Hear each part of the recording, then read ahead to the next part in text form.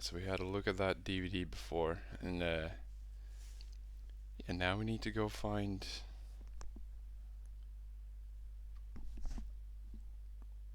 Annie or something? I think it was Annie. Oh, Alice.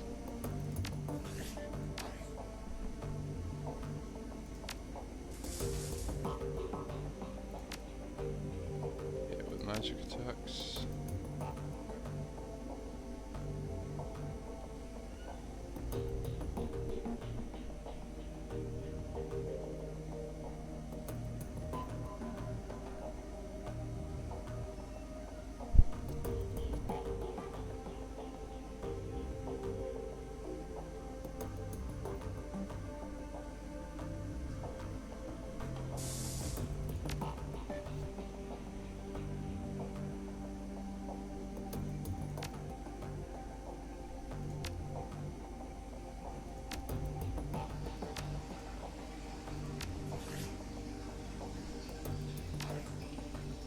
Right, so I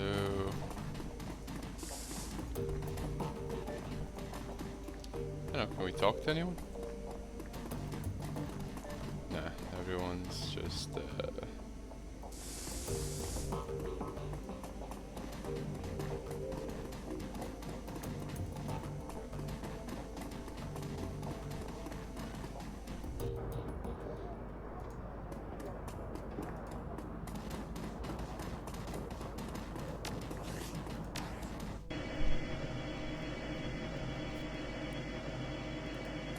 actually I could use a different use a new spell or something.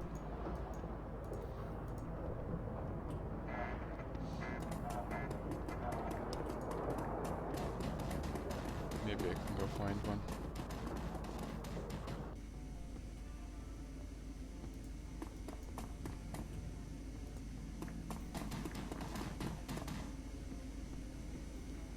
Right. Show me your inventory.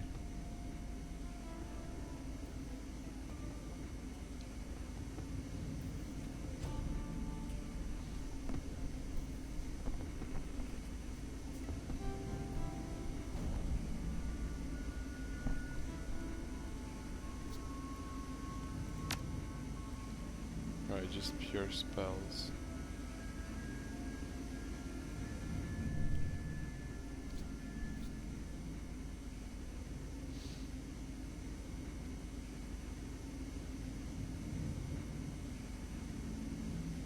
Okay.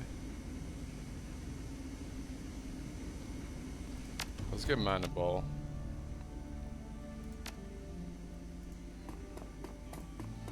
So that could be very useful for me later.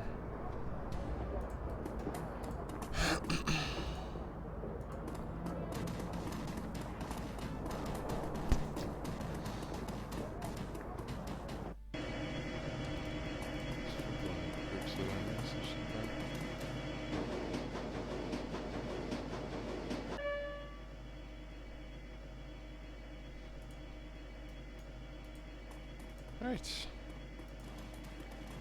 Anything over here?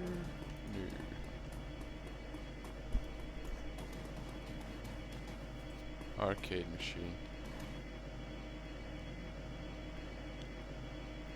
The only active console is this derelict span. In this derelict span of U-band platform is an old video arcade machine. A CRT monitor set into the machine's cabinet glows invitingly. Cheerful pixelated graphics swirl and dance on the screen. Basically the machine. On the basic control panel you find a cleverly hidden input port. The port is shouldered in black plastic and it appears to be the approximate shape of a typical cred stick. Right, insert Ansel's cred stick. Internal motors grip the cred stick and pull it into the machine. It peers into the port and the screen goes black. Moments later, a video image fills the screen. The picture is dark and grainy, a far cry from the bright colorful sprites that previously inhabited the display. On the screen's dimly lit office, the place looks like it was pulled straight from an old detective movie. From the Venetian blinds on the windows, the great swaths of shadow that paint the walls black. Center stage, sitting behind a large mahogany desk, is a silhouette of an impressive-looking woman in a charcoal grey suit. The tip of a cigarette glows cherry red in shadows. She leans forward into the light, and you catch your first glimpse of Alice. Okay.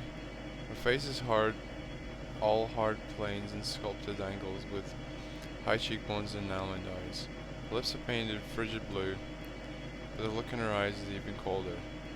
A head of lustrous black hair is interspersed with flowing streams of cyan light. Alice exhales a plume of smoke, then tips her cigarette into a nearby ashtray. She fixes her eyes on you, and her lips curl into a humorless smile. We're on your dime, friend. Tell me what you're looking for. I need you to find someone for me, Dr. Adrian Vauclair. She raised an eyebrow. The Dragon Slayer? Interesting. He's been missing for a long time. Yes, he has. The question is, can you find him? She looks you in the eye and the smile disappears. Her voice is all business. If he's out there somewhere, I'll find him for you. He'll be living under an assumed name in California, Free State, and I'd still track him down. And if he's not alive, I'll tell you where you can find his corpse.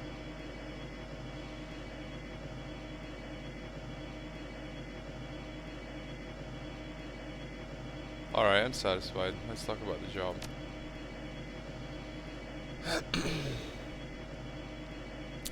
Alice steeples her fingers. Alright, here's how this is going to work. When you give me the go-ahead, I'm going to start gathering information for you. Once I've finished, you're going to bring me a cred stick encoded with an encryption key that I'll provide you. The cred stick will have 50,000 new yen on it. Lovely. When I get my cred stick, you get the information. This is the deal. Take it or leave it.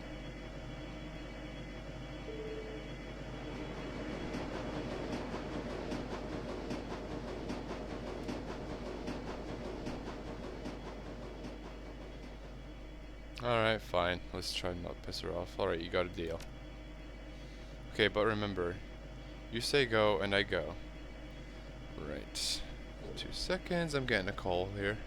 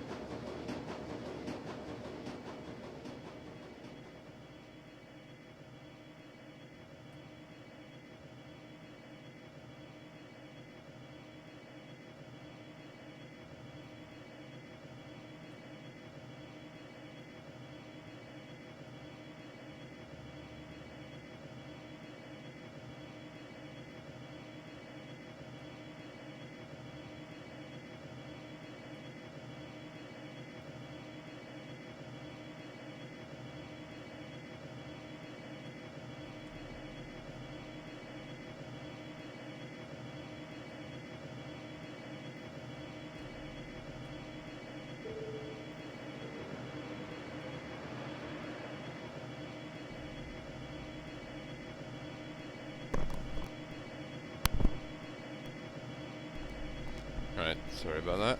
Got a call from my mother again. Okay, so back to this. Okay, but remember, you say go and I go. From that point on, you're on the hook to pay me my fee. No turning back, no refunds. Are we square on this? I I don't see what choice I have. Need that information. Good. I'll be in touch. The screen goes black. Moments later, the machine reboots. The colorful sprites that you saw when you first approached the arcade cabinet return. There's nothing more to see here. Alice is gone.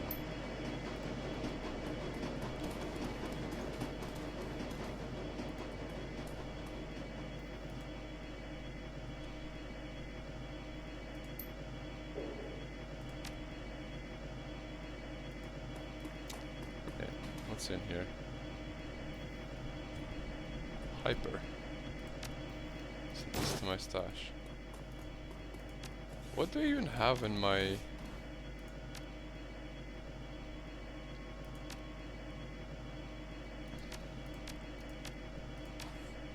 I need to like do some stuff. Right, let's board the train and go back.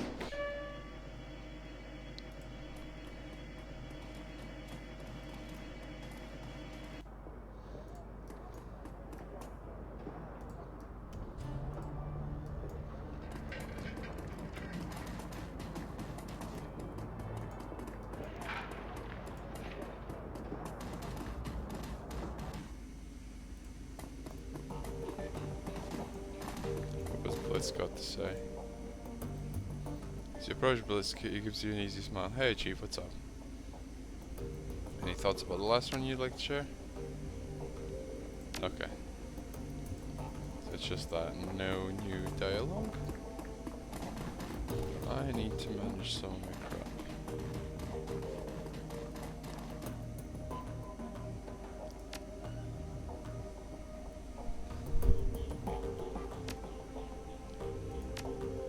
Don't need that. Drone repair kit also no.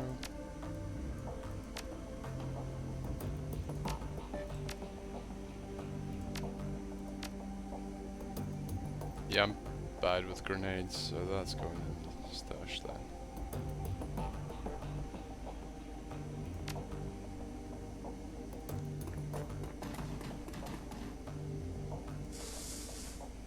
Isn't the best then? Okay.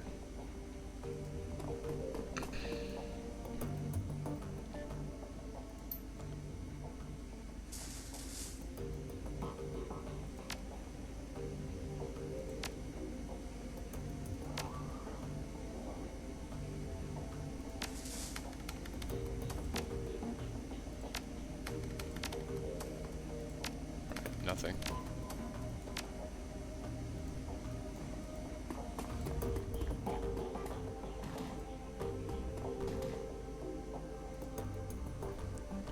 Felicia, did you make contact with Alice? Yeah, I did. She accepted your payment and ordered the search for the information we need. Very good. Can't imagine that this will be cheap. What's Alice's stated price? Right on that count. 50 grand. It's about as I had expected. Thankfully we were prepared for this. I've established contact with a number of new clients. You can find the information on the jobs logged in your mission computer. One job's file's on there already. While you're working to her analysis fee, I'll continue to dig clues about Fiora Schwinge. If she is, in fact, roosting under the Harfield Manor, then there must be some evidence to support that fact. The dragon is a large thing to hide, after all. Be careful, Paul. Remember what happened to Monica. I'll never forget. Don't worry, pal. I'm going to conduct my investigations the old-fashioned way, through contacts and deduction, and careful observation. I'll not jack into the Matrix until this entire story episode is finished. That's probably wise. Speaking of doing things the old-fashioned way, Mallet is working to recover information off those other DVDs. It's a painstaking process and it will not be quick, but she's optimistic that she will be successful in time. Finally, I've been checking up on her friend, the orc with the skin grafts. I haven't heard anything back yet, but I'll keep you appraised of the situation as the situation develops. Sounds good, Paul. I'll check on those jobs. One last thing before you go, Willis. Samuel Beckenbauer wanted me to pass a message to you. You know him? The orc who runs the shelter across the way? Yeah, we've met. Ah, well, he has a job for you. He wouldn't discuss it with me, but he promises that it would pr prove worth your time.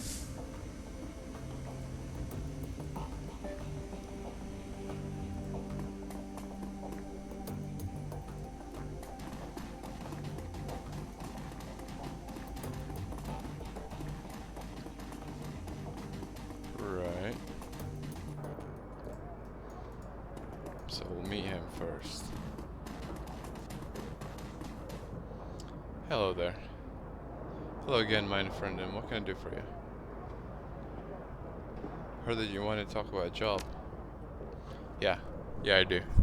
Thank you for coming so promptly. He takes a deep breath, slowly releases it, and looks you in the eye. Tell me, what do you know about the Humanist Poly Club? Not a lot. I don't pay attention to politics. Humanists may call itself a poly club, but its goals are anything but political. The organization's true objective is to spread fear and hatred of the metahuman races. Humanist bloody rhetoric helped to instigate the Night of Rage. Night of Rage? A worldwide race riot that took place in February 2039. Thousands of innocent metahumans were attacked, beaten, and killed. Women and children were crawled into warehouses for protection, and then burned alive when the structures were put to the torch. This is what Humanist stands for. This is the agenda that its leaders strive to advance.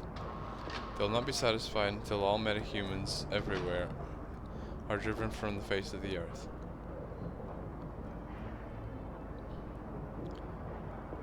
If you want me to go up against Humanists, it's gonna cost you. Yes, your Hurons will inform me of your business practices. Rest assured you will be paid. Now, if we may discuss the details of the job. Yep, go ahead. He nods. Yesterday, I overheard one of my assistants talking on his comm. He was yelling, clearly agitated. I questioned him, and he confided in me. What he told me made my blood run cold. What did he tell you? His brother, Tuck, works for a smuggling operation based in Shadowrun. Apparently, these smugglers have accepted a contract from Volker Stahl. Stahl is a vicious ideologue and leader of the Berlin chapter of Humanis. The cargo that the smugglers delivering include a large quantity of an extremely hazardous chemical agent. Naturally, this fills me with unease. Whatever Stahl has planned, it can't be good for us. I want you to infiltrate the smuggling operation that is delivering the shipment. Once you arrive at the Humanist compound, you will find out what they're planning to do with the chemical and put a stop to it. What makes you think they'll talk to me? I'm no more human than you are. Many of the smugglers are metahumans. If you travel with them, Humanists will allow you into their compound. The rest will be up to you.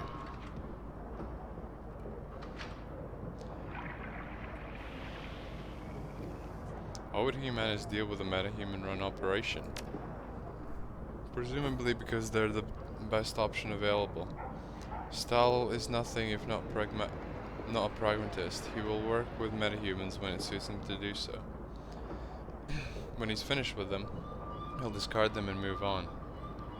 Wouldn't it be easier just to hijack the shipment? Why allow it to get the Humanist compound at all? Chick said, no. Stopping the shipment would not stop Humanist. They would merely acquire another. For a pack of snuggling races, they're extremely well funded. It's all compensation. What does this gig pay? I've contacted sister organizations across Berlin and taken up a collection. Between us, we have raised 22,000 new units payment. Trust this will be sufficient?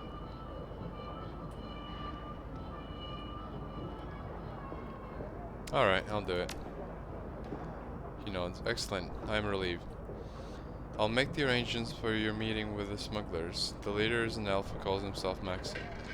Take the U-Bahn to Shatnest and you'll find him waiting there. Best of luck to you, Philistra, and good hunting. I know what you're doing.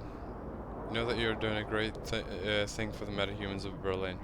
Your efforts will not go unrecognized. Right. I can't speak right now. Where's my water?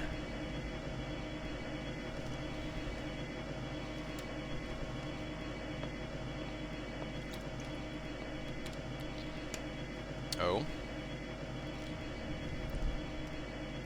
Dietrich's here.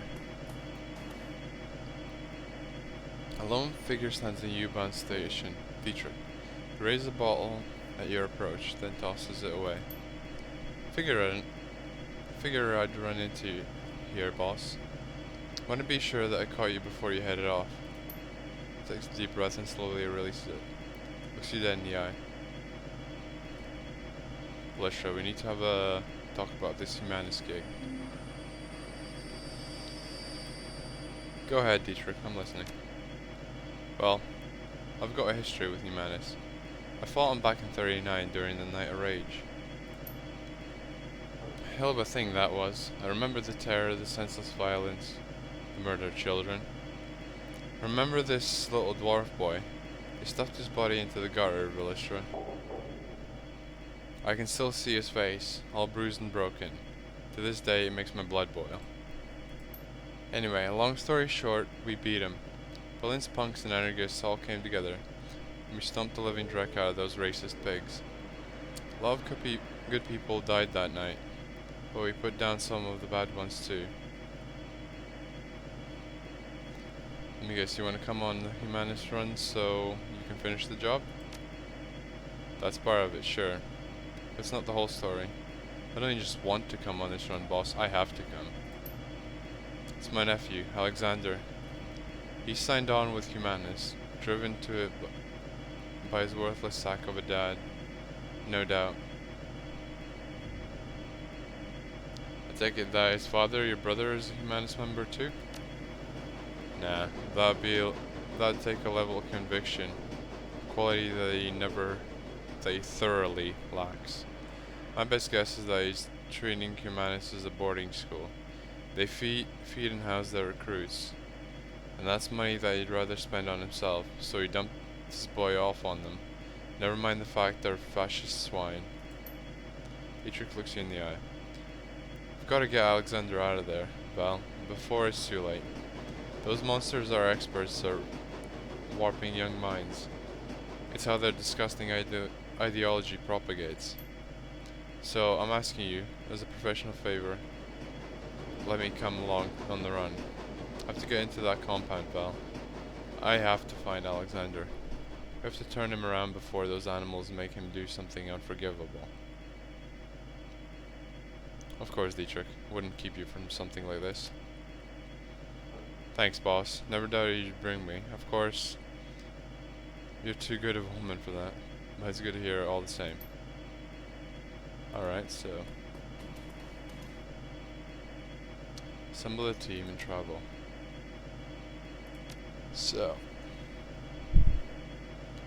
Dietrich's gotta come along.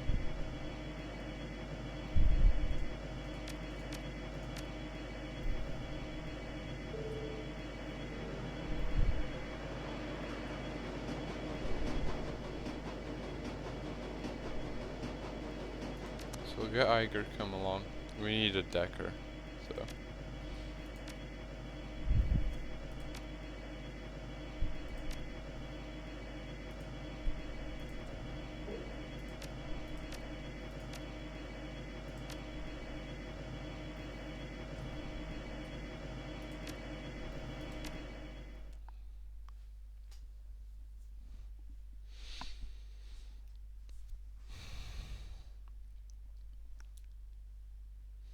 false flag. The U-Bahn rattles to a halt at the edge of the Kreuzberg. You're only a few blocks away from Shatnest, the keys that Maxim and his smugglers call home. According to Samuel, they should be expecting you. Right, I need...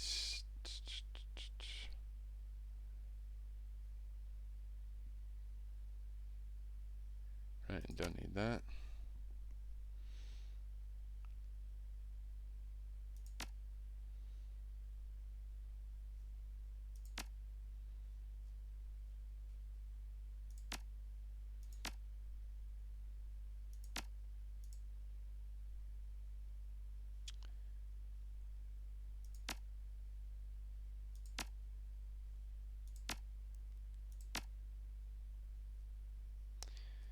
I don't actually have any good stuff on me. I need to sell some stuff and get some actual good gear. Look, boss, I just want to thank you for bringing me along on this one.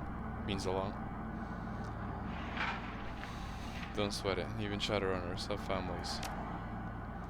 You know, it's Alexander, he's a good kid, you know. If I'd been there for him, if I hadn't run off to Berlin, left him with his worthless sack of dad, he'd never have fallen in with those humanist pigs in the first place. The expression on Dietrich's face softens, and he claps you on the shoulder. Let's go find my nephew, and let's crack the humanist skulls we can. Crack all the humanist skulls we can along the way. The fuckers have it coming, more ways than I can count.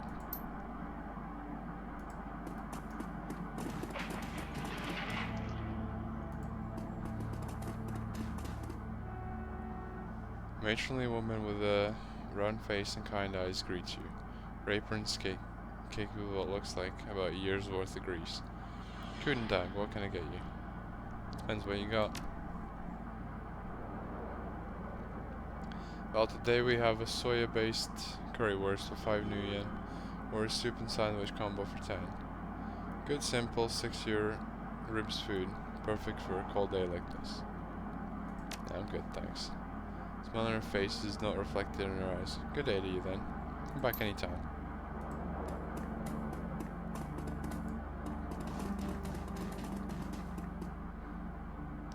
Searching the dead drop, you find a package with the telltale markings of the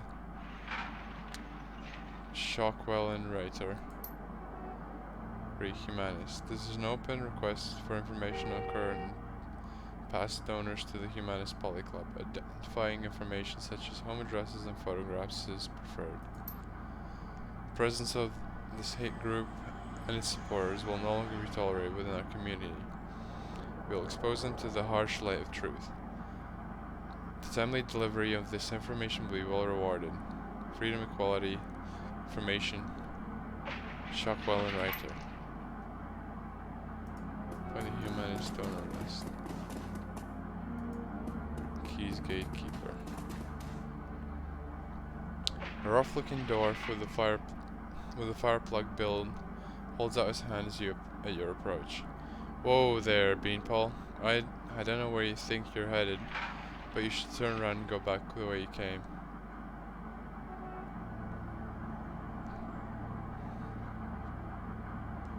I've got business on the other side of your barricade. One way or another, that's where I'm going. He stares at you, an appraising look in his eye. Well, you look like you can handle yourself, but still, I'm telling you, the people out there are bad news. There are gangs on the other side of this barricade who'd skin you alive as soon as look at you. Trust me, I've gone up against worse. Shake said, alright, fine. If that's really what you want, we won't try and stop you. He gestures to the troll behind him. Let him by, Sergei.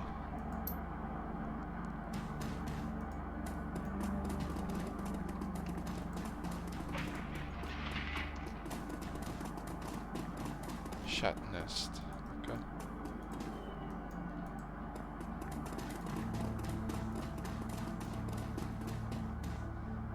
Hi there. The figure at the center of the group shoots you an insolent glance. His fine elvish features match Samuel's description. This must be Maxim, your smuggler liaison. Well. If it isn't the muscle that Tuck Pump promised us. Look who it is, everybody. The new hires have elected to grace us with their presence. Nice of you to join us. He glances at the PDA on his wrist, then looks back up at you. When he speaks, his voice is sharp and humorless. You're late, chummer.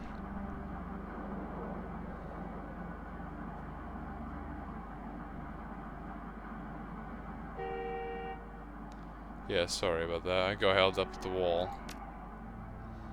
Lets out a theatrical sigh. Well, you come highly recommended, so I suppose I'll overlook it. Well, if we run into trouble, you'll be glad to have me around, I guarantee it. His mouth twists up into a smirk. I certainly hope so, for your sake. Without another word, he turns and slaps the side of a bulldog step van. A second van of the same design rumbles to life a few feet away. Pile in, people, and be ready. There's rough country between us and the meeting site. Might run into trouble along the way.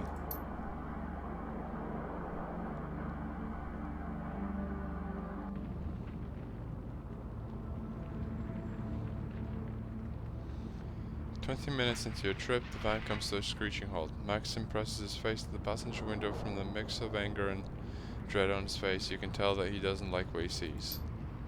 Damn it, I knew this was gonna happen. I fucking knew it. He cranes his neck around to look you in the eye.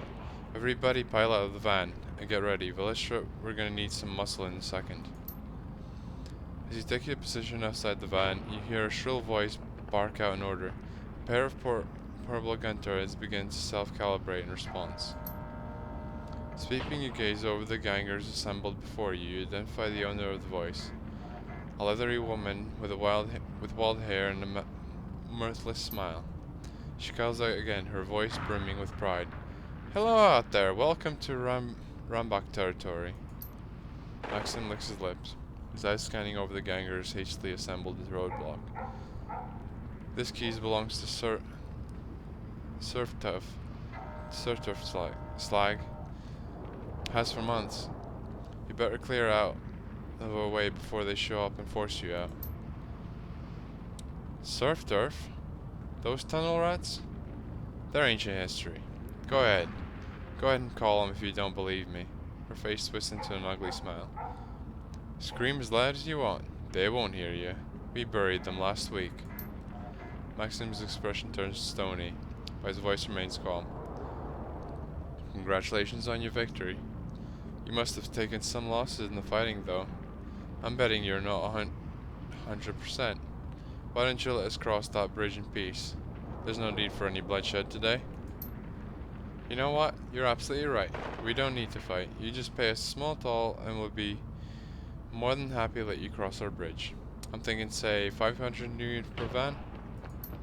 Her voice turns cold. Otherwise, you'd better find another way to get where you're going. Because this bridge is ours. Nobody crosses without paying the toll. Nobody.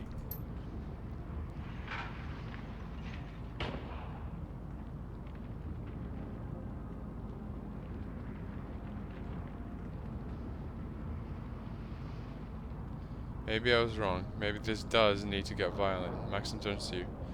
Get ready to ventilate these assholes, Velistra. I've got a schedule to keep. Don't worry, we've got your back. He nods and draws his weapon. Good. Maxim's voice comes out in a roar. Take him down, boys. Open fire.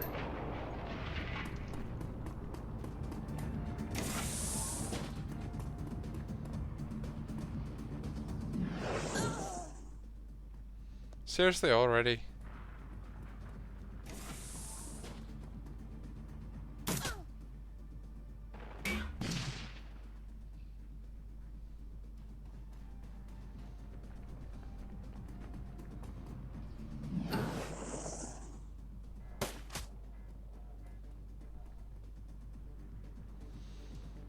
Right.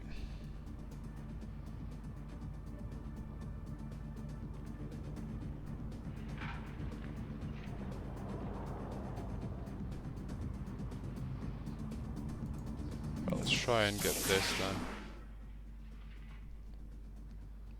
Right, you might want to get her the fuck out of the way.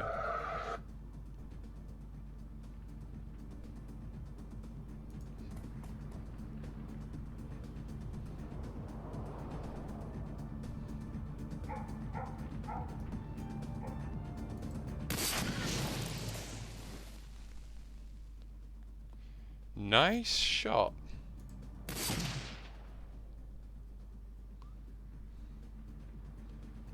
Alright, Blitz is gonna...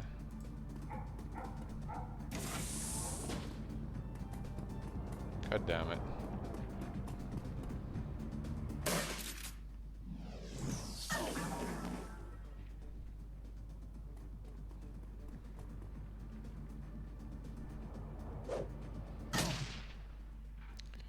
Motherfucker.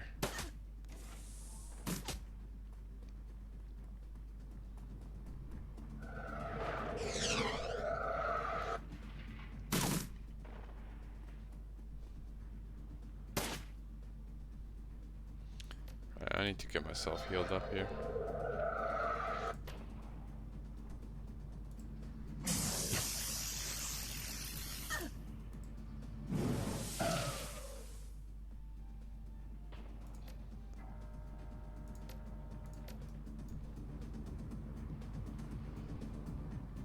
So he can't do anything.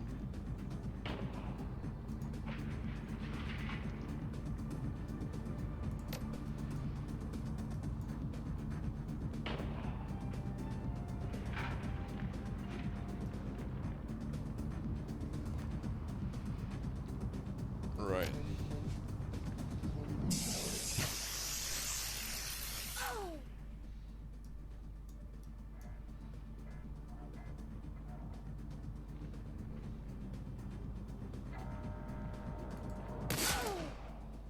Nice shot. Jesus.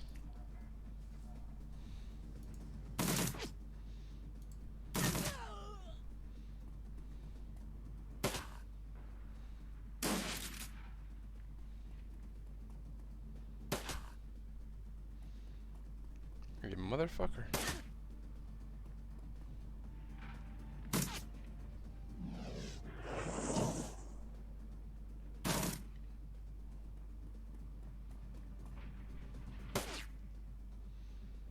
Right.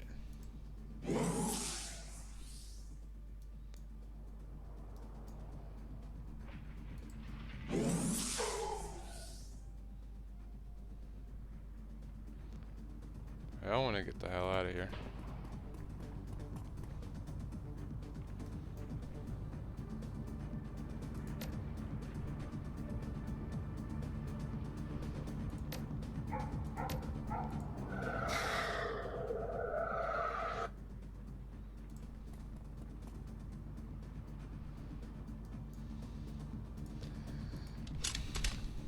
Right. Iger's gonna have to relocate real quick. As for Blitz, same thing.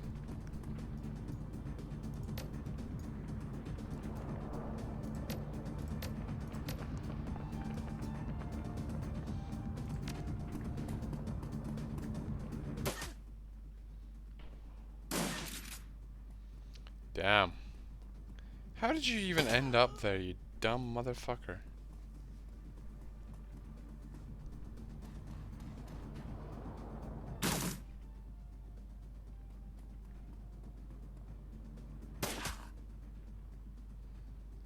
Right. Let's go over here. Can I hit anyone? Yeah, I can hit this guy. Right. For another AP boost, and...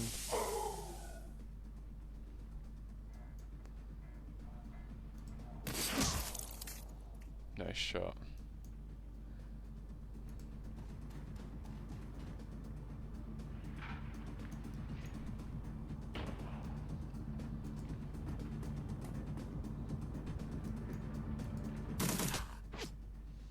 Yeah, it did some damage, I guess.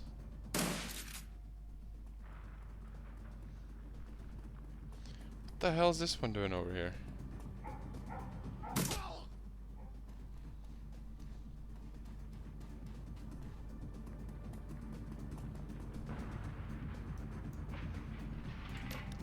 Right,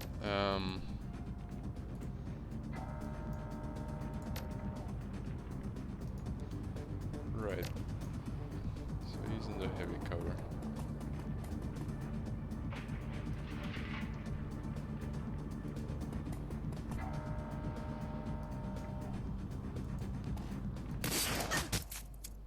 Sweet.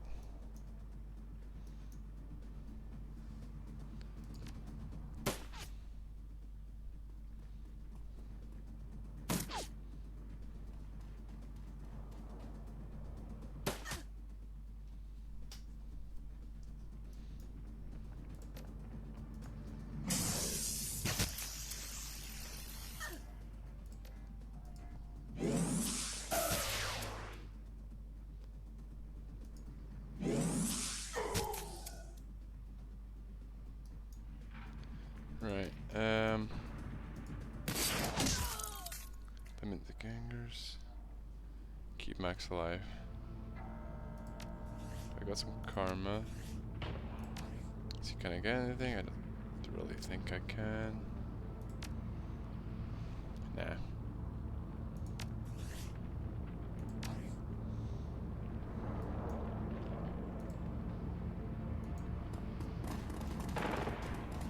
Right then.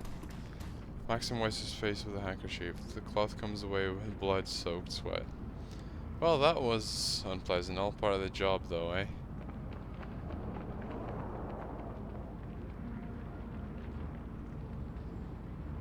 You said it. I've got to admit, Velistra, this attack has made me nervous. We're running late. We're low on ammo, and there's no time to call for reinforcements. Whichever way you slice it, we won't be going into this meet at our best.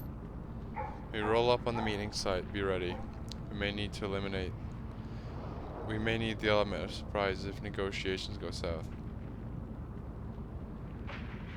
Agreed, that ambush was more than a little convenient. Couldn't have said it better myself. Yeah, let's fucking go then.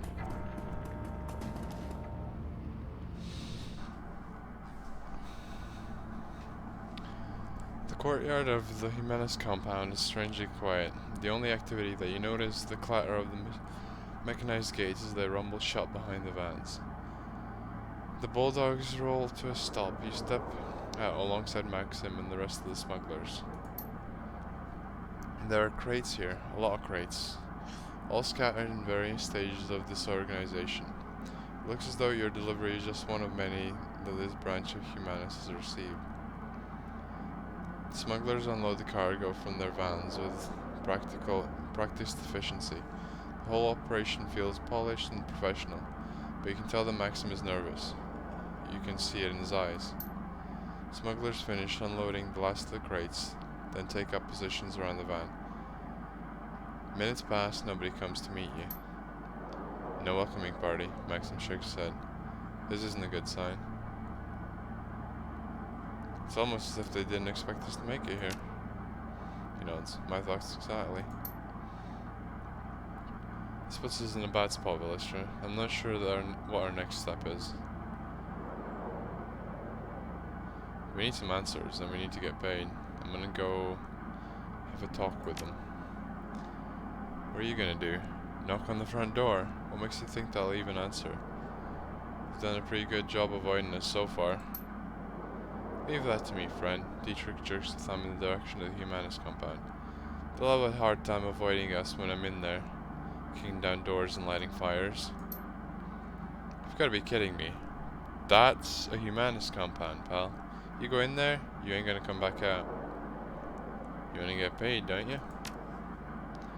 Well, yeah, of course. But I don't see how you getting yourself killed is gonna accomplish that. Leave it to me, I'll get you money and some answers. You're serious, aren't you? You really going in there? Take a step back. Well, be my guest. I won't get in your way. When you make it back, if you make it back, we'll be out here waiting for you. Ah, thanks for the support, guys. Much appreciated.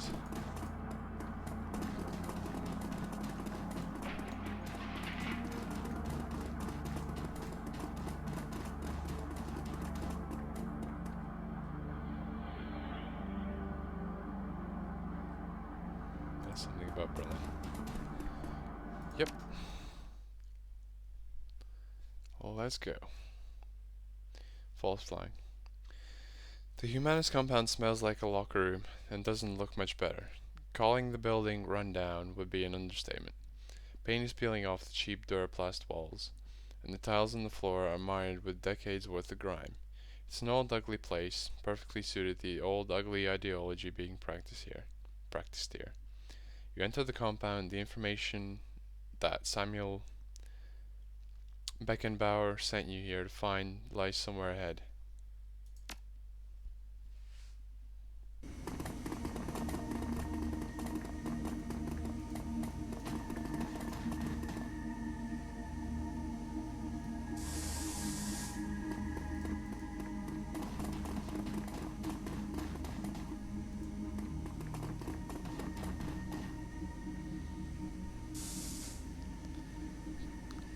Text entry. Keep written along the screen is an imposing front. The word armory.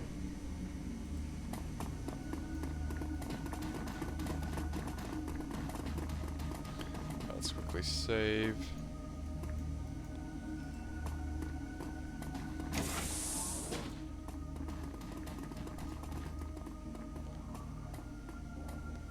Right, there's a large red 1 painted on the footlocker, numeric keypad. Are all of these going to be like this? 2.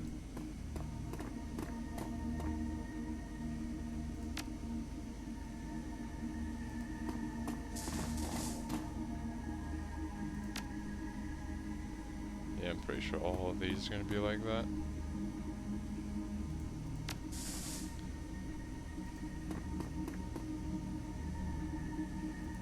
Yep.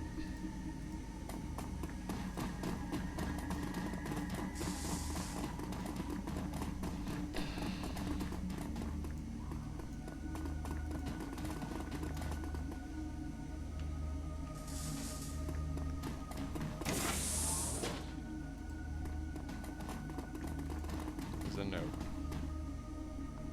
It's a handwritten note sitting on the table. Hey Capel, you come highly recommended. Anyone who did what you did to those elves will go far around here. You can hit the kitchen anytime, but otherwise stay close unless otherwise told. Your locker code 2619. Locker 3, Owen. So locker 3 was this one, right?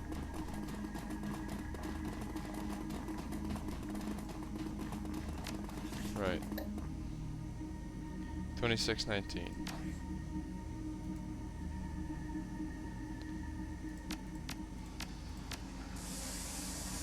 The locker opens with a click. There's a note inside.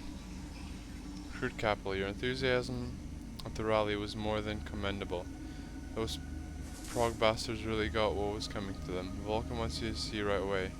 Personal code is pride. Share this with no one.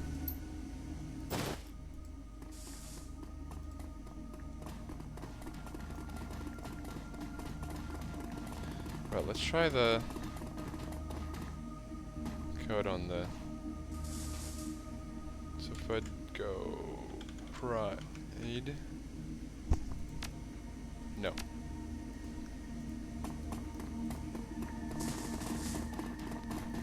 It's not it.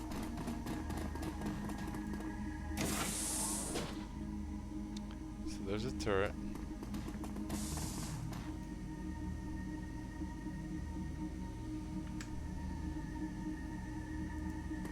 If we inspect the turret, what's gonna happen there? Drone control power up the turret set to attack your enemies. Turret's powered down. Leave it alone.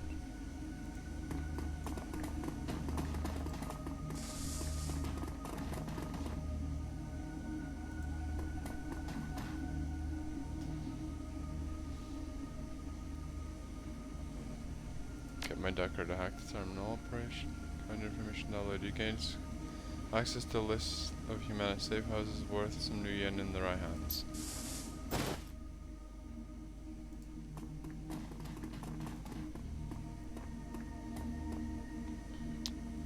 The Humanist Poly Club logo fills the majority of the screen on this terminal. Welcome message written in a cartoonishly aggressive font appears below. Humanist forever, please log in to begin. Get my Decker to hack it. List of the newest batch of humanist recruits scrolls onto the screen. Alright, here's the latest group of recruits. Some of them already showing signs of promise. Anne Klein, Egon Kappel, Alexander Farber, Friedrich Bauer, Shin Yamada, Gernot Schumacher. Make sure that they get assigned to their bunks in alphabetical order this time. Said, I kept losing track of who was who in the last batch. As always, I'm changing the code for my office. The new code is Pride. Volker Stahl. Download a file containing the recruits' numeric key codes along with their code. The door code to your PDA.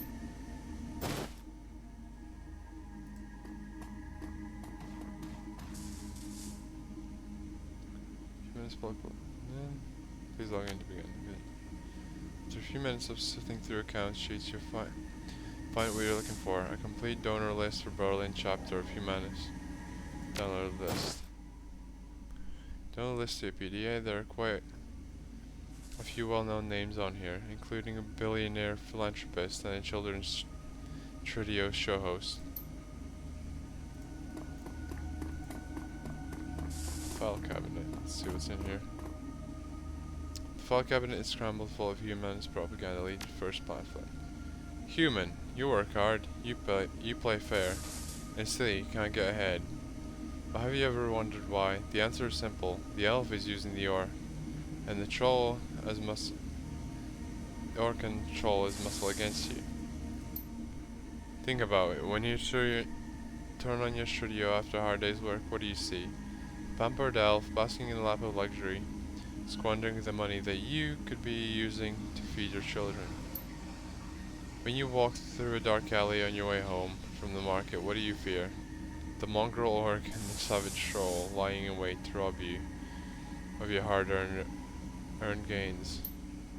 The elf, the orc, the troll, all are parasites leeching away your prosperity and happiness. It's time to wake up and do something about it. So what are you gonna do, human? Support the Humans Poly Club. Together we will show pride in what we are and defend ourselves from the jackals at our door. Humanist forever. Okay. Read the second pamphlet. Human, they say that you can't get a job because of the economy. But you know the real reason. Meta-humans. The elf with his pretty boy looks takes a high-paid corporate desk job, rises to the top, and blocks the top position forever. Never aging, never retiring. The orc is willing to work for table scraps, driving the cost of labor down and depriving you of a decent wage. The troll takes all of the manual labor jobs. That's right, not even the sweat of your own brow can earn you a living these days. Join Humanis and turn the tide on economic repression. Humanis forever. Read the third pamphlet.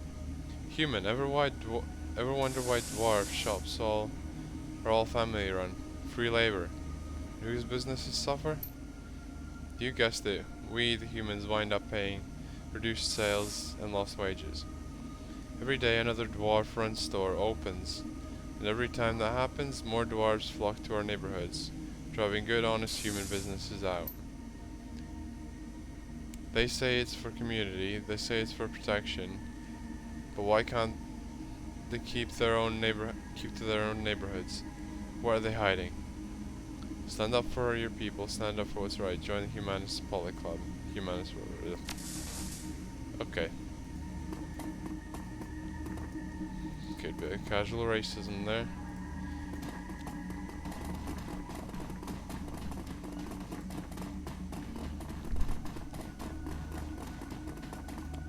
Alright. So far, no enemies, but let's see if,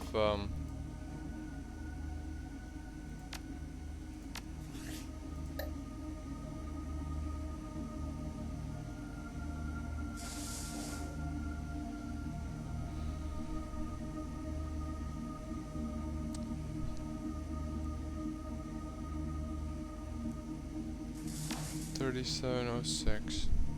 Should be this one. The lock opens with a click. Got nitro out of it.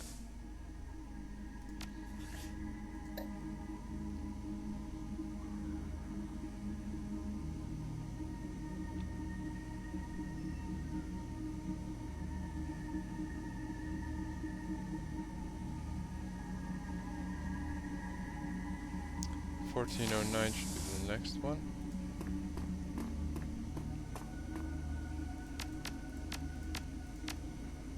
The lock opens with a click. Inside you find a note.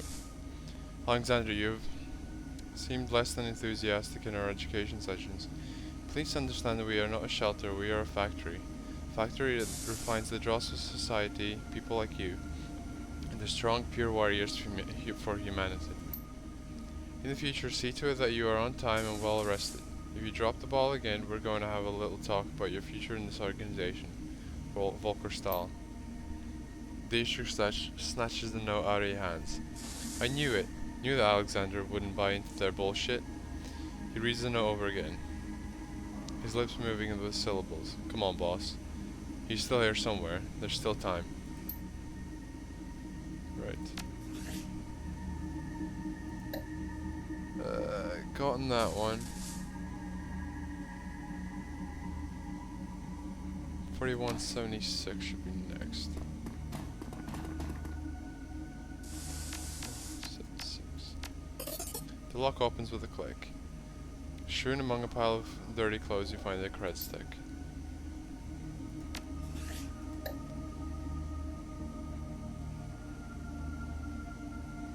$11.06. Next one.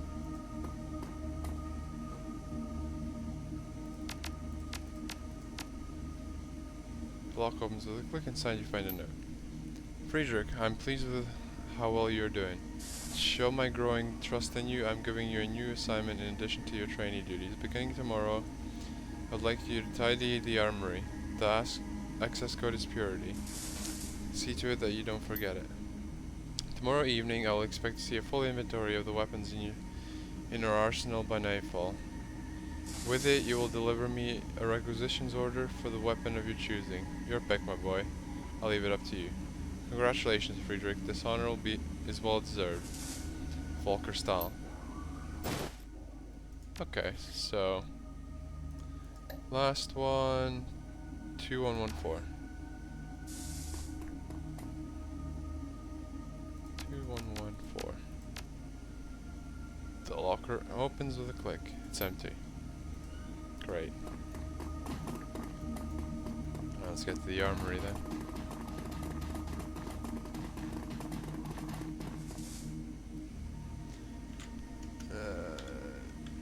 Purity. There we go. Door slides opens with a hiss.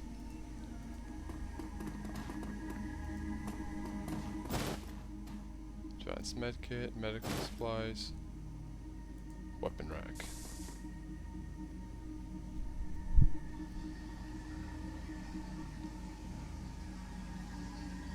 Let's send the item to my stash. I can't really. Edge combat, data jug. Go to the stash. Box of what, sir? Ah, grenades.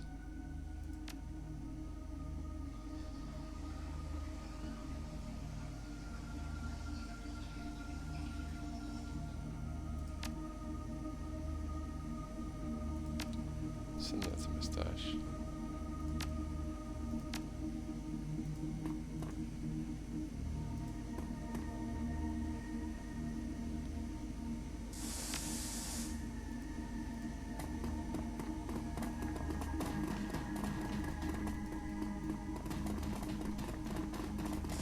Cool.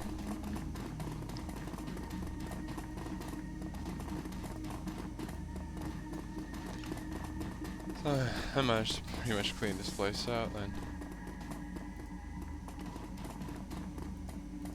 Alright, there's the door panel.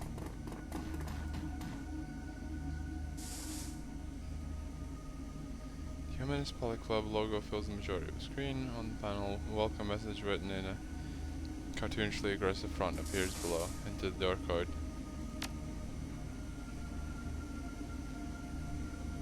Wait, what was it? pride, yeah. I think... Right, so it is this. The door locks with a faint click.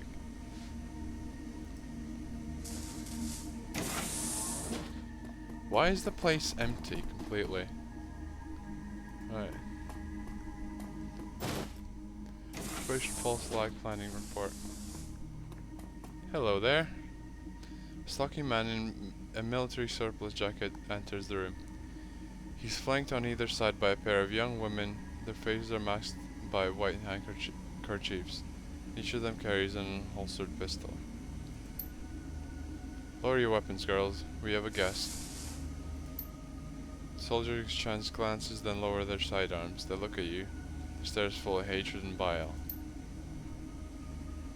There, that's better. His lips curl into a mirthless smile.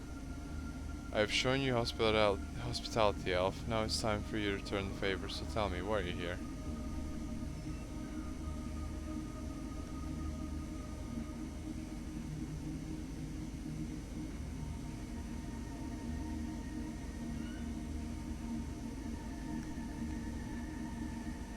I've read your work. I'd like to sign up. I'll be a bit, His eyes widen in surprise. Is that so? Are you a self-hating dandelion eater then? You want to see your own people put in the ground? Nah, not really. Just want to see how you'd react. I'm shocked. This dandelion eater's got balls. His mouth tilts into an ugly smirk. No brains though. Takes a special kind of fool to try my patience like this.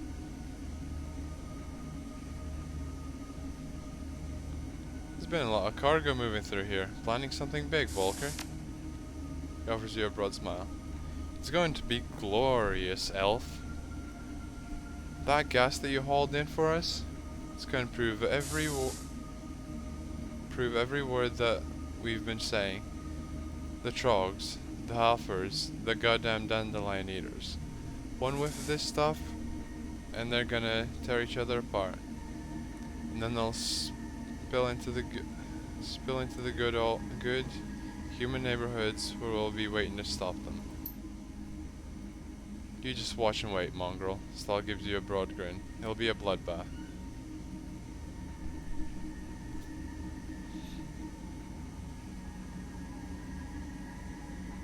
The only bloodbath tonight is gonna happen right here, in this room. The smile fades from his face. I've heard just about enough of this insolence from you. I might just have my men teach you some manners. The sound of hurried footsteps echo down the hallway behind you. The humanist leader smiles, and as luck would have it, here they come now.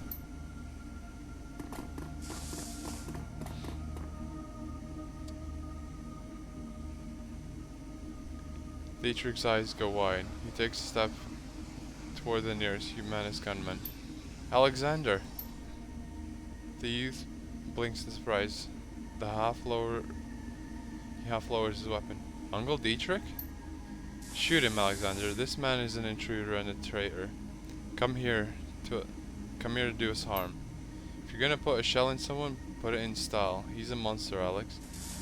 Know that you can see that. The humanist gunmen flanking Stahl exchange uncertain glances. One begins to raise her pistol, but hurriedly lowers when the humanist leader steps forward. Stahl fixes Alexander with a stern gaze. You swore an oath to us, Alexander. You will be a man, and keep it. Right.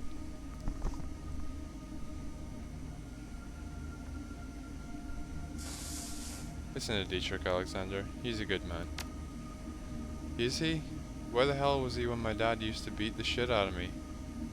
Where was he when I got tossed out on the streets? I didn't know, Alex.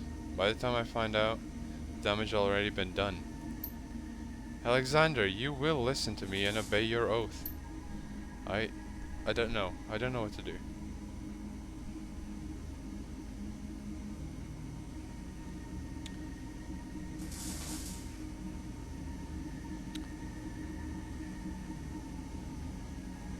If you side with Humanus,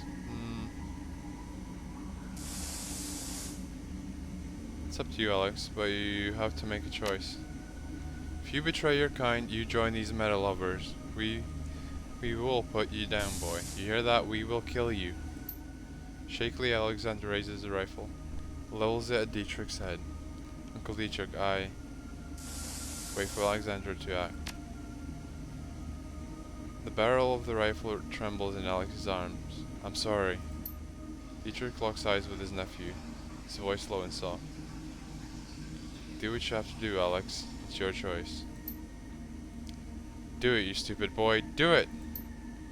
Without a word, Alexander wheels around and points to the rifle at style. The Humanist leader recoils in alarm. Alexander levels the weapon and all hell breaks loose.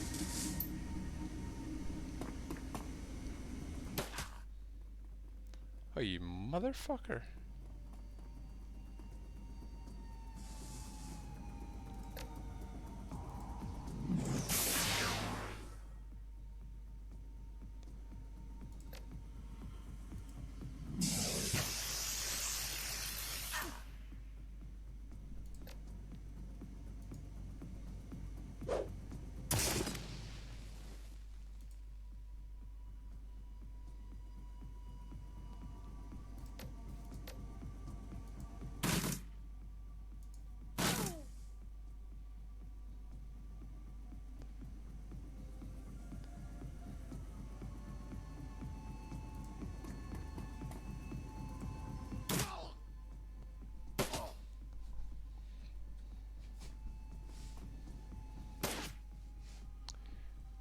Are you stupid?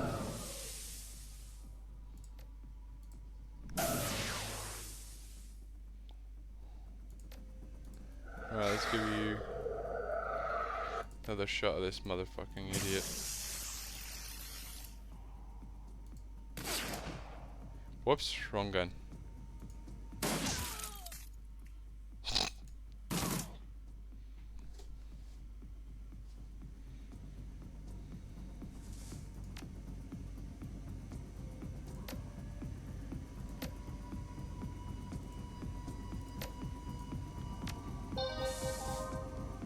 Right.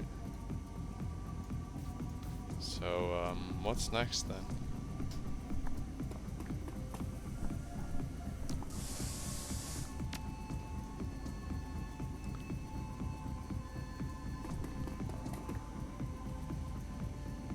Is that the exit?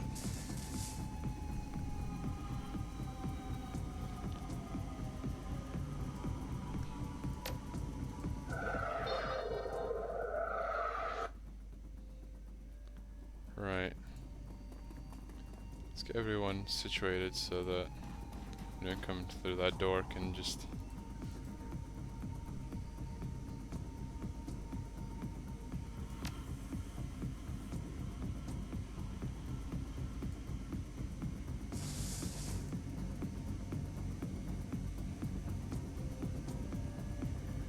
Right. Do you... Yeah. Let's check in. Why not?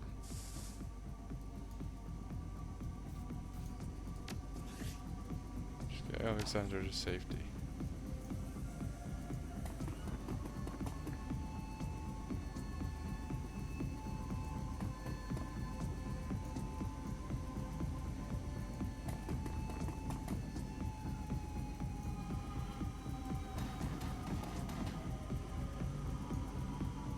The kid's gonna have to,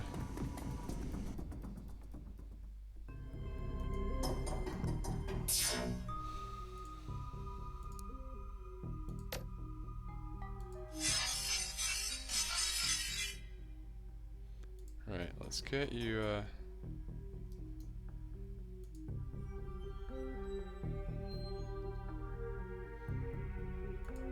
let's go down here first.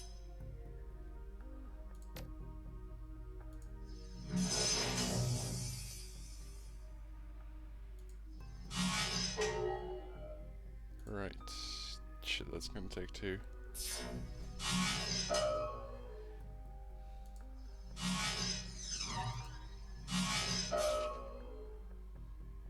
Security cameras.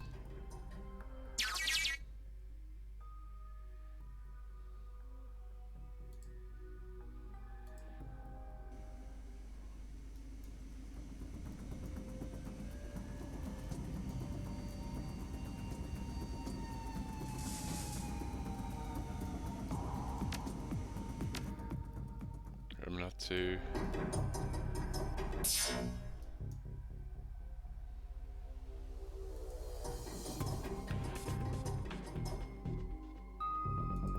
Right. Can you like... Oh, for fuck's sake.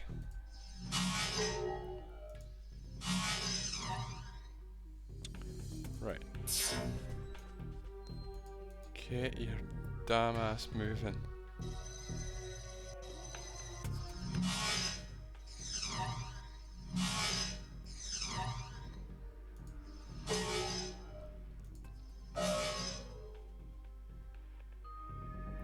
Right, get in the cover then.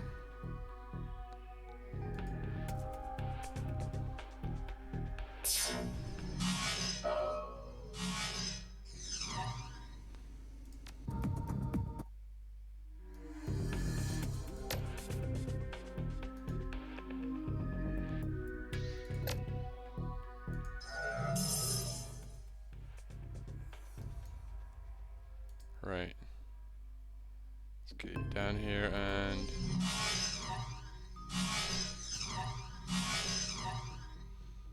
Right, everybody's missing everything.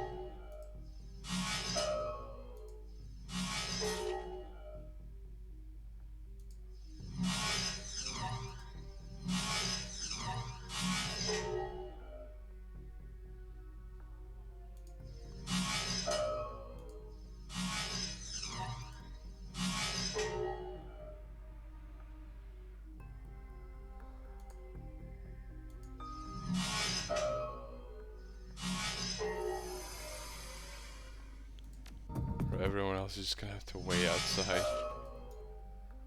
Right, turret 2.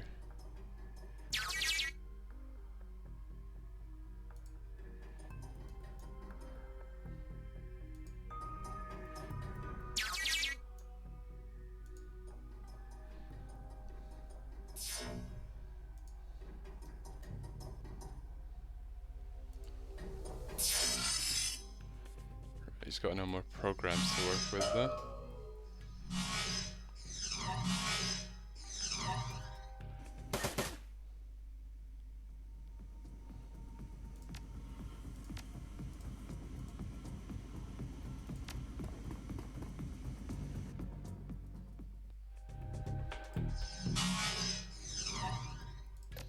Right.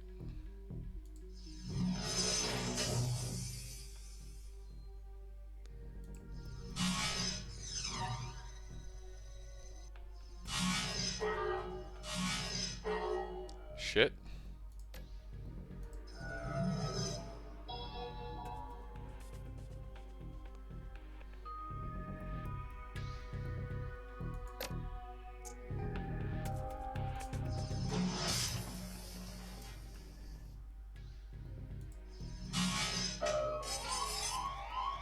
Oh.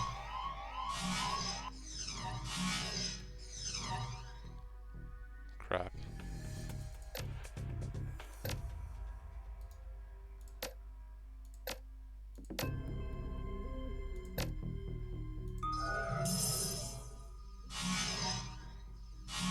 Let's hope they keep missing.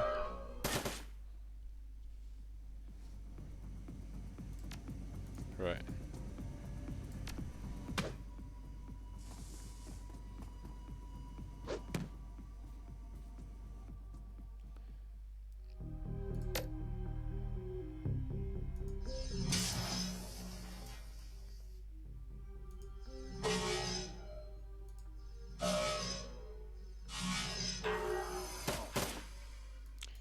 Oh crap. Did he just get fucked up?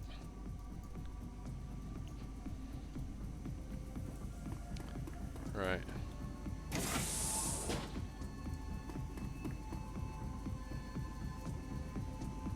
I'll start getting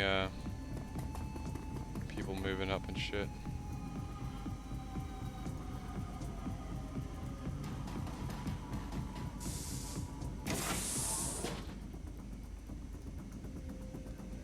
Right, you're gonna go with Dietrich then?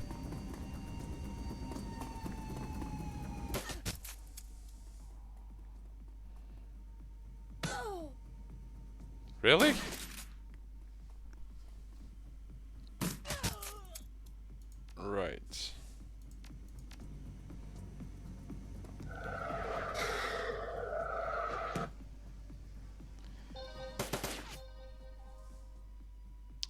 was a terrible start to that. I think I'm gonna reload.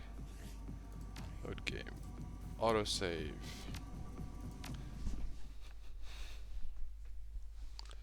That's the latest one. Goddamn.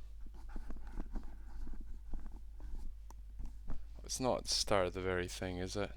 Please tell me now.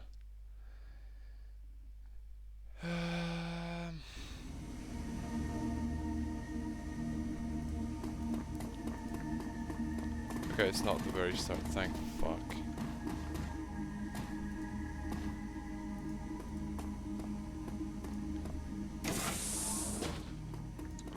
Alright. Pick this up.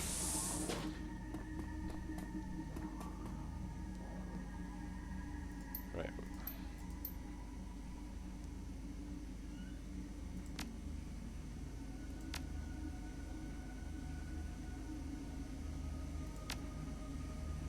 I'm trying to remember what I...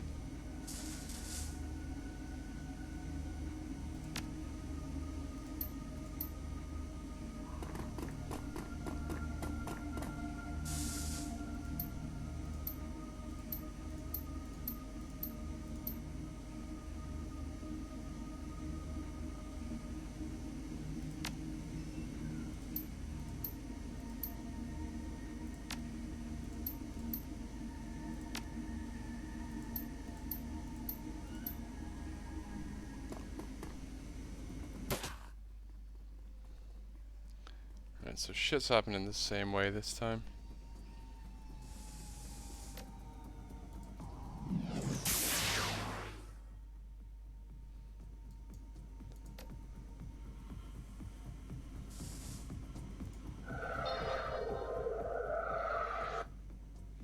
Right, do you have a grenade?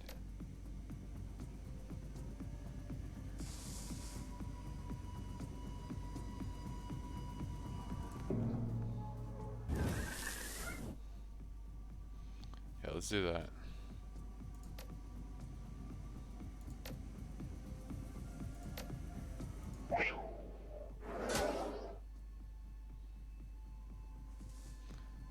Right, shotgun.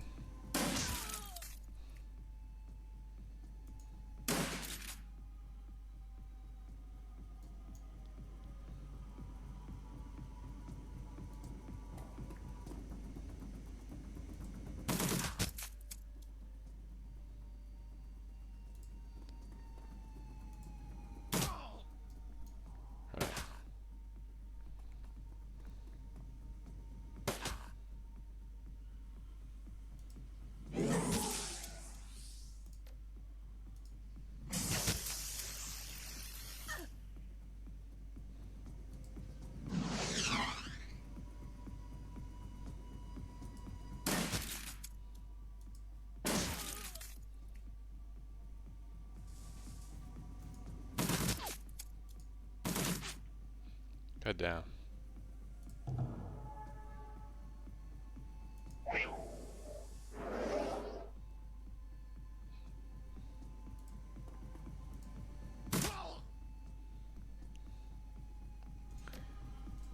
Right. Can you not heal yourself? No, who can you heal? Right.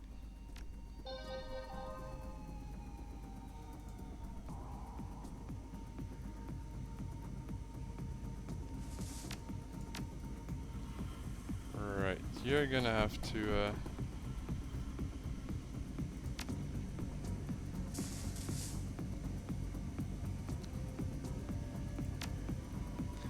right, save here, 'cause I don't want to go through the conversation again. Get you to jack in.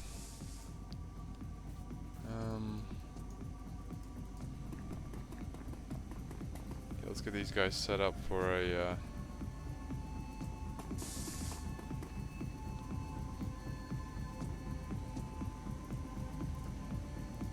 reload your gun first though.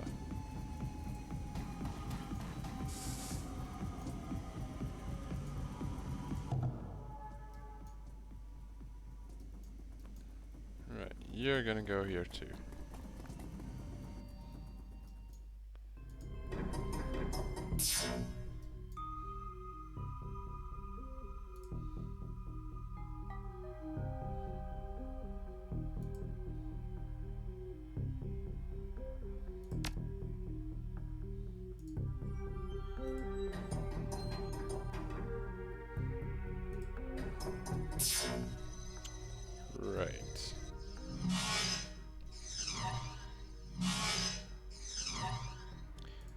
so we'll get this thing summoned up.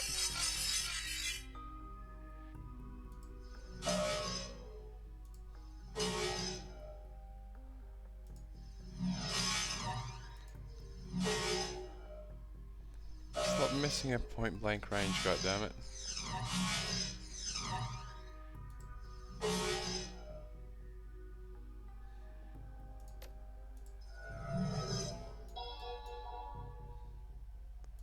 Right.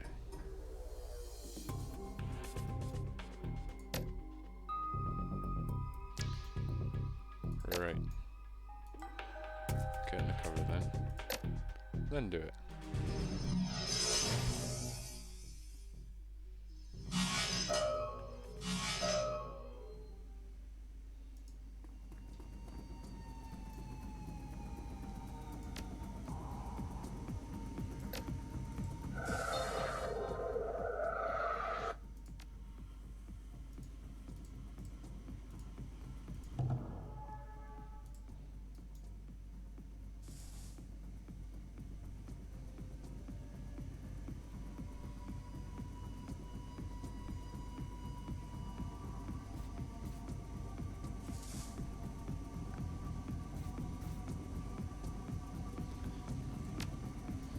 Right, you're gonna go over here.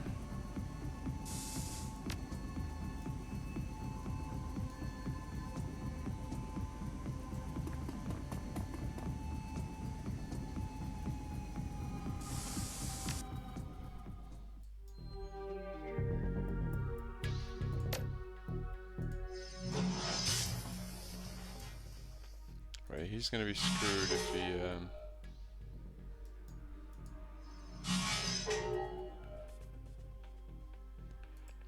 if I lose my stupid thing here.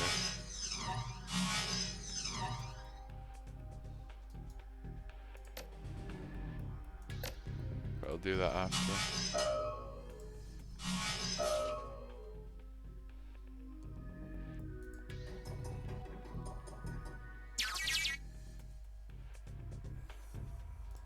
Right, you can get the other one done.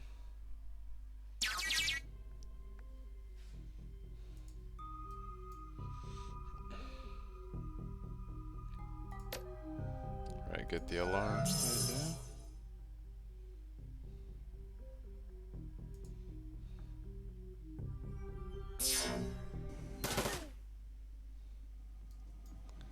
Right,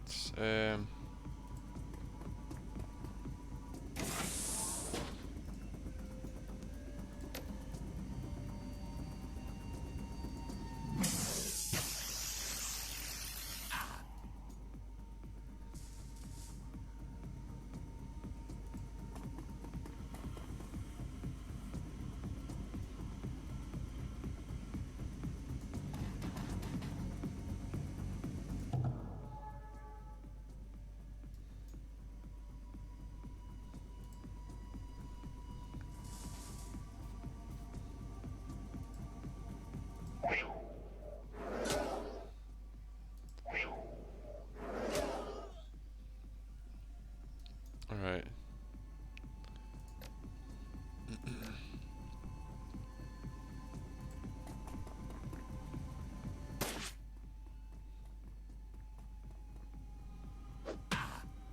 You for real? Okay, great. Just waltzes up to my character and shotguns her. Lovely. Right, heal your stupid program. Right, next up.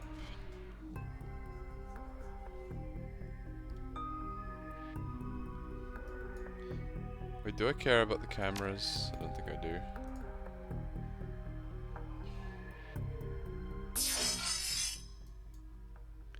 Right.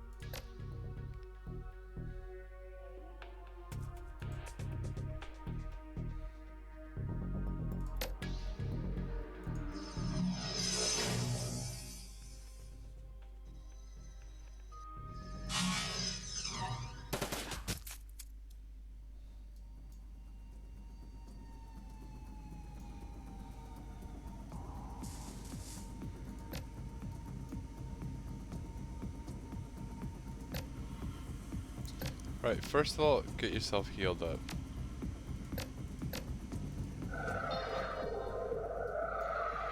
Second of all,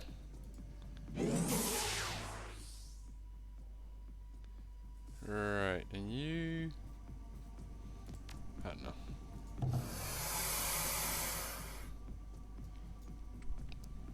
Alright. He lost control, but where did it go?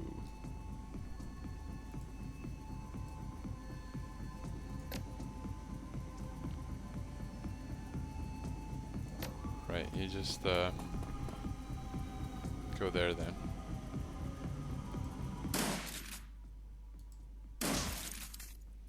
Right, bam.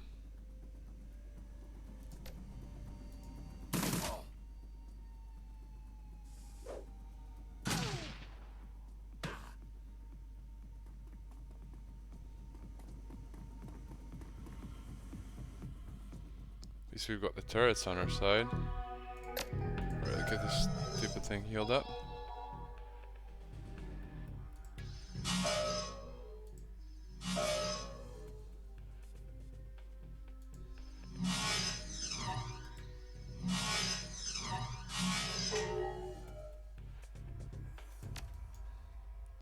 Right, screw it, you're gonna just flag it for the... Really? That is for the armory door. Fuck's sake, right.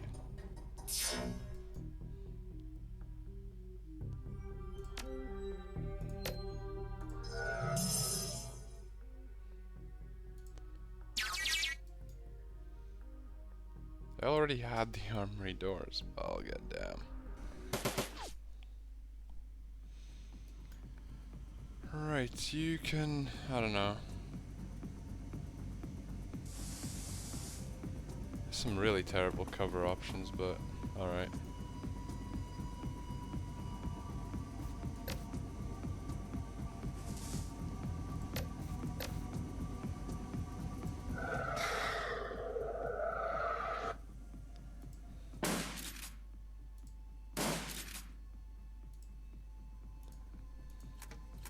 Right, last action is gonna be...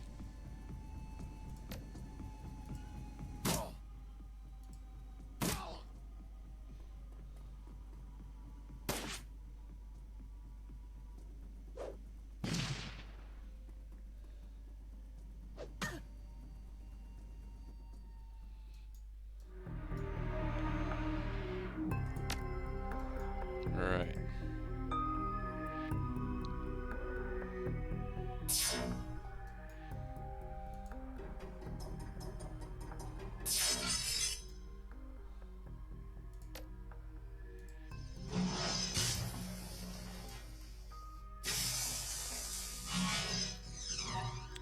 Right, you miss. Let's get the hammers.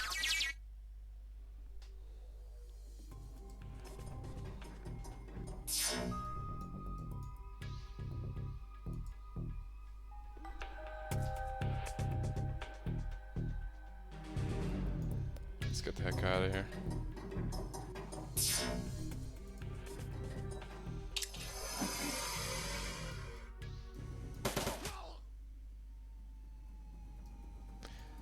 Oh, that was our turret.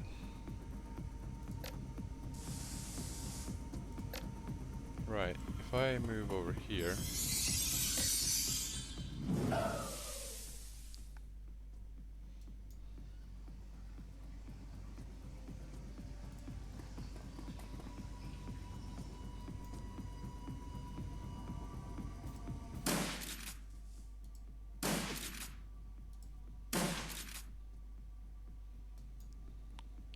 Right, you need to move your ass.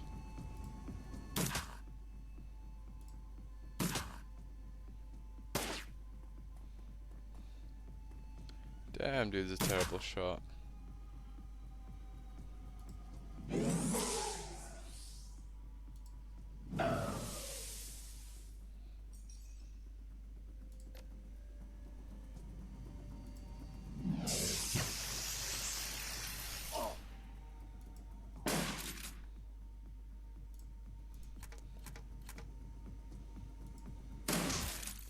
Get his ass.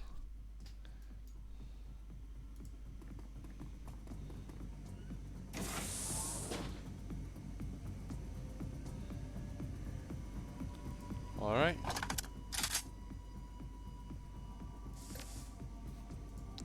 Go ahead and heal yourself.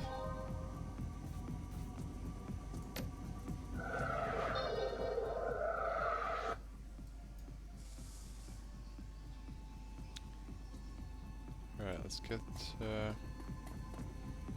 our asses moving then, shall we?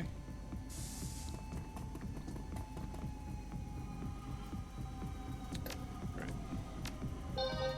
You'll need to use a let's go on yourself as well.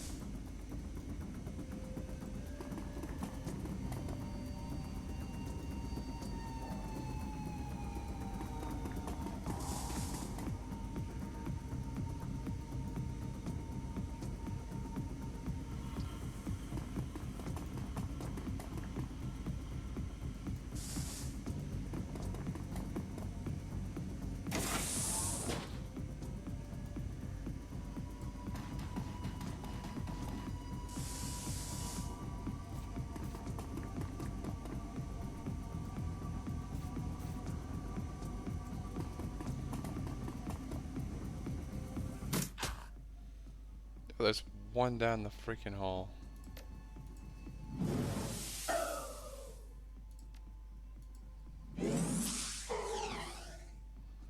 God damn it. Right, Dietrich, heal yourself. And get the hell out of Dodge. Time to use your sniper skills.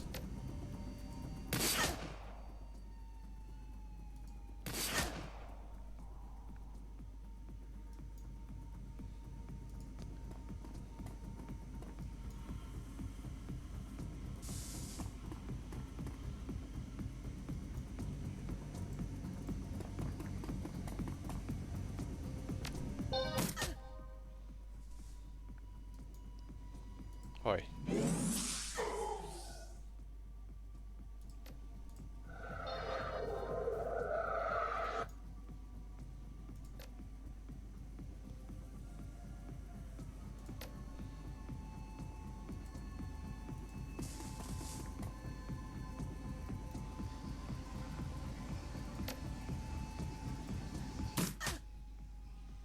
Oh, that was kind of weak.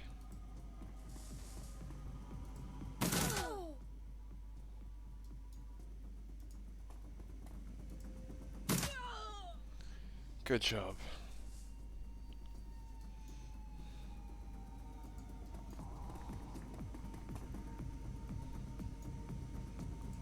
Right, let's get everyone ah.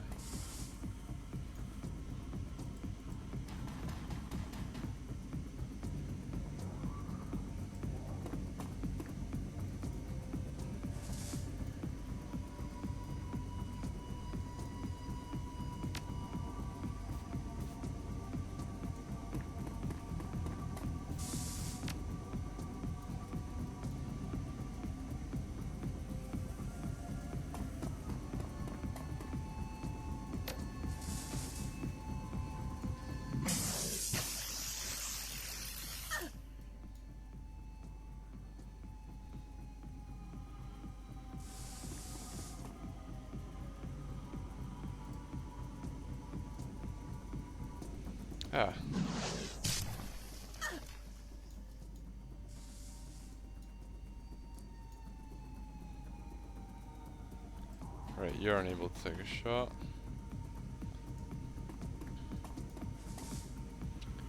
And Blitz will be in the line of fire for a little bit.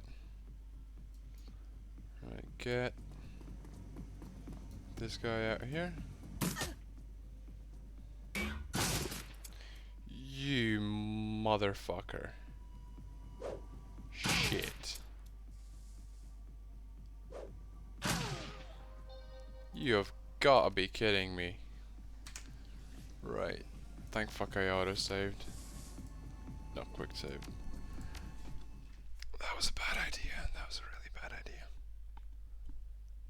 I'm gonna try and not do that shit again. What the hell am I supposed to do if they gave me on a choke point anyway?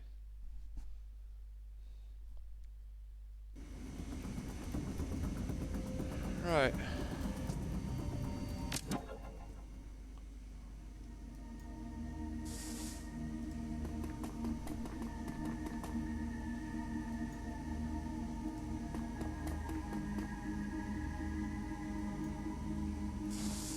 I reload that shotgun then.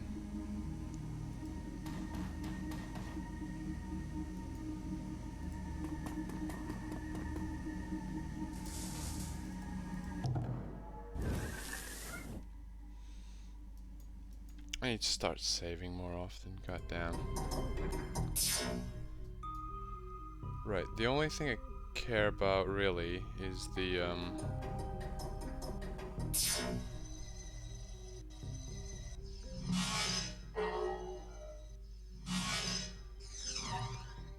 turrets.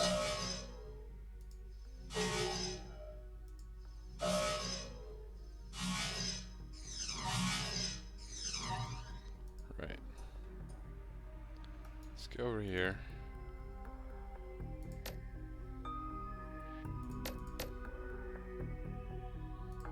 Doesn't really matter which one I put it on.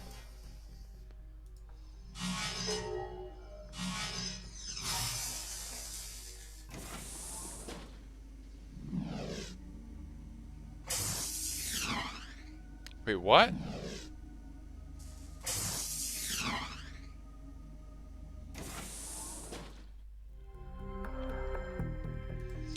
Right, that's unusual.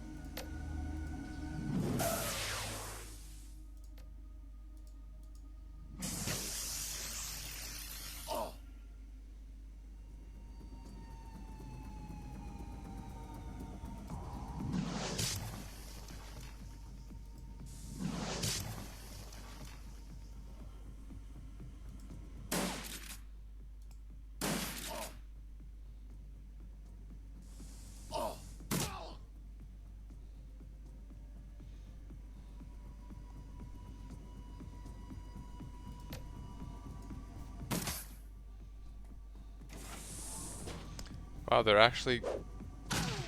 You fucking asshole.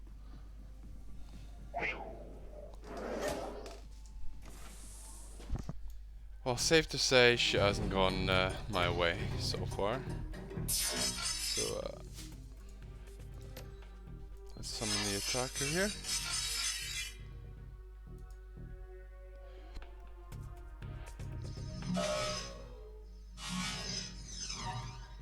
Alright, good. Well, he missed.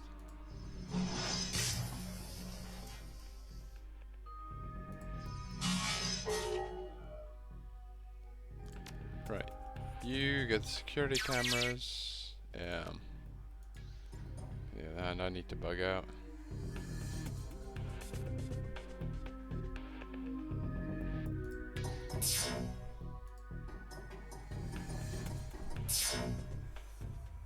Yeah, pretty much that.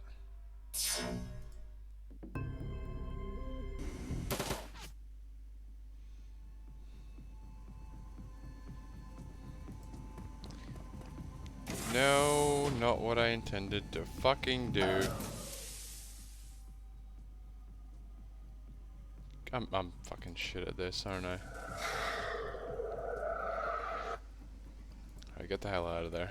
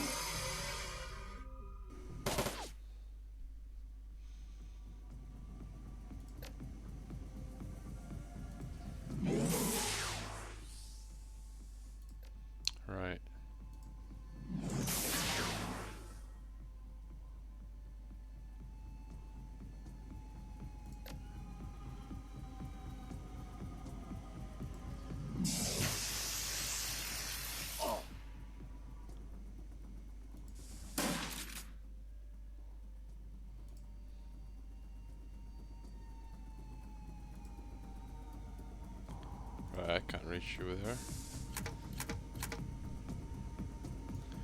Right, Blitz. Why don't you come join us now?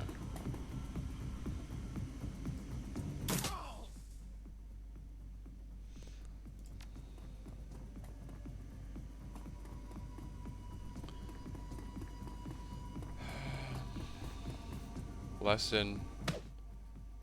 Basically need to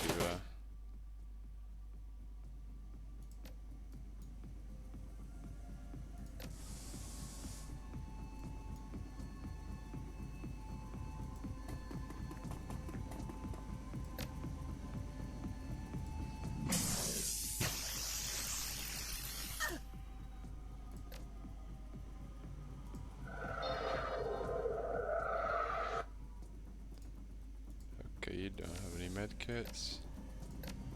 You on the other hand do.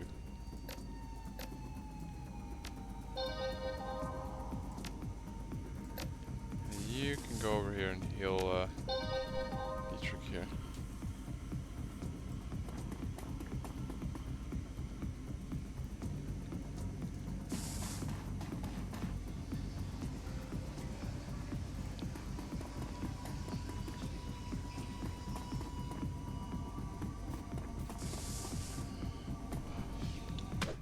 Okay, what the hell is he actually doing?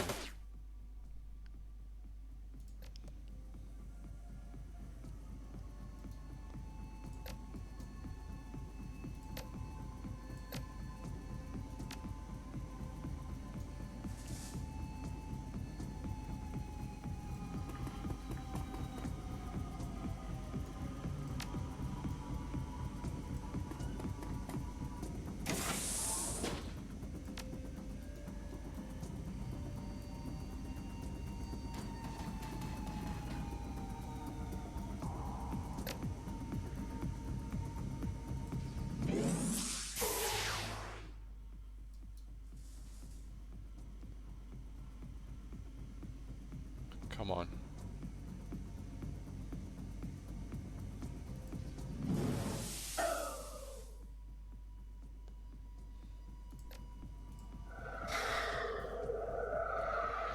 She's gonna need some aiming help.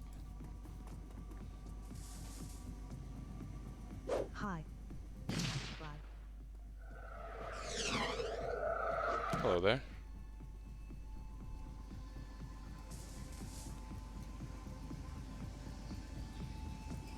Okay, I'm out of action points already.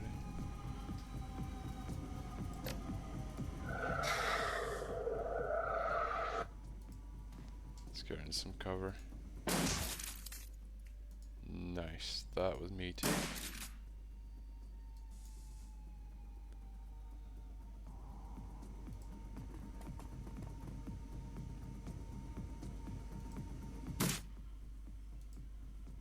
Oh, come on.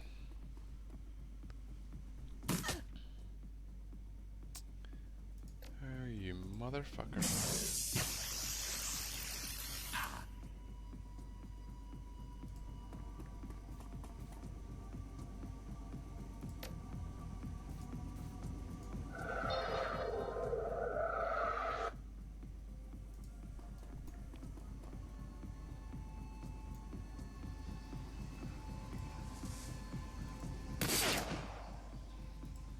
Come on. Oh, you got another shot in you. Sweet. You're not gonna hit. Yeah, maybe you will? Good.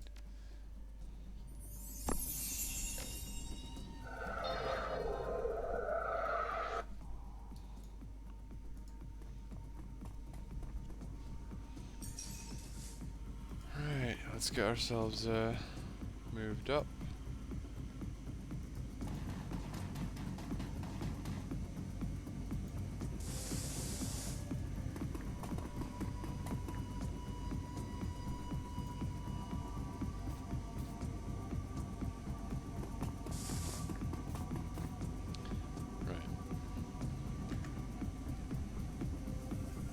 Good, I can still save.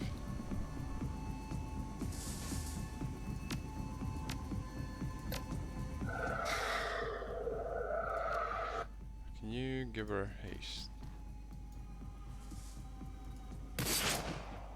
Oh, for crying out loud.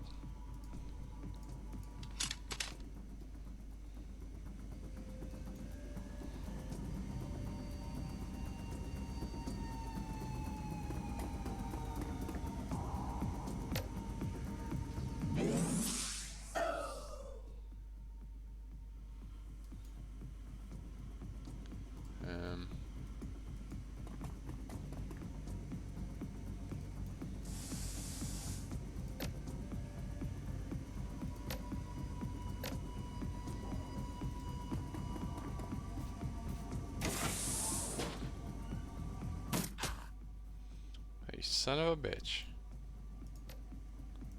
Right, please hit.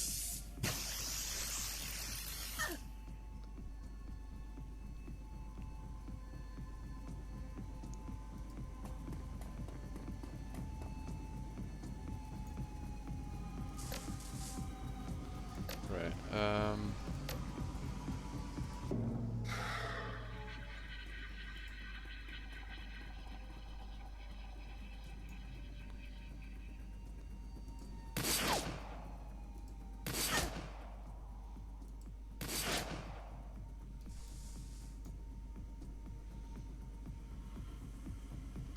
right, I get it. Always not the best place for,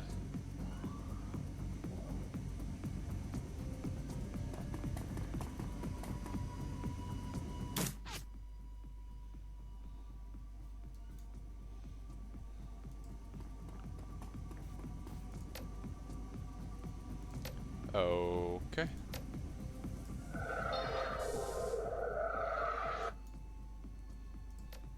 Good morning.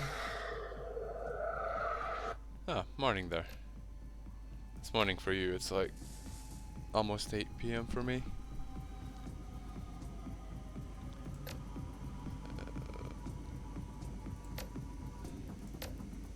I might as well keep that up. Right, can you hit him now?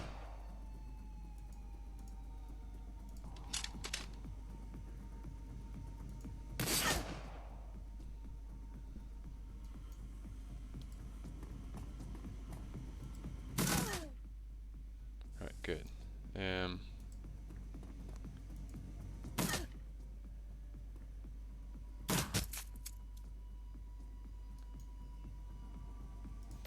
Oh, hi there. 8 hours ahead of me. Yep, pretty much.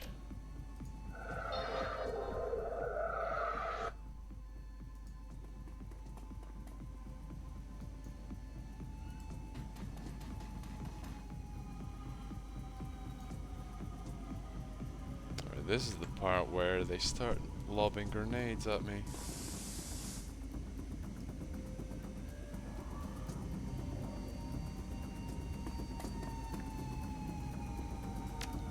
I think I'll want to get, what's her face set up here?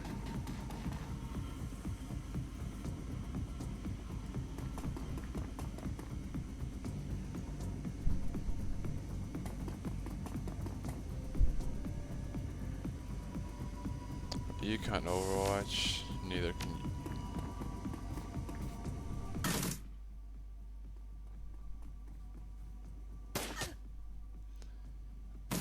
Okay, cool.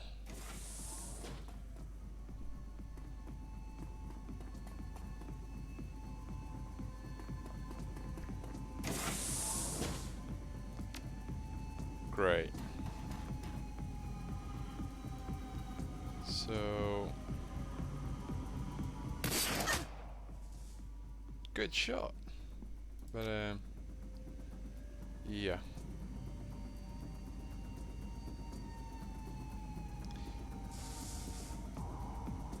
I think the two people that hits is actually our people.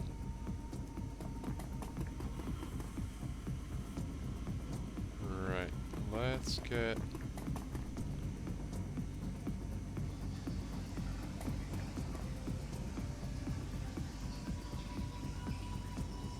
wrong move, but okay, fine.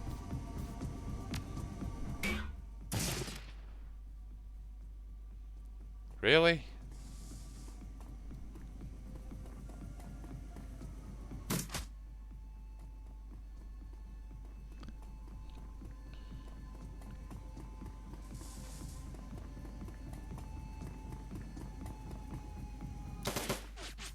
Be damn good if that turret did anything.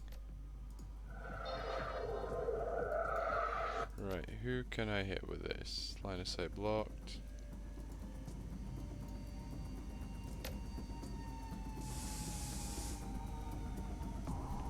Great.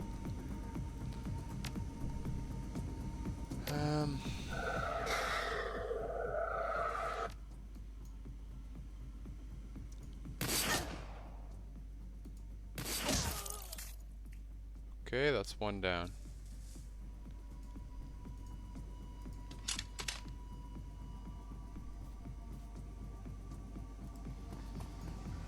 Nice shot.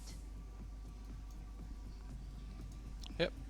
When she can actually get the range, she's a good shot, but sometimes the range just doesn't do it. Do we want a frag grenade? Nah, just fuck it. Lob a frag grenade in there. Screw these guys.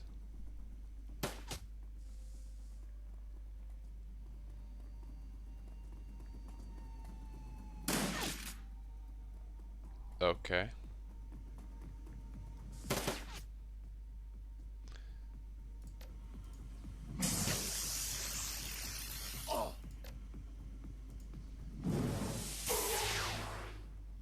WTF turret. Yeah, the turret's not particularly good. Right, nice. I'm hoping this hits. She doesn't miss. She fucking misses.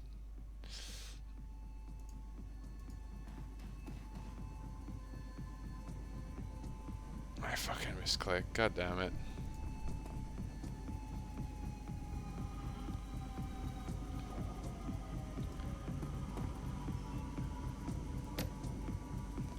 Right. Let's get this concussion grenade in there.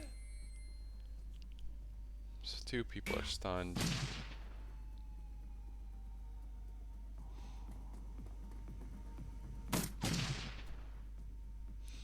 Well, goodbye turret.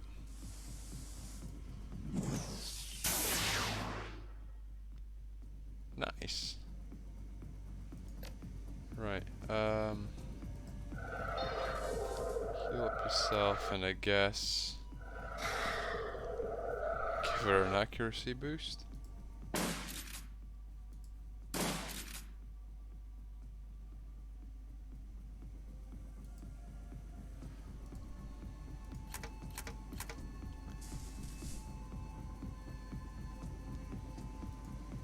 Right.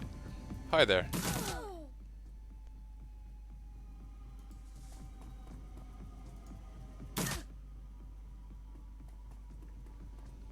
Oh shit, all of them just woke up.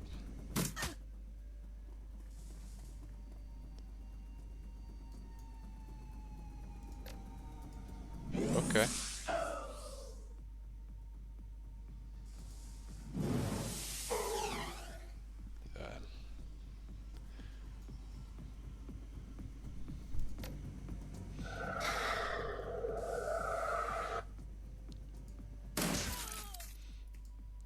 Right, get him. You're a friggin' beast with that gun.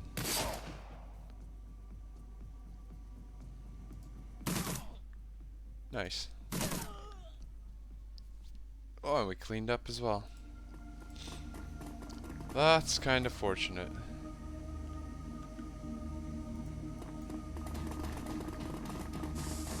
Did better than last time. Right, didn't exactly get paid, but just fucked up the entire place. Yeah, let's get outside.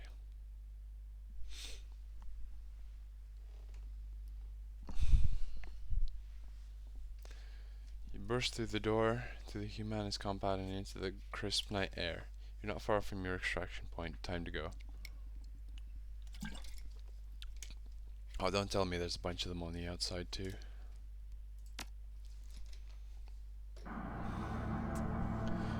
Yep. Sure are.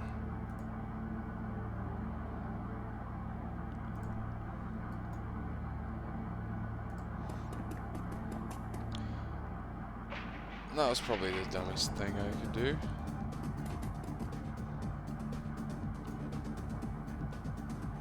Basically just got myself flanked, goddammit.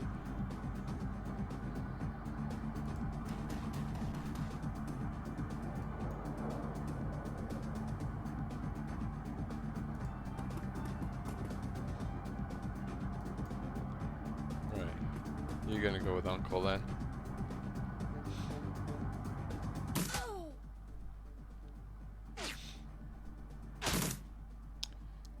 Ah. Cool, they're actually helping.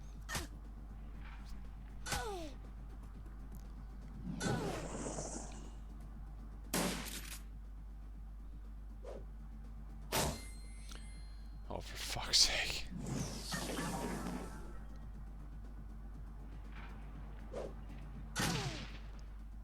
Okay, the nade spam has got to stop, dude.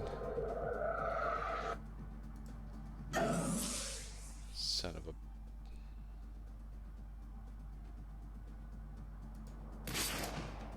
Whoops, wrong one. Shit.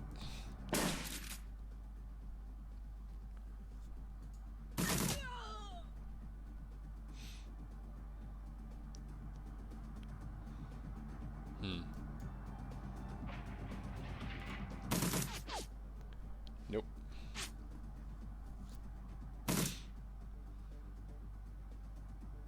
I have no idea what the hell is going on over here.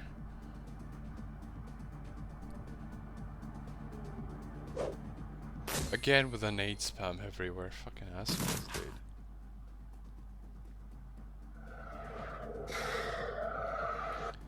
My guys over here are just like fully asleep. Great.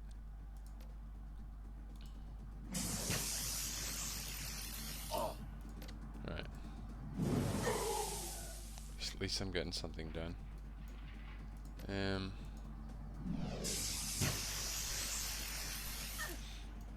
Okay, good.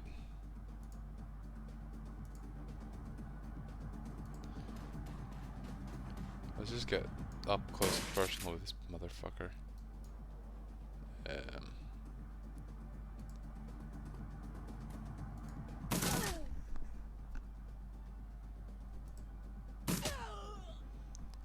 Nice, good shot.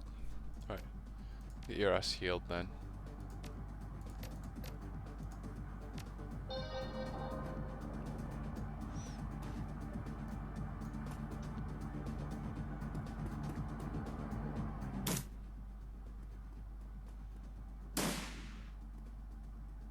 I'm not exactly sure what they're doing over there, but hey-oh.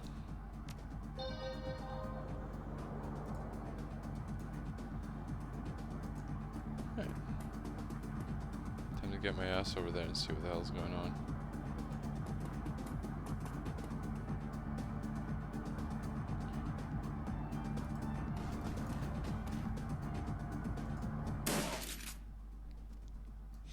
Damn, nice flank. Yeah, hide behind the lamppost. That's not very concealing.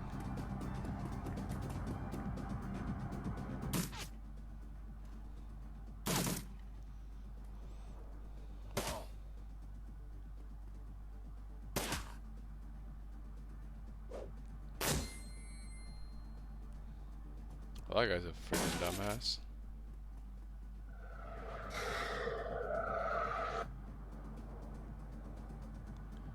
Right, can I just get in here and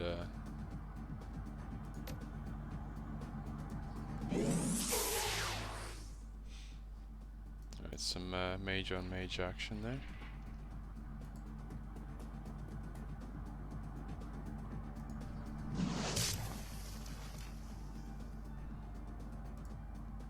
No.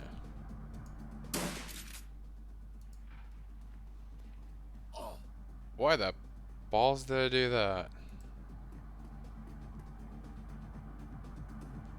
Right, get rid of him.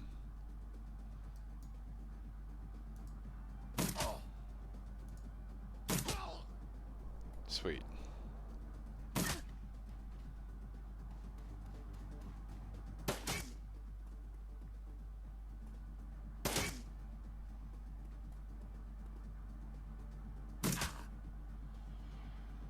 Hey.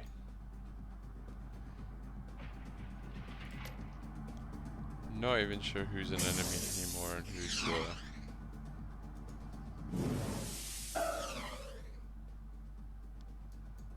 shit's just going down.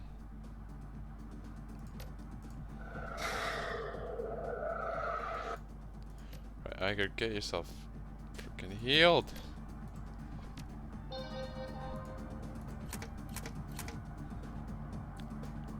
Alright.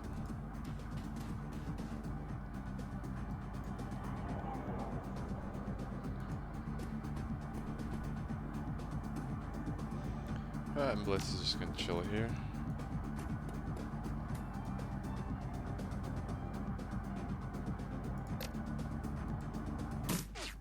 Yeah. Still a miss. You just reload your gun.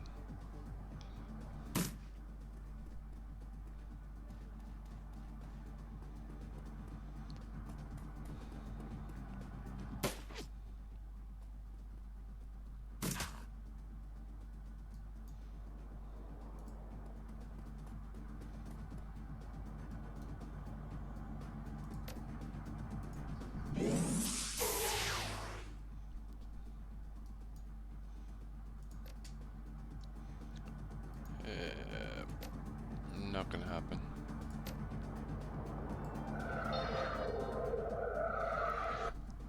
Healed him for 1 health. Why? I don't know.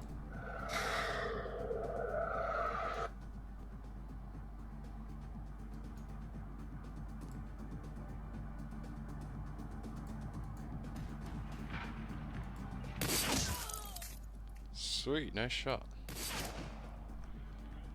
Not so great.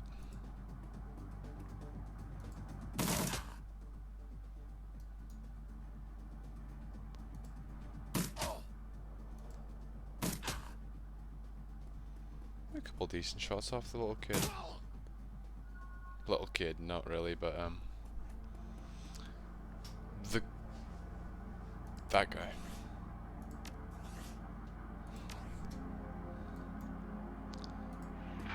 Okay, let's talk to this guy.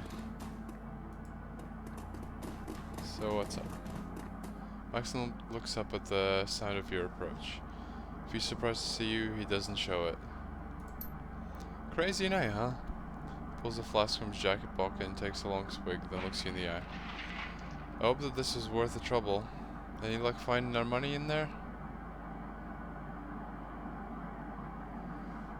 Nah, I don't think they ever had it to begin with, but I guarantee you they'll think pretty hard before crossing smugglers again. I can live with that. Alright, let's get the hell out of here. Thank Christ that's over with. You okay, Alexander? The young man looks shell-shocked. He holds his rifle clenched tight in his trembling hands. Yeah, Uncle Dietrich, yeah, I'm okay. But those guys, I knew them. One of them was my bunkmate. I killed him. Couldn't be helped. If you hadn't, he'd have killed you. Believe it. We're gonna take you away from here. Back to the cruise bazaar. Get you the help that you need. Yeah. Okay, Uncle. Okay. Dietrich glances over his shoulder, locks eyes with you. Shit, I'm gonna sneeze. 2 seconds.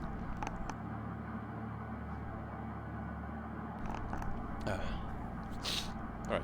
Thanks for this, boss. My nephew's safe, and I owe you.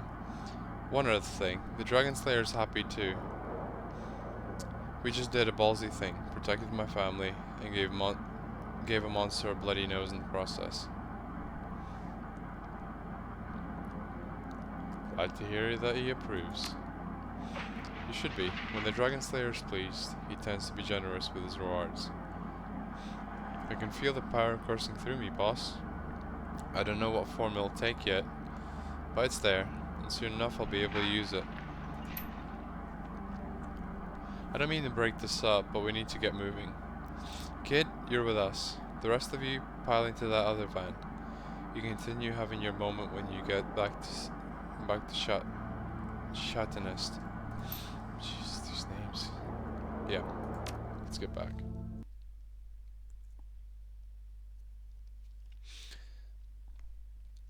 The U-Bahn ride home feels especially comforting today. The Berlin chapter of the Humanist Poli Club has suffered a terrible blow, and you're the one who dealt it. Volker Stahl's plan to incite a wave of bloody violence across Berlin has been derailed.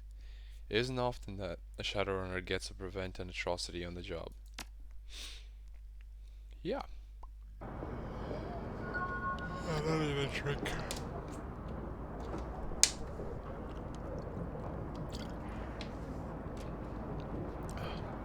Your PDA rings, and the face of your fixer, Paul Amsel, appears on screen.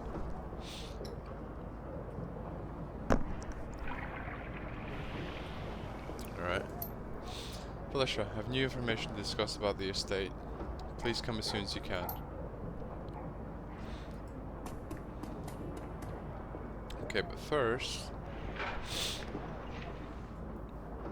Hello, minor friend, and what can I do for you? I've uncovered what Humanus is up to. You'll find details on his datapad. Backenbauer's eyes the plans on the datapad, then nods grimly. This fits with the Humanist established pattern of behavior, horrific and vile. According to this datapad, the Humanist compounds all over Berlin have received similar shipments. They're planning to deploy the gas tomorrow morning. He exhales sharply, then nods again. I have a feeling that the Flux State will have a thing or two to say about that. Stahl has overstepped his bounds. His hubris will be his undoing. Actually, I was his undoing. Volker Stahl is no longer among the living. That is excellent news. I'm not ashamed to say that I wish the man dead. He deserved whatever he did to him. Now I'm going to see to it that the rest of his twisted organization suffers the same way that he did. You mark my words, within the next few hours, the Humanist Polo Club is going to take a hammering that will make the Night of Rage look like a peace rally. Owe you a great deal, Delisha. We all do. I will wire your payment to the account number that Amsel provided. Pleasure doing business with you.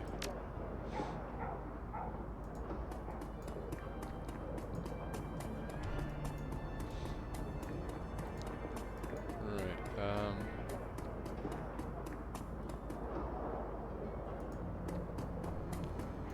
what's this? Der Weinekeller. Lucky Strike, huh? A young woman stands at the bar, smoking a cigarette. You've seen her face before. Lucky Strike, one of the mercenaries from Monica's files. A plume of blue-grey smoke spills from the corner of her mouth as she turns her attention to you. Hey. With distinctive circuit pattern tattoos that line her face, shimmering and pulse with light. Need something? Don't believe that we've met yet. I'm Velistra. Yeah, I know who you are. She takes the drag on her cigarette. How's you holding up, champ? I'm hurt. Can't speak. Heard what happened to your boss.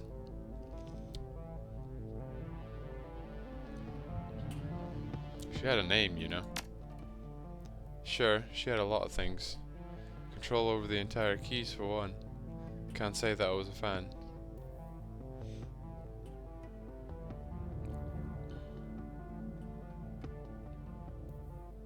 You really need to brush up on your social skills. She takes another drag, the light dancing in her eyes. Oh, was that insensitive of me? Sorry. Guess I thought you'd have thicker skin. Something tells me that Monica didn't like you either. She didn't. I'm guessing it was jealousy. See, some posers don't like to spend a lot of time around the real deal. Makes them feel a little insecure. Who the hell are you calling a poser? Who do you think? The late ruler of this little keys of ours. The illustrious Monica Schaefer, queen of the cruise bazaar. She raises a hand in mock salute. Here's to your old boss, at least the least anarchist I've ever met. You obviously didn't know her. Monica lived and died for the F state. She didn't rule anything. Oh, she looks idly. Then why did this entire key start falling apart the second that she got keeked? She takes another drag on her cigarette. The smoke spills out of her mouth as she speaks. Either Monica controlled the cruise bazaar or she had her fingers in so many pies that she might as well have.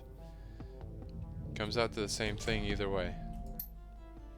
Lucky Strike taps out her cigarette and leans towards you, a predatory grin on her face. You and your friends, you followed Monica too. Obeyed her orders without question, right?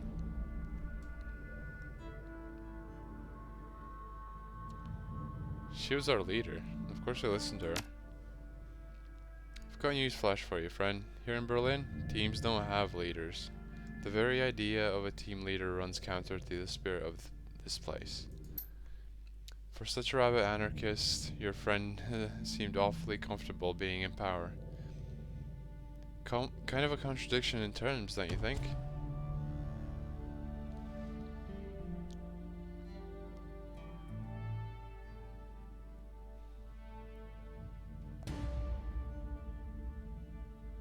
Nah, I don't. And I don't think that you know a damn thing about who Monica really was. Shrugs. Fair enough. You're probably right. I didn't know her. Like you do. I'm sure that she was a lovely person. All I really know is that your friend's death left a power vacuum and that the cruise bazaar is less stable because of it. Yeah. Aren't you just a ray of sunshine? So where's that phone booth there?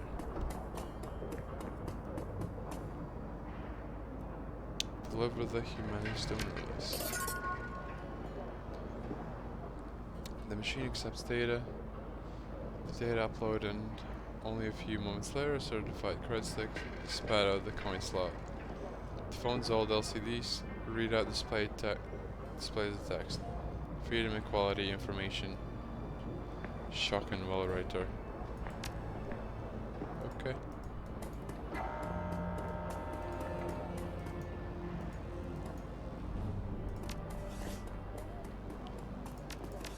Oh, I do have some karma to spend. So, ow.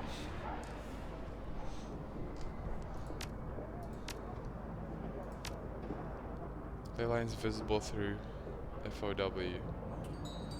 A fog of war. Cool.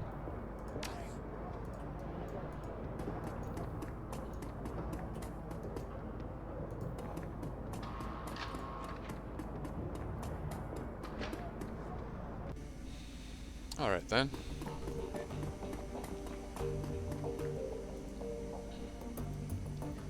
Blitz stubs out a cigarette at your approach. Blitz, I was hoping I'd see you.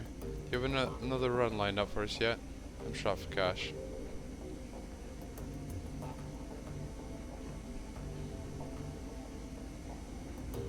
Don't worry, we're doing fine on the job front. Amsel's been working overtime.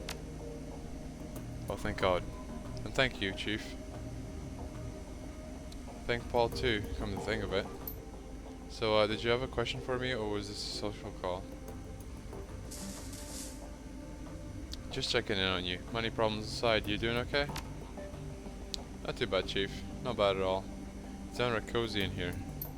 This probably goes without saying, but also nice to have my skills appreciated by someone who isn't a drug addict psychopath. Gang life was getting old. So how come you're so strapped for cash with all the work we've been doing? You should be rolling in New Yen. What can I say, Chief? He tries on a thoroughly unconvincing smile, but immediately seems to think better of it. The anxious look returns to his face. I have expensive tastes. How expensive are we talking here? Even if you had a raging crime habit, I think that you'd have at least some money left.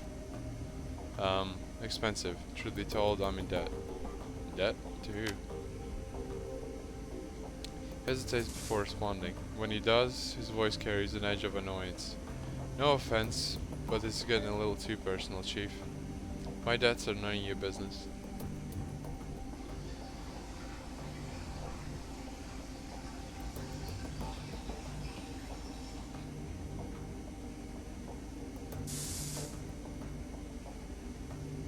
If some bookie sends its legs there looking for you, it's going to become my business. Talk. Now. Blitz shakes his head in exasperation. Alright, fine. First off, you don't need to worry about anyone coming after me. My debts are a bunch of old contacts. My debts are to a bunch of old contacts. If I don't pay them, I'm gonna lose them. And in this line of work, it isn't smart to burn bridges. Second, before you ask, those debts are for services rendered. I was in a tight spot, I needed some help, and I threw around a lot of IOUs to get it.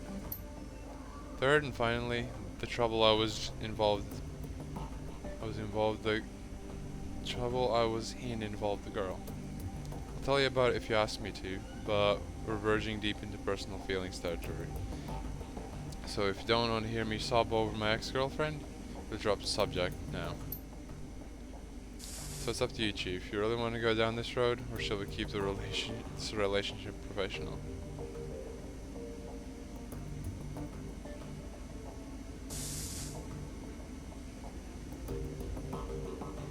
This is a professional relationship. The last thing I want to hear about is your love life. Well, the last thing I want to talk about it. The last thing I want is to talk about it. So we're even. Offers you a lopsided grid. Now do me a favor and get out of here, okay? Let me smoke in peace. Alright.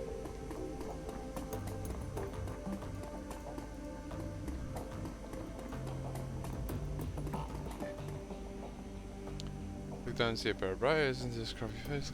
Looking down as Monica, the old dog. Looking down his brown eyes, you see intelligence and sadness. Alright.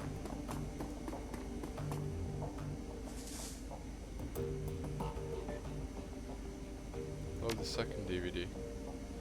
Good purpose. Yeah.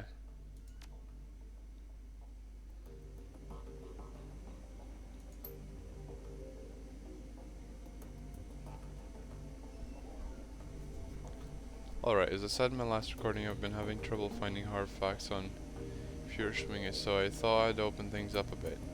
Let's see what the rumor mill has to say. The screen jumps and Winters appears in a different location. He is now clutching a mug of soy cap in both hands, and there are bags under his eyes. Well, that was enlightening, assuming that any of it was true, that is.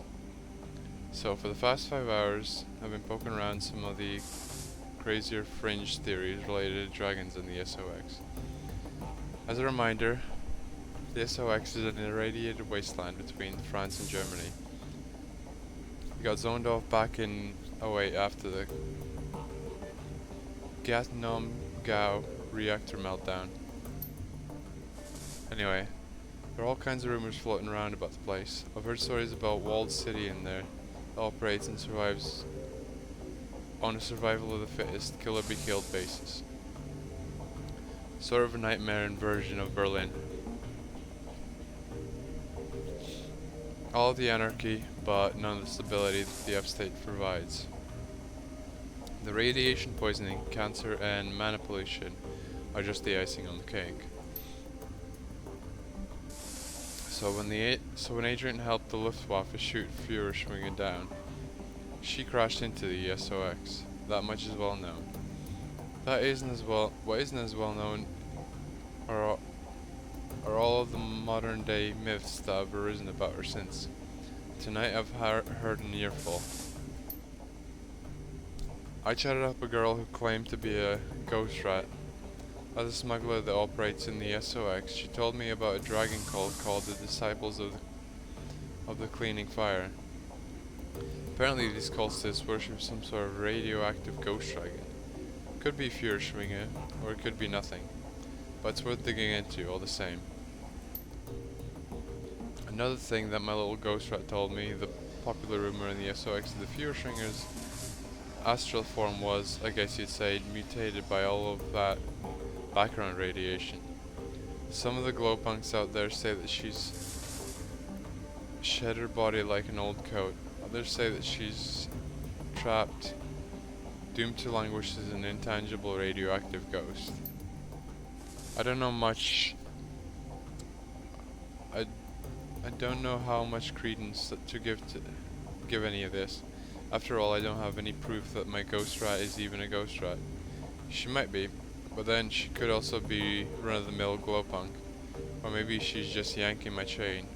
She's never been into SOX at all. Who knows? Well, it's food for thought anyway. I don't know whether the thought of some radioactive ghost dragon thing is any scarier than genuine dragon is, but it's interesting all the same. Now the big question is, will any of this get me any closer to finding Adrian? I'm gonna go on a limb and say no, but you never can tell.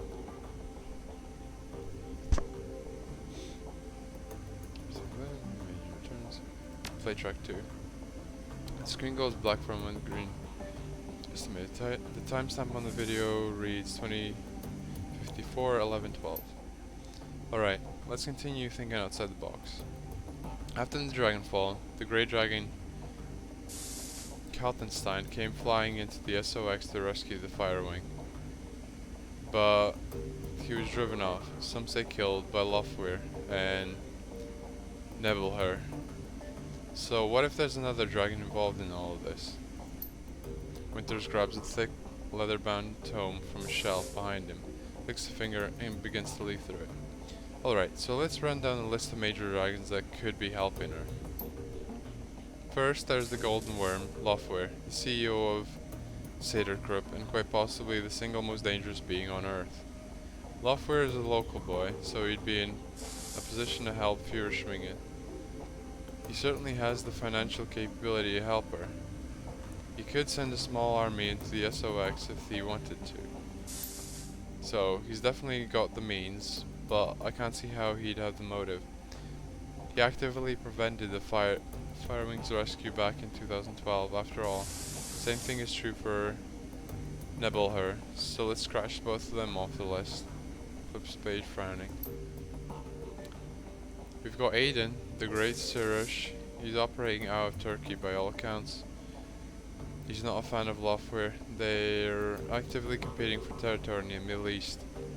So I suppose that could be considered motive. Reviving the Firewing might cause problems for the Golden Worm. But would he risk a war with Saderkrupp by straying into Lofwyr's territory? Again, I don't think it's likely. Turns another page. There's Keldir out in Wales. He's pretty heavy, invested in Transys Neuronet, so he's got money, but he's too busy dealing with the BTL killer. Scandal that Transys is going through out in London to get his claws dirty in the SOX. Flip. Dunkelzahn out in the UCAS. He pauses, shakes his head, then he slams the tome shut. No, this is a waste of time. The more I think about it, the more convinced I am the Firewing is acting alone. Dragons don't cooperate unless they absolutely have to. After all, why bother making nice with your equals when you've got an entire planet full of pawns at your disposal? They don't need to work together, they have us to exploit. Alright. Track 3. Well, the track does load, it's clearly corrupted. The screen fills a meaningless stream of text. Few getting deep. Yeah. Track 4. The file is partially garbled. You recognize a few words here and there, then interspersed amidst a solid block of corrupted text. Claire and blah, blah. This is my big bro. Stop searching, I will find you. Blah, blah. Not getting any close. So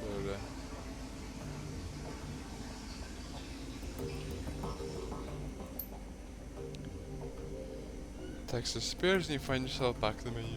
Track 5. The file is corrupted. The screen fills with meaningless assortment of ASCII characters. Track 6. The screen goes black and then the same digital chime that you heard on the Dragonfall DVD plays. A crackle of static fills the air, followed by the same now familiar electronic whine. A few moments later, the display goes live.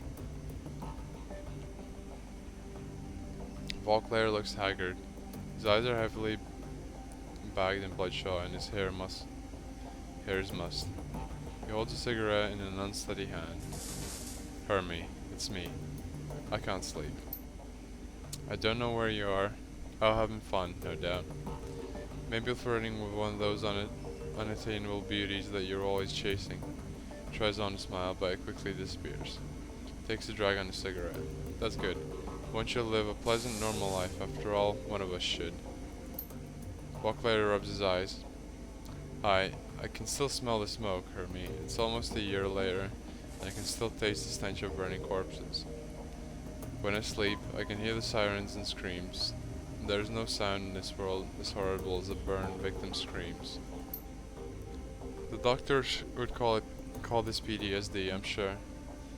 They'd have me in therapy, maybe dose me up on SSRIs, like they do to our veteran soldiers. He chuckles, takes another drag. Quite a story for the tabloids.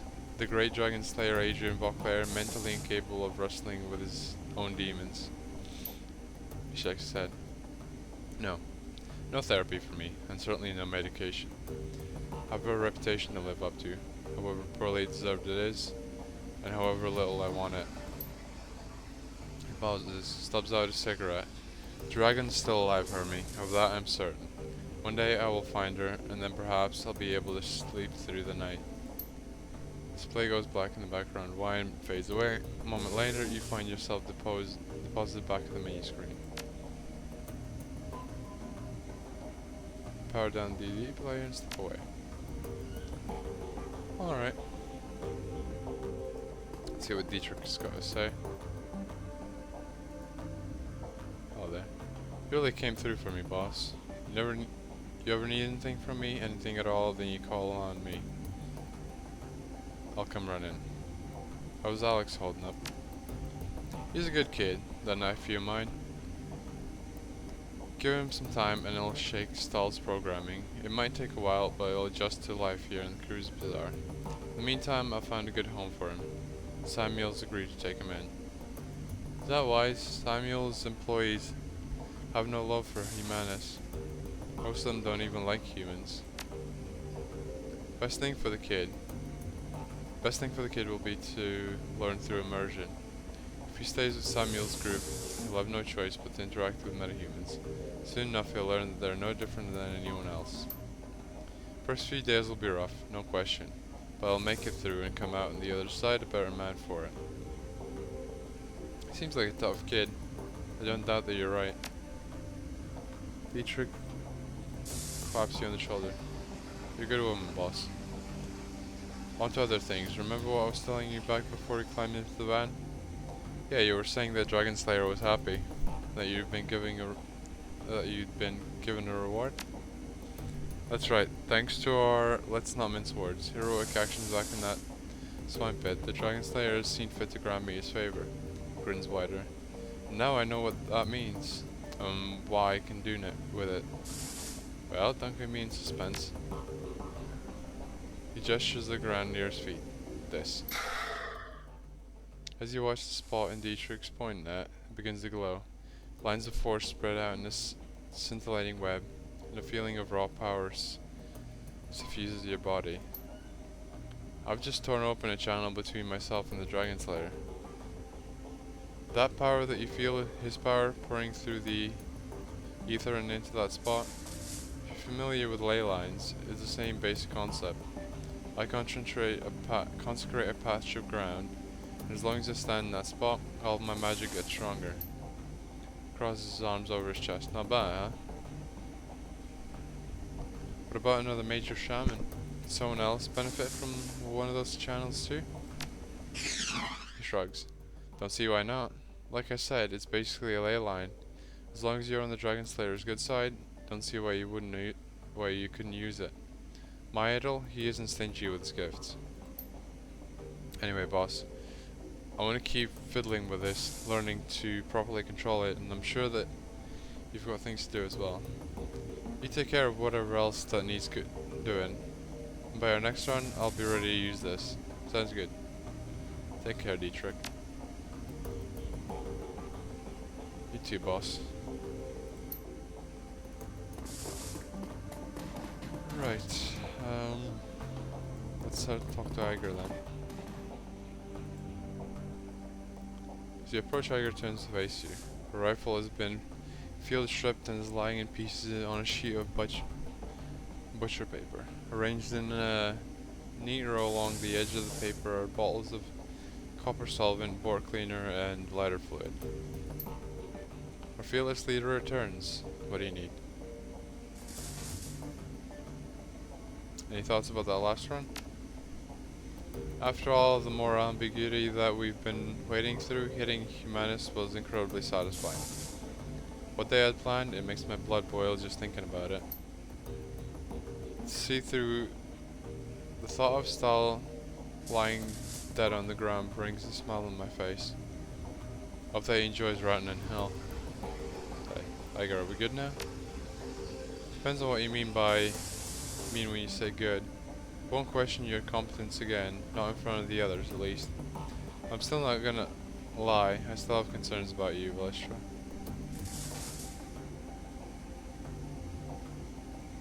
What kind of concerns? Basic ones. I don't want to see history repeat itself.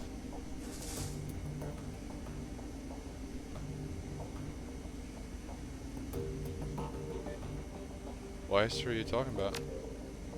I'd rather not get into it, fearless leader. Let's just say that I've had bad luck with underexperienced teammates and leave it at that. So is there something else that you wanted to talk about, or can I back to cleaning my rifle? I'd like to hear about your time in the KSK.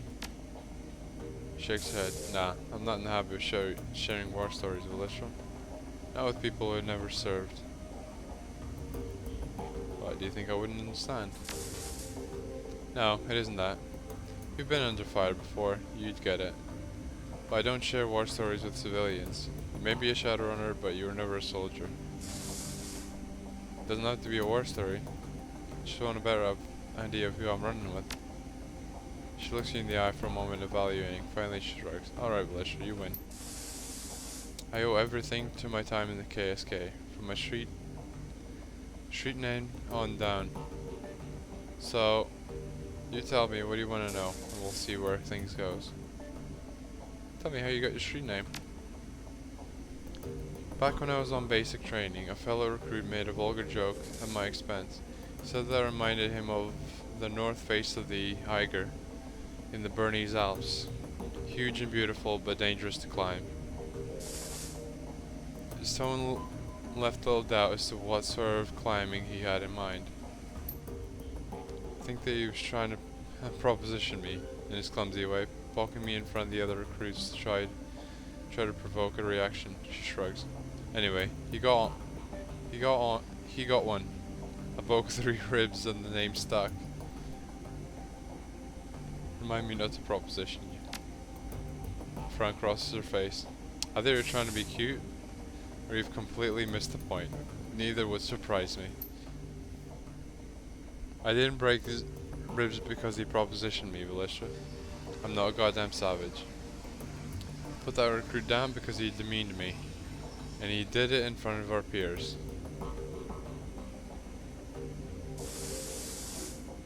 And so you got angry, you attacked him. That about right?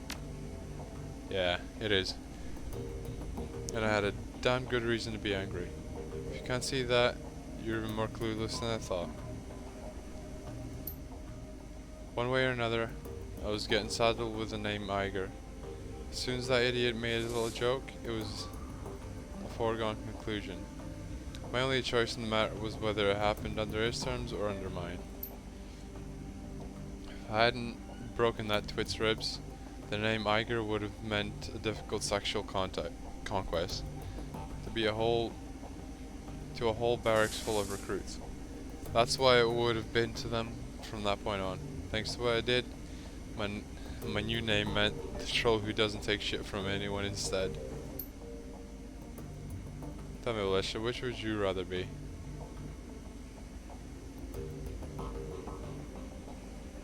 Yeah, the second one. You did the right thing. Damn right I did. Out in the field, nothing will kill you faster than losing the respect of your team. I'd remember that if I were you. You know, Edgar, by that logic, I should have broken your ribs after Monica died. In your place, I would have. She looks you up and down, praising you.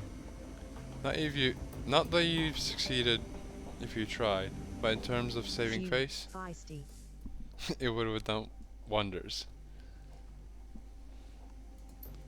In all seriousness, Felicia, I'm sorry that I put you in that position. I shouldn't have, and I acknowledge that. Straightens. Need anything else, or can I get back to prepping for our next run?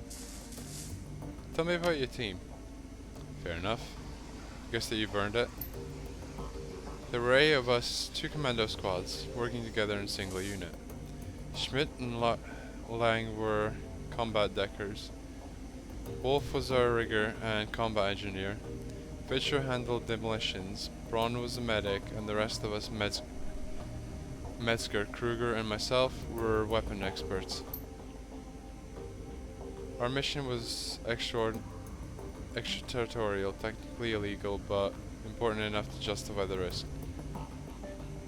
We've been sent across the border into Poland. The Russian mafia had set up a cottage industry in human trafficking all along the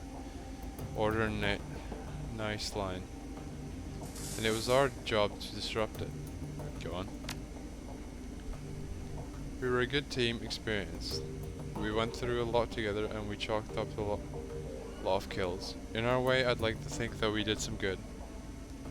Who was in command? Metzger, best leader I've ever had the pleasure of serving under. Face clouds. He was a hell of a man. But he went down with the rest of the team. Everyone but me. What happened to the team? She shakes her head. Nah. That's the story that I won't be telling. They died. That's all that you need to know. Thanks, Iger. So is there anything else you wanted to talk about, or can I get back to my cleaning my rifle? No more questions, thank you. Turns back to the disassembled components of a rifle. Sure thing, fearless leader. Good talk. Alright. Do we have any jobs? 200 messages. Check your inbox.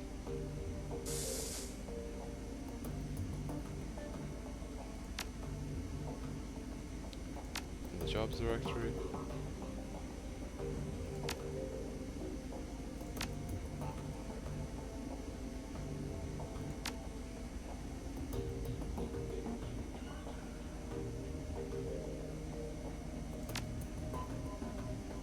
Checks the status of the Alice Fund. Fuck. Right.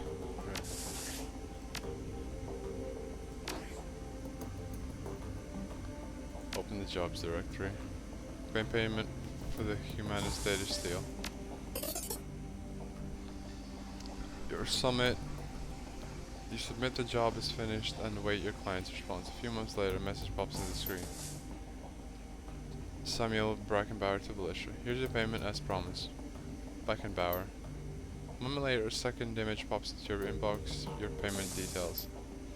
Payment from client. 22,500. Deductions for crew salary 6,000. Ammunition and resupply costs 1,500. Automatic deduction for Alice funds 11,250. Remainder sent to Militia's account 3,750. Payment transfer complete. Jobs main. Review notes on the jobs. View all pending and active jobs. Pending active jobs.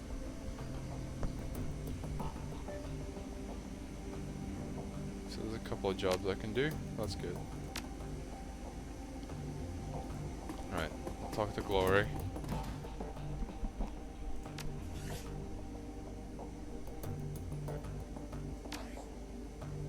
I guess I can talk to Amsel anytime anyway. The first time since you met, Glory's expression seems to brighten. It's subtle, but it's there. You're sure of it. Velistra, pleasure as always. Need anything from me? How are you doing, Glory? Golden as always, Velistra, no problems here.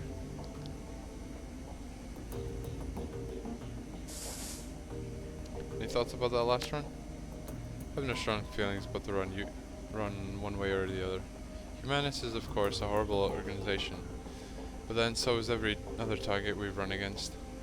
To say that they deserve it would be redundant. That said, I'll admit it, I do enjoy a certain sense of satisfaction thinking about Stahl's head breaking apart, so there's that. Alright, if I didn't know any better, I think you were warming up to me. She studies your face for a moment before responding. I suppose that you might say that. I don't talk to many people with this, it just doesn't seem to be worth the effort. I don't really feel much anymore, not since she caresses the chrome on her forearm with a hand made of articulated steel. This. If that's true, why are you still talking to me? I suppose because you've shown an interest, and because you haven't let me push you away. She locks eyes with you. Her expression is blank. I don't want to mislead you, Velistra. Still don't feel anything, not warmth of friendship or even trust. But I can appreciate the effort you're making. It's something new and it's worthy of exploring. You ready to tell me about that crumb you're spotting? I'm getting there, Velistra, but you have to give me some time. The answers will come when they do.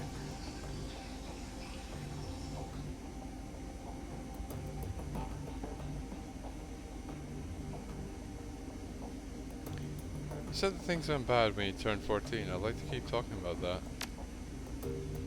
Nah, I'd rather not. How come?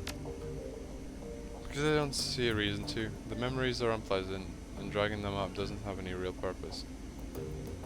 You're wrong about that. The last time we talked, it had an impact on you. That's reason enough to continue. She paused for a moment to consider your words, a troubled look on her face. I suppose that's true. Feeling discomfort is better than feeling nothing at all. Alright, here's the deal, Velistra. I'm going to talk, you listen. When I'm done, I'm done. No complaints and no arguments, and we'll see what happens. Deal? Deal. Right. 1,000-meter stare creeps back into Glory's eyes. A moment later, she's locked away in her own head again, reliving the memories that she long since filed away. So, a few days after my 14th birthday, I began to express magically. Judging from what I saw in your aura, your awakening must have been an incredible thing. It was actually fairly standard. The real power didn't come until later, but we'll get to that. There's another long pause and Glory becomes more animated. Anyway, I turned 14, I awakened. I don't even remember how my parents found out about it anymore. I think that my dad caught me playing with a tiny city spirit that I coaxed out of a pile of garbage, something like that. With everything that happened afterwards, those days are kind of a blur. What I do remember is my father's response to the revelation that his little girl was a witch, a hex. He beat the living shit out of me with his fists, and then his belt, and then a claw hammer that he grabbed out of his toolbox. All the while my mother was screaming and flailing at him. She took a couple of licks with the hammer too.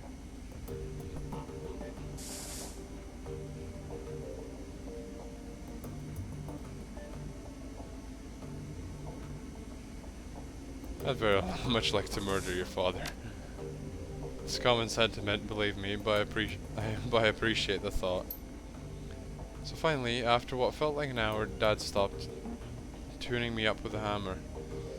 I had broken ribs, a busted arm, couldn't see out of my left eye, my entire right side was covered with one giant bruise. I was bleeding all over the place, making a real mess of the carpet. The old bastard spat on me, his bleeding, crying daughter. He spat on me and told me that I was this toothless whore, the devil's whore. Then he kicked me out of the house. As I was crawling away, my father told me that if he or any of his cruiser brothers ever saw me again, they'd treat me as the Berlin chapter treats the enemies of God. If you're not familiar with how the cruisers here in Berlin deal with heretics, it's decidedly less pretty than what my dad and his buddies did to the other victims. I got the hint, and next morning I hitched a ride out of Stuttgart.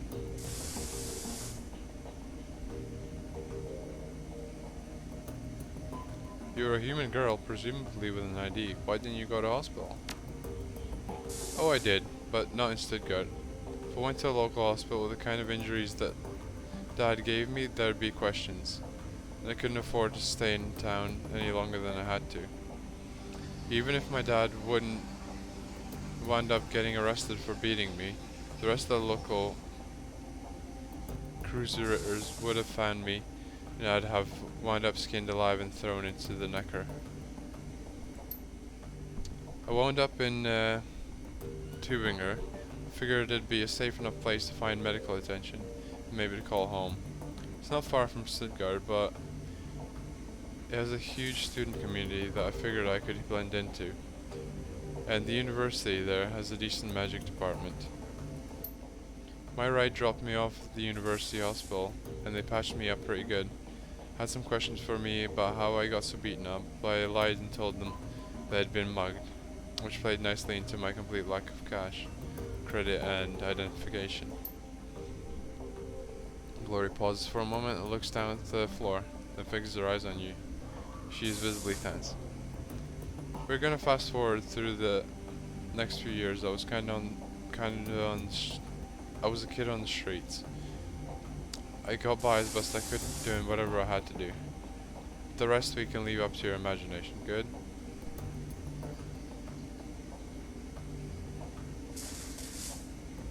You did what you had to do. I'm no stranger to that myself. I don't think anyone working in the shadows is. She nods. I figured you'd understand. So anyway, lived on the street for a few years. Got used to being hungry all the time. Got used to getting rained on. Got by. I was painfully aware that I had magical talents, but without any kind of training or guidance, I didn't really know how to use or develop them. Truth be told, they scared me, so I more or less ignored them. So it just sort of went like that. Until a few days after my 17th birthday. Then I met Marta, and everything changed. Marta was a sweet girl. At first I took her for a street kid, like me. Her clothes were a little ratty, and she seemed comfortable being near me. But she also looked well fed and happy. And those were two things that I hadn't been in years. We started hanging out, and before I knew what was happening, I was in love. There was a genuine attraction between Marta and me, I think. But I also think that a lot of my affection for her came from the fact that she was the first person in years to give a damn about me. She cared, and I loved her for that. Chloe pauses. She looks flustered, her composure cracked. Keep going. She stares at you for a beat, then nods. A few ragged breaths later, she continues. Marta told me about a place where she had been hanging out. She invited me to join her there. It was called Feuerstelle, the fireplace, and it was sort of a commune for dispossessed youth. Turns out that a lot of the street kids I'd known over the years had moved there. The way they'd disappeared, I'd assumed they'd been kidnapped or killed or had gone back to their parents. But there they were. I remember being kind of angry about it, like, how did everybody get the memo about this but me? Marta calmed me down. She was good at helping me work through my feelings. And I wound up following her to the Feuerstelle. To a street kid, it was basically paradise. The owner, a guy named Harrow, had set up this little farm just outside Tübingen in the Schonbunch forest. The Schonbach is officially a nature park, but not many people go there nowadays. Too much fear of paranormal animals, I guess. Anyway, park or not, it was plenty big enough for us to hide in. It was also safe and pretty, and the farm was well stocked with food. Most importantly, Furstella gave us a sense of community and stability that we never had on the street, and we loved Harrow for that. He became like a surrogate father to us. Chloe paused again, and you recognize the distinctive flush in her cheeks. She seems to have come out of her reverie once again. That's enough for now. I need to process all of this, and I don't want to continue forward until I've had the chance to do that. Know that this all happened years ago, but I guess it's still pretty raw to me. Someone asks you to give me some space for a while. She turns white, and the frost begins to creep back into her voice.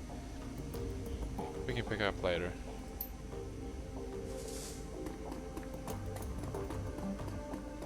Alright. So what's Paul want?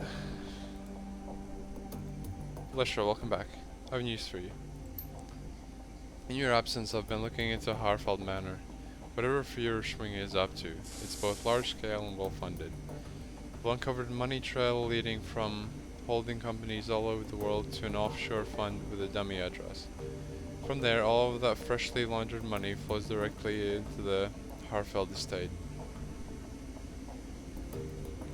Wait a second. Why would the dragon have investors? That doesn't make sense. It's doubtful that the Firewing Spawns even know where their money is going. This is typical of draconic plots. Uncover a stream of money flowing behind the scenes, and there's a fair chance that you find a dragon at the receiving end of it. To a dragon, conspiracy is a second nature. But Feuerschwing was different. She didn't scheme or plot, she acted. Yes, and look at where that got her. When the Firewing launched her attack on humanity, it was an act of hubris. She lashed out because she didn't consider our species to be a threat. It would be equally hubristic for us to assume that she will make the same mistake twice. I'll continue digging into this while you and the team tackle your next run. With luck, I'll have more information upon your return. Sounds good, Paul. Oh, one last thing, Lystra. Mallet was able to restore the readable surface of one of the Green Winters DVDs. If you'd like to take a look, you'd find it sitting beside the player. Just one of them? She's still working on the others. Many of them are extensively damaged, and getting anything off of them is proving to be quite a chore. She has told me that she'll be in touch and when she makes any headway. Thanks, Paul. Speaking of, I handed her a drone the other day.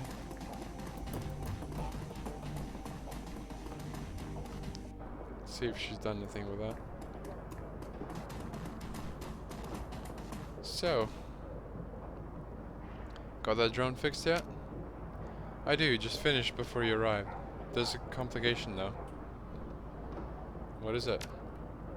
This drone's got a custom AIOS stack on it. Someone wrote code that sits on the bootloader and configures the drone to only accept commands from a specific user. The thing works like a computer virus, so there's no way I can rip it out unless I get another brain from this model of drone. Before you ask, yes, I looked into that. Problem is, this is a stolen corp drone. A discontinued model of a stolen corp drone. There are no parts for this thing on the market around here, so unless you know who locked this thing up so tightly, you're not gonna get more use out of it than a doorstop. Check. I'll ask around for its owner. Thanks.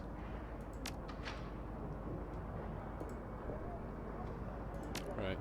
You're the first vendor around, so I think...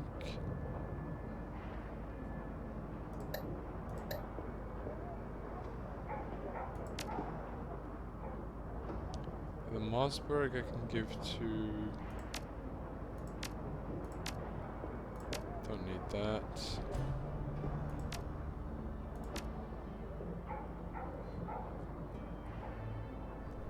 And maybe the Mossberg I can actually give to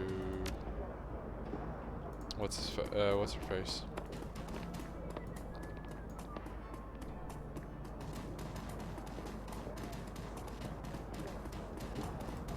The troll that's named after a goddamn mountain.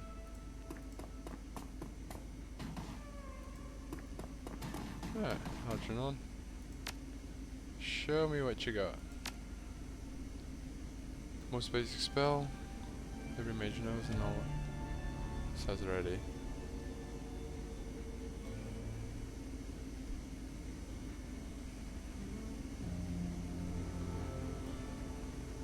Right.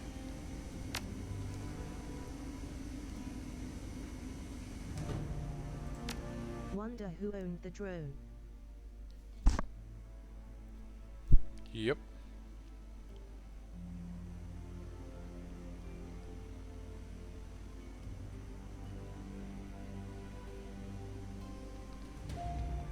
Grants willpower and charisma.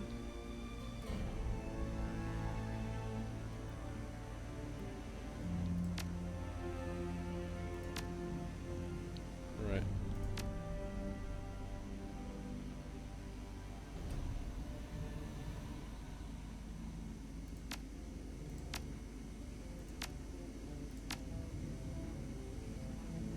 So got a new outfit going. Right then. Save that and that. Spells.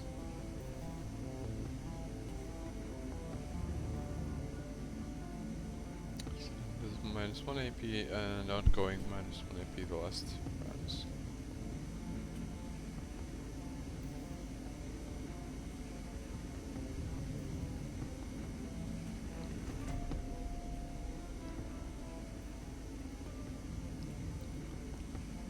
Pretty good spells.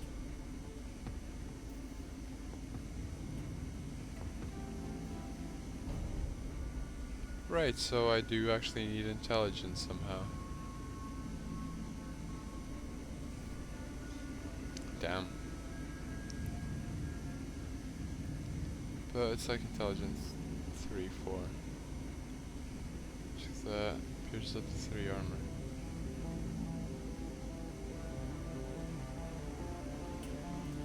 Right, I think I'll deal with that later.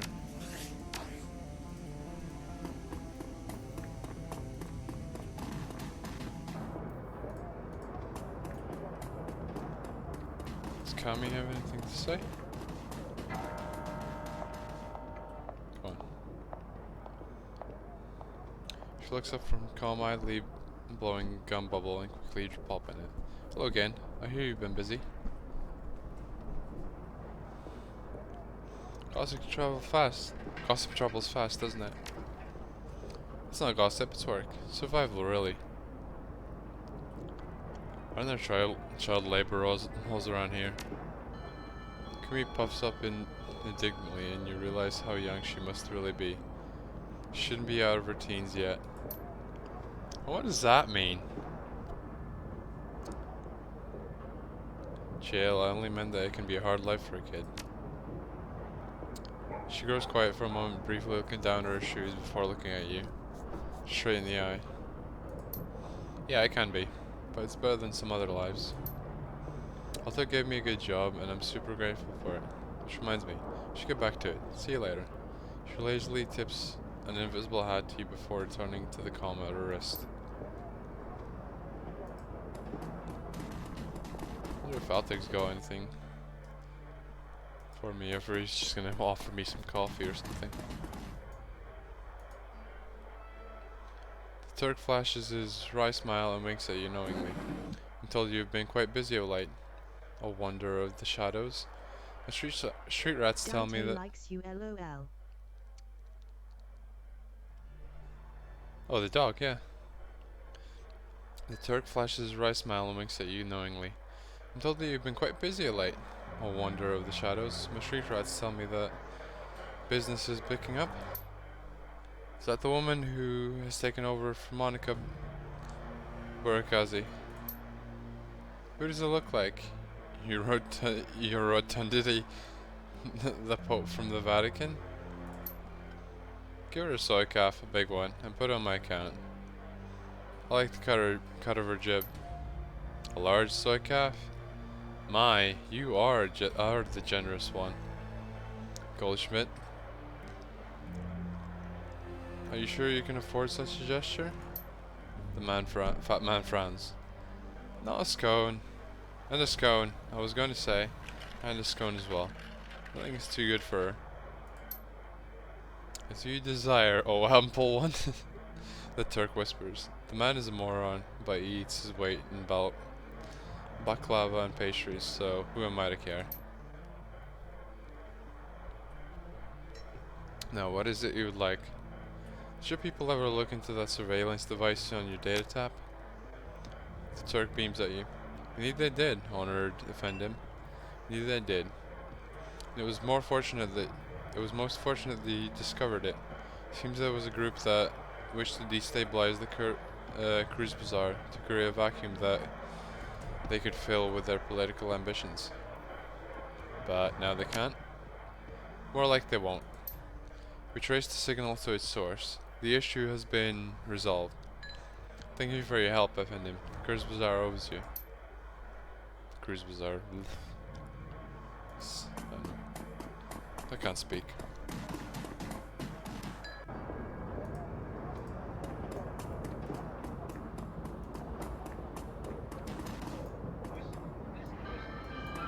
Right, time to take on some jobs.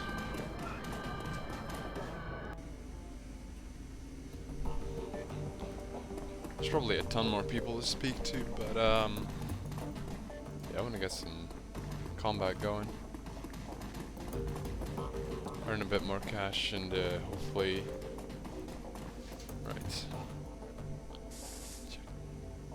Check the status of the Ellis funds. 21,250. Okay. Open the jobs directory. Pending and active jobs.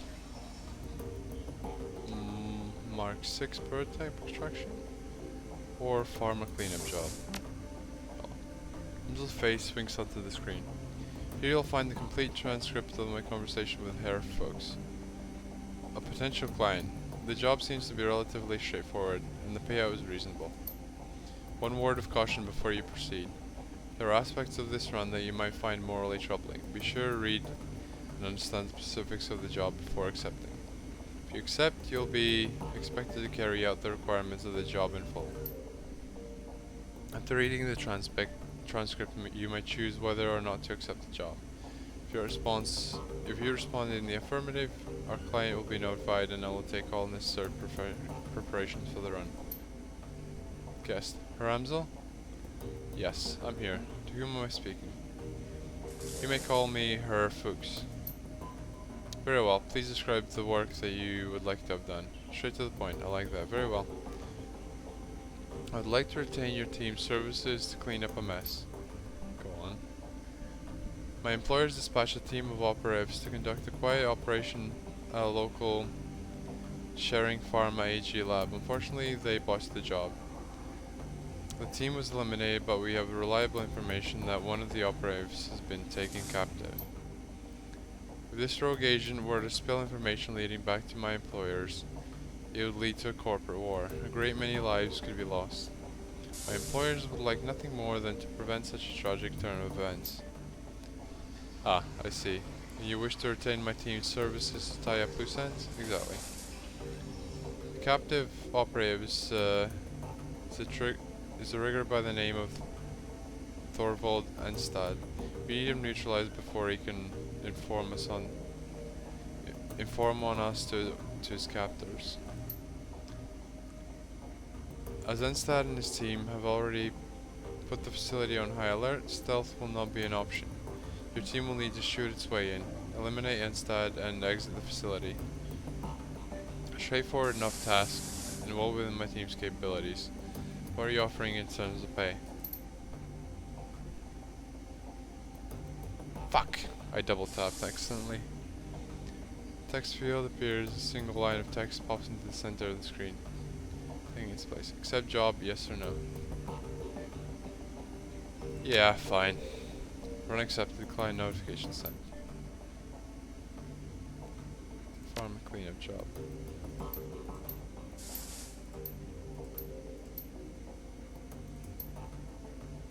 Wait, it's 15 grand, yeah? It's non-negotiable, no.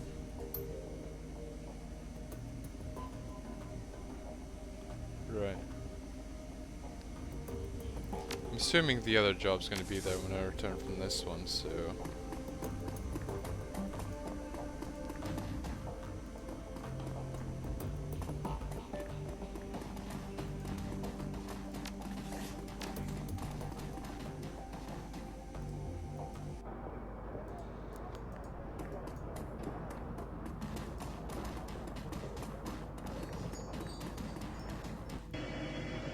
Alright, let's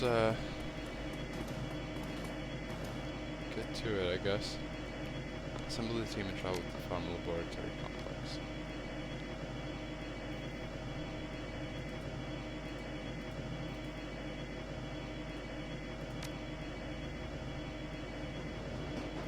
Let's get Dietrich in here.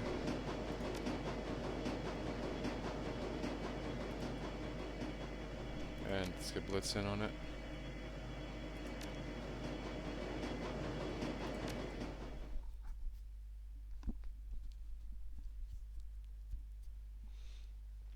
Alright, can I change the loadouts before the damn mission? Because I would like to give Iger the shotgun. Your client has hired you to tie up loose ends at a site of botched cloak and dagger operation. One of the operatives from the failed mission has been captured by the Night Errant security forces, and it's only a matter of time before he talks. Your job's simple: kick in the door, find the operative, and put a bullet in his guts before he can spill them. Yikes. Right. Right. Okay, so apparently I've loaned the shotgun to her. But I can't take give her a grenade. Blitz is gonna get phosphorus grenade. Hopefully he doesn't botch the flashbang grenade's not gonna do me any good.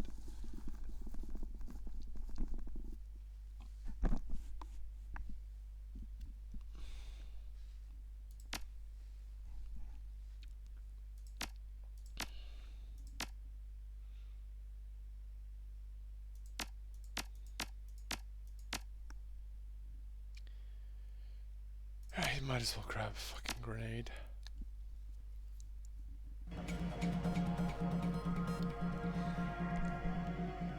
The reception area of the Sharing Farm AG lab looks normal enough. The synth leather couches were obviously designed more for appearance than for comfort. The blue steel walls are gently illuminated with energy efficient process lighting. All in all, it's a perfect example of a typical corporate design sensibilities: bland, generic, and safe. An overturned houseplant's the only sign that something might be amiss in the lab ahead. You ready for this, boss? According to what her Fuchs told us, this entire complex is gonna be crawling with higher security. It's gonna be a hell of a fight.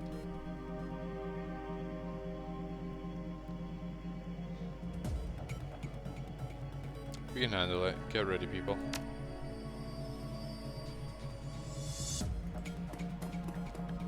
Morally great job. Love it.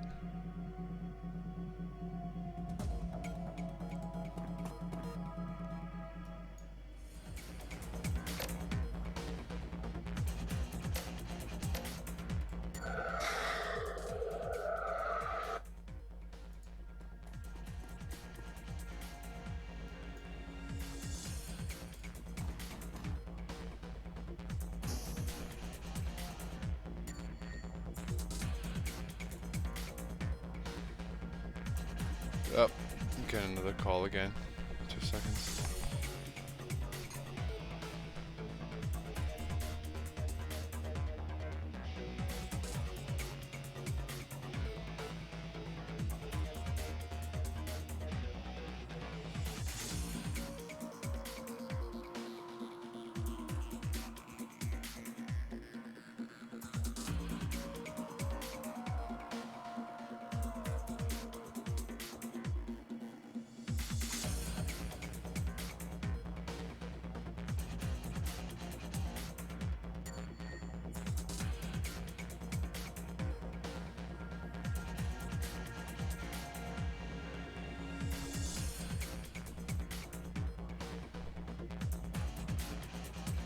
Sorry about that.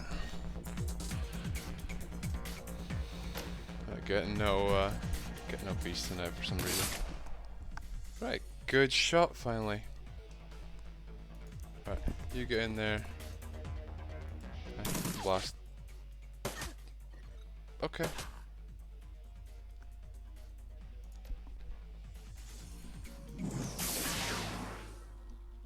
Nice.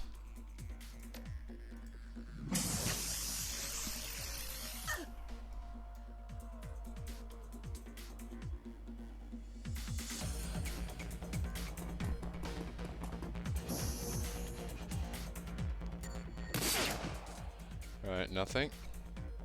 Try again. Good job. Oh, there's more.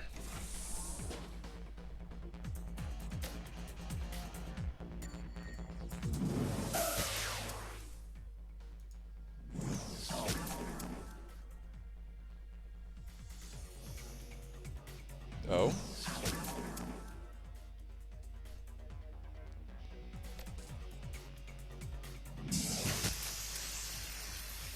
Still nailed. Come on. God damn it.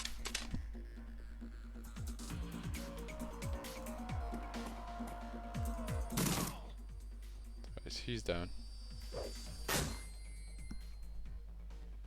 Okay, so it's just a flashbang.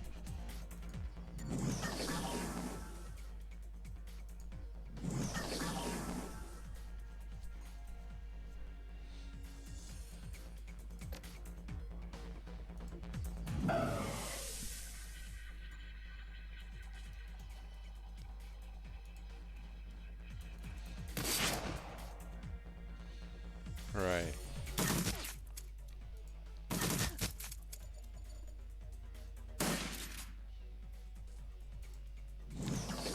Okay then. For that, you're gonna die.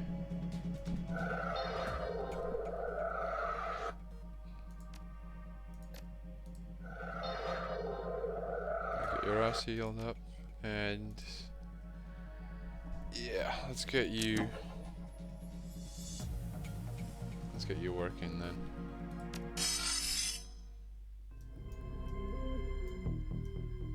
Alright, so this is just one big thing, okay. Let's summon this thing then. And we'll degrade you, I guess.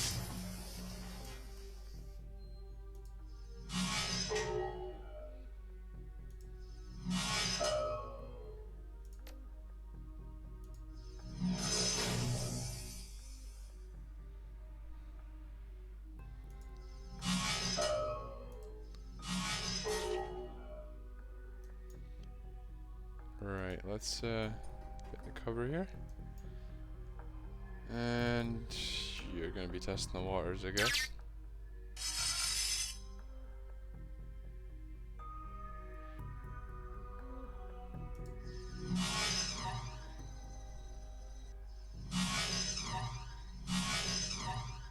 Damn, they're terrible.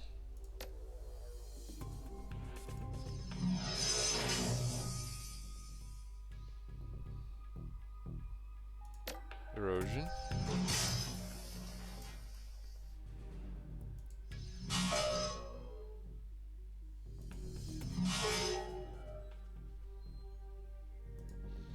Right, get over there. Ah, shit, it triggered more traps, god damn it.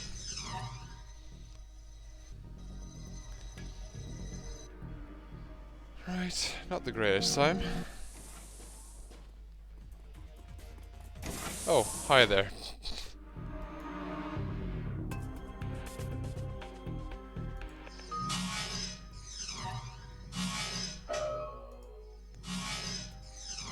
God damn it. God damn it, you suck.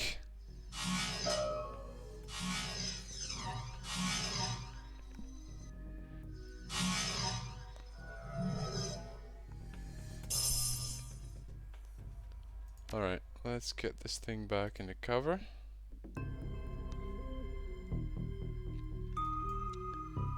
Right, let's just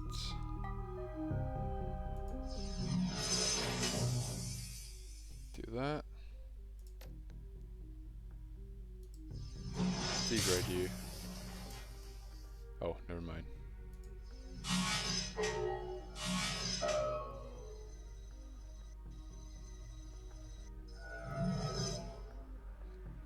What's he doing? Right, let's first of all heal this thing.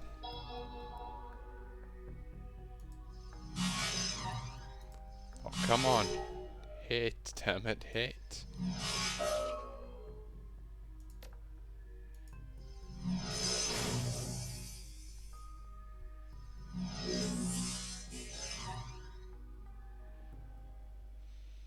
Right. Damn, nice work.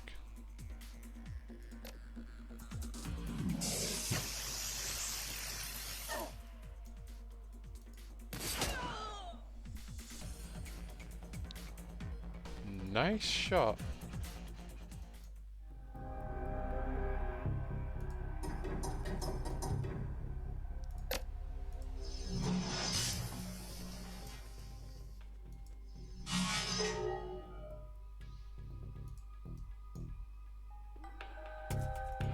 At least try to hit it.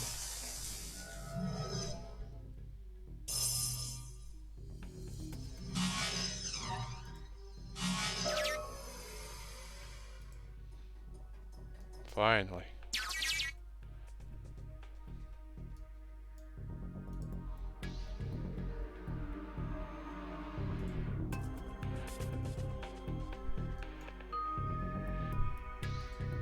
Oh, you can just get out straight away.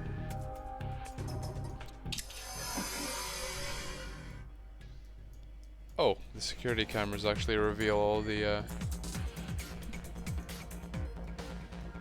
that's actually quite useful.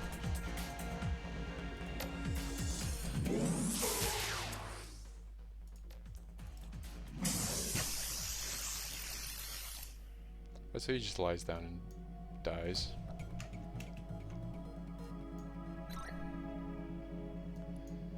Okay, so... Oh, there's no security cam in this room, is there? No, there's not. Interesting.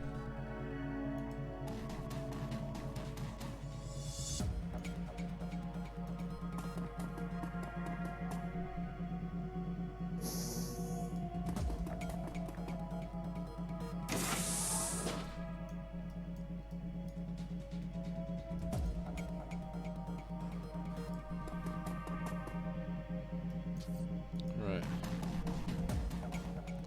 Keep the whole squad moving together, more or less.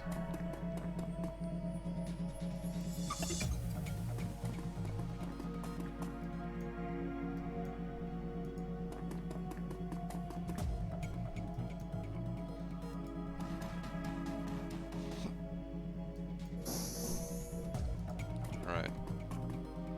Picking up here. Advanced medkit.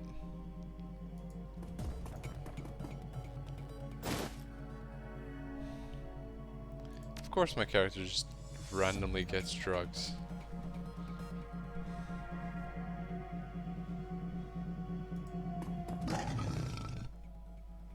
Interesting.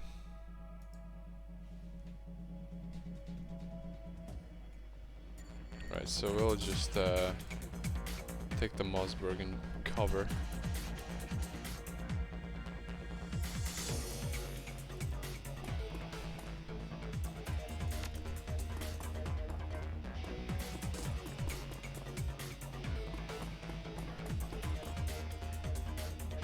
Let's just soften these guys up, I guess, if I can with this thing. Get them to waste some grenades. Or just that shit's gonna happen. Right.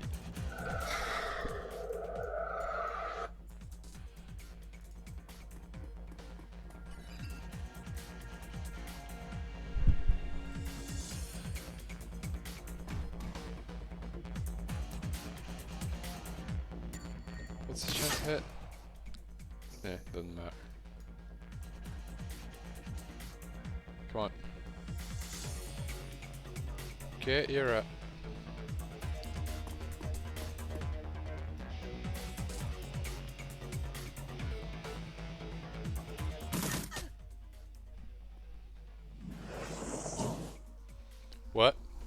Okay.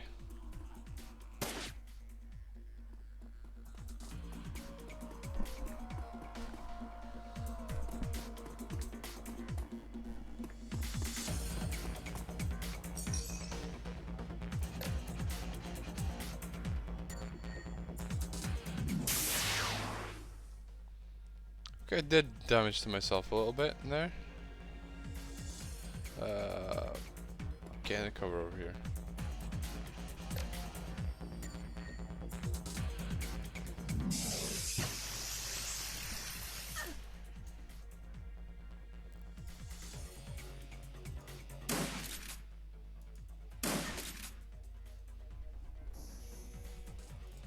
Right, reload first.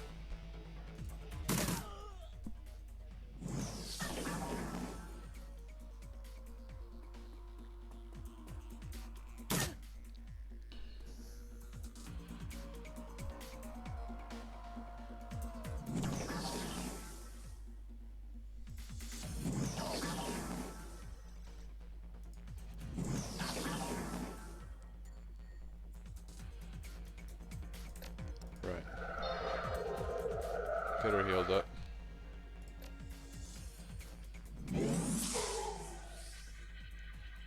Ah, he missed.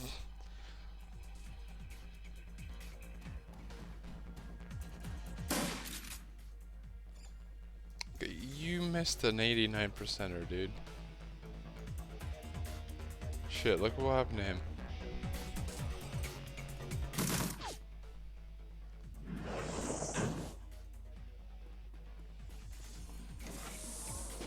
Oh, motherfucker. Right, I gotta, like, heal him. That's just nonsense, dude.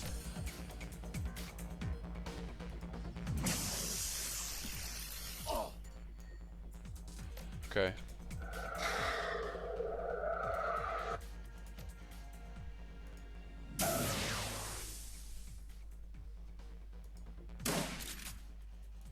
You fucking idiot.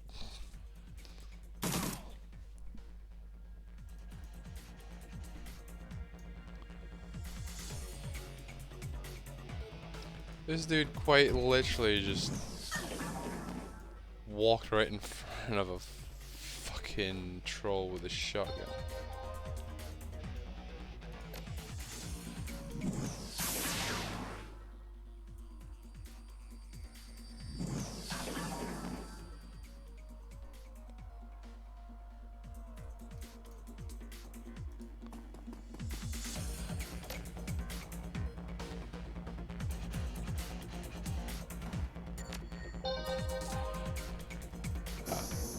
Okay.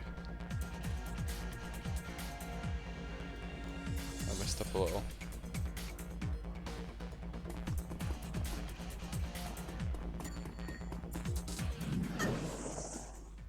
Oh, you fucker.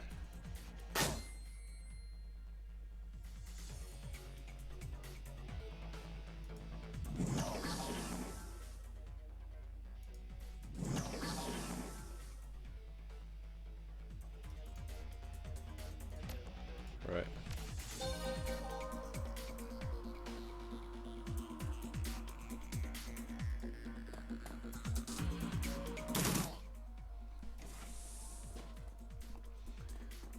Oh, of course there's more. There are always more.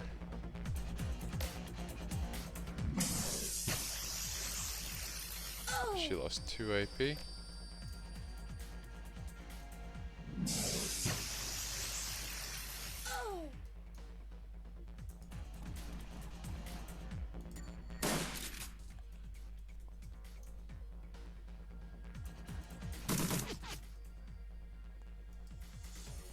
Oh.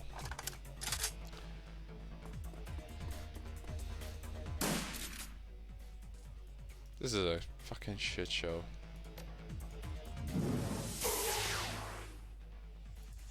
Let's just get rid of that one.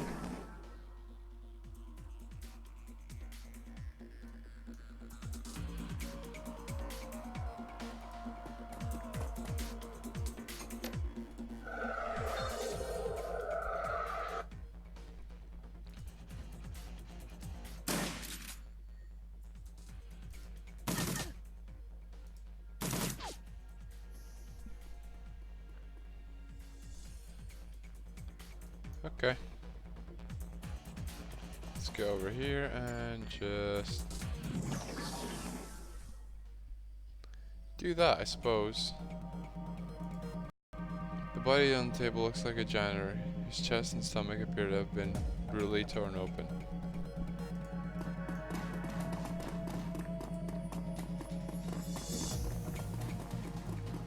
This place has been fucked up thoroughly.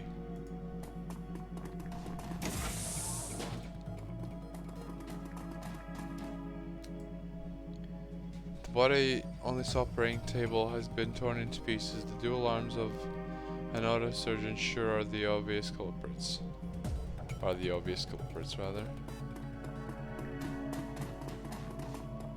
Track, what happened in there? We shall never know, I suppose.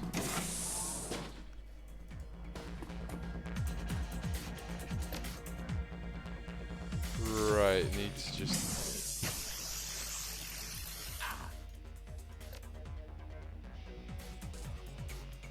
Right, not gonna get anything done there.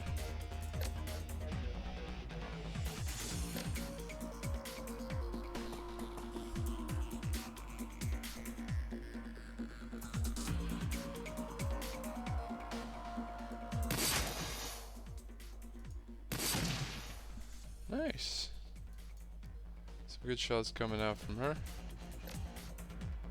Right, here's grenade range. Ain't very good.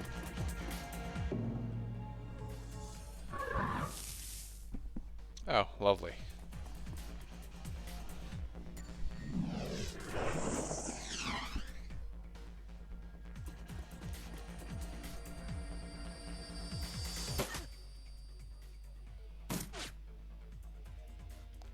Right.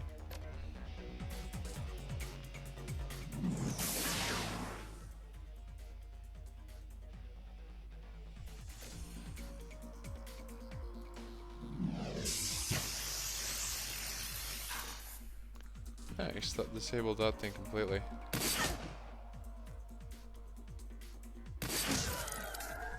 Sweet. Some pretty good shots there.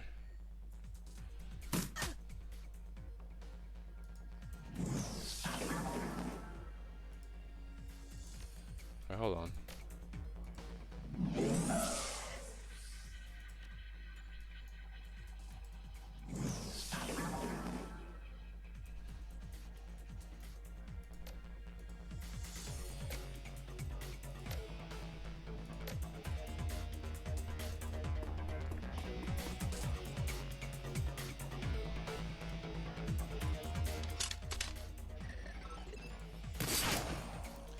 That's a miss.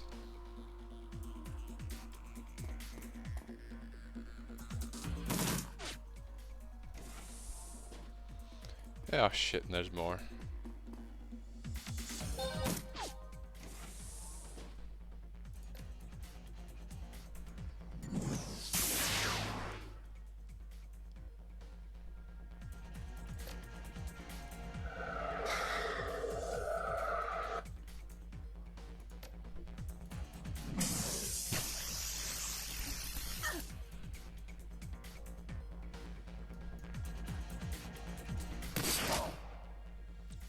Damn, nice shot.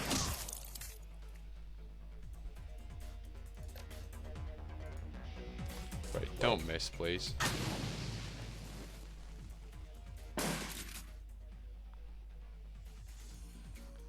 Wait for it. Achievement for that.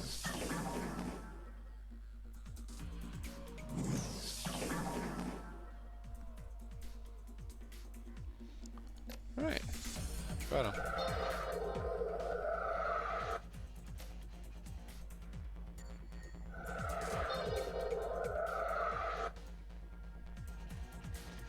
Oh, because there's turrets there. Alright. Iger's usually pretty good at dealing with turrets.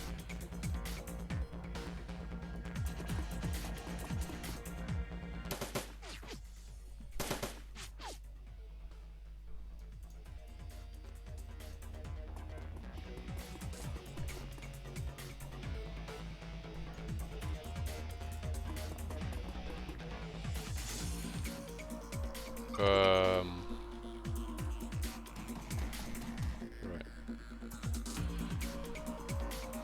Blitz, you're not gonna be all too useful right now.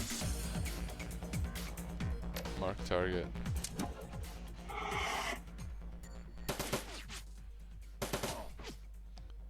Bollocks. Not what I was meaning to do.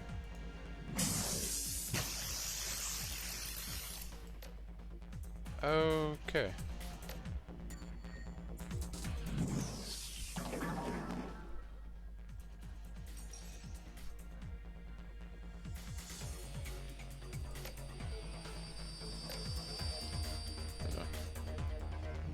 How's this gonna work?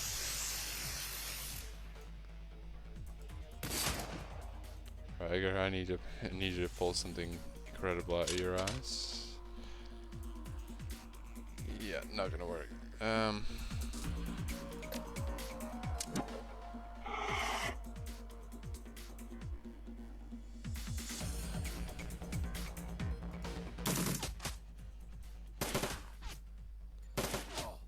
Right, I need to get him the fuck out of there. Right, heal yourself, goddammit.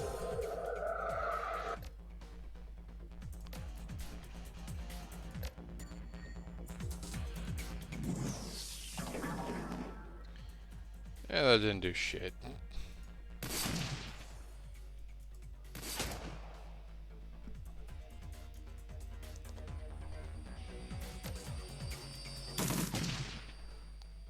Eh, Smoke. came in pretty clutch.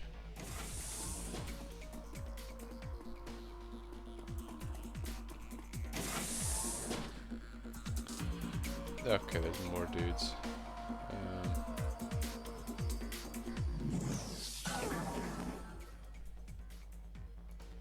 One more hit like that, please.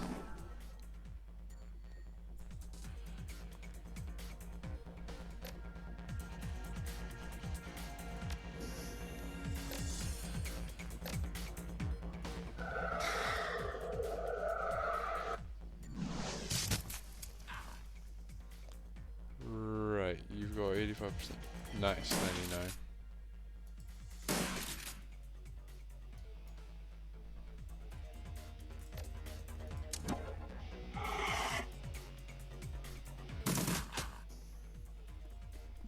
Oh, that guy's pretty tanky.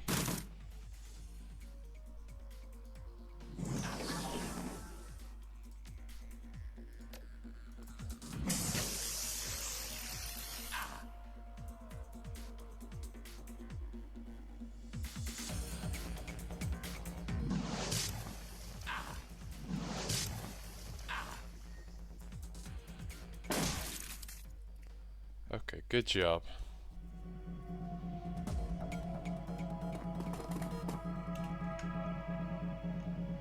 I thought it was a... never mind.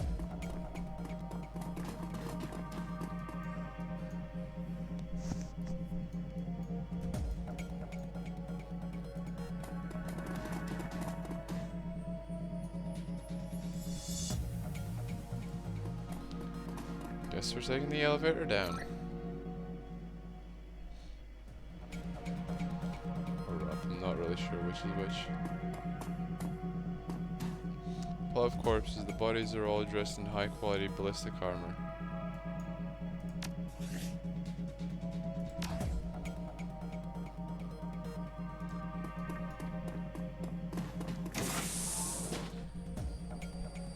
Too late. They're here. Fast response team inbound. Hold until the reinforcements arrive. Found the rigger. Should lock out the Knights Errant reinforcements. So how am I gonna...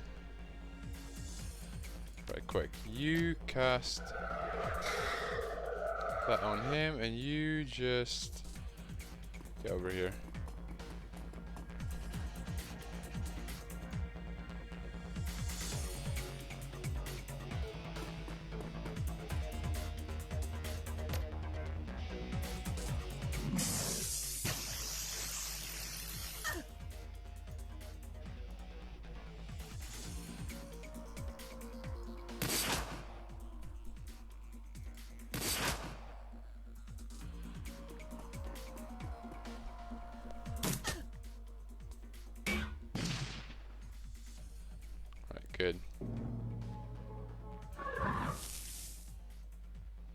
Right, new target for Iger then.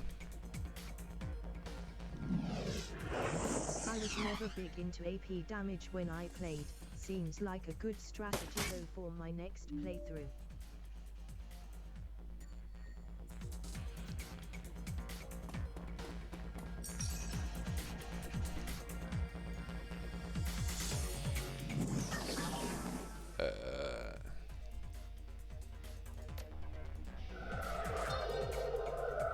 I think I'm kind of stupid right now.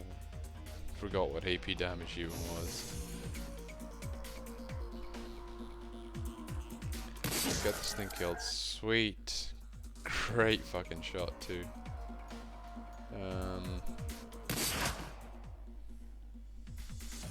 Right.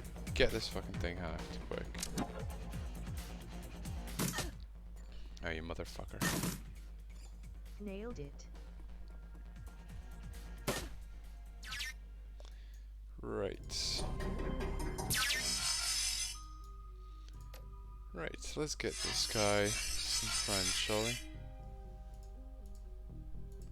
Right, deterioration. I'll cast on this guy. Because these things deserve to be fucked over.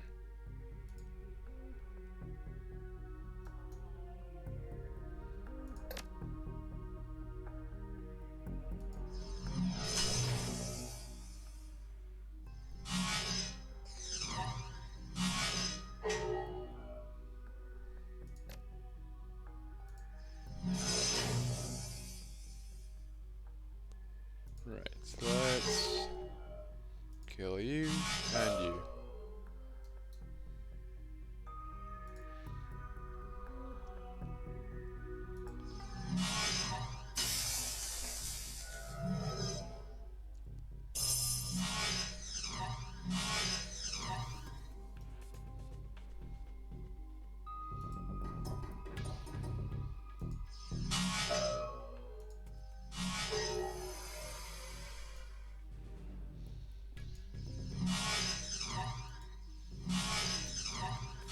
Come on, do something. For fuck's sake.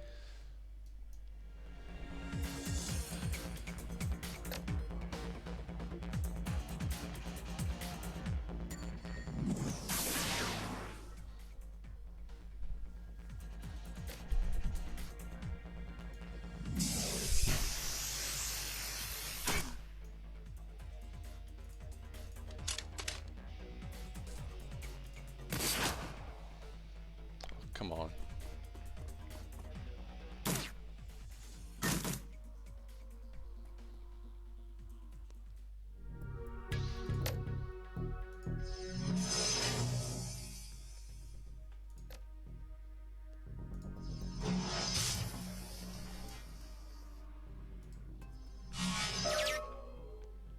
Right. The program can get to it in time. Right. Now what's up?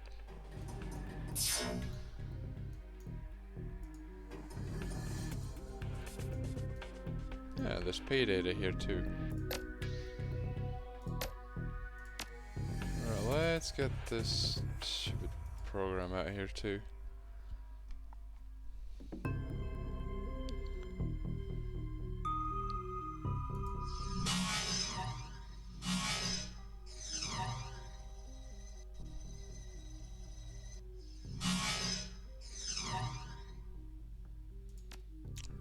Righto.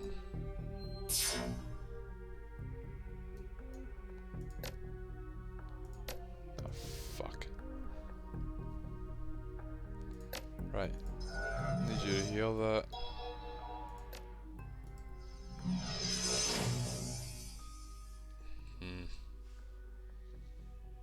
Right, just deteriorate one of them.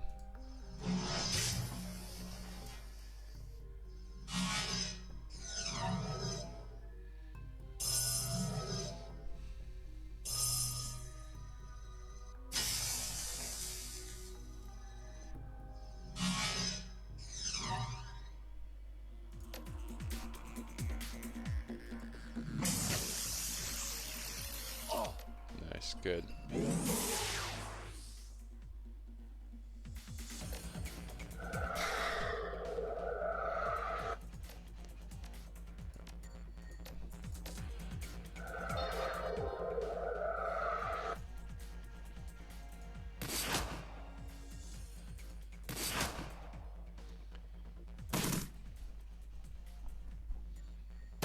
Oh, it's because this stupid idiot's in cover.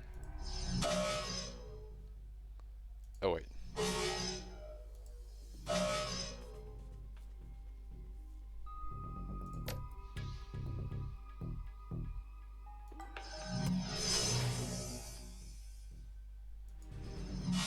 OPay data.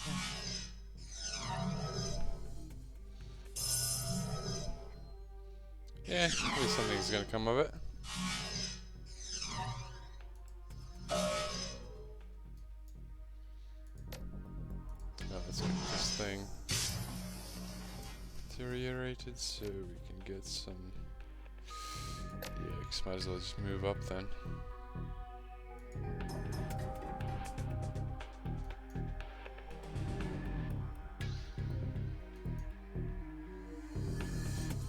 Yeah, take a pot shot.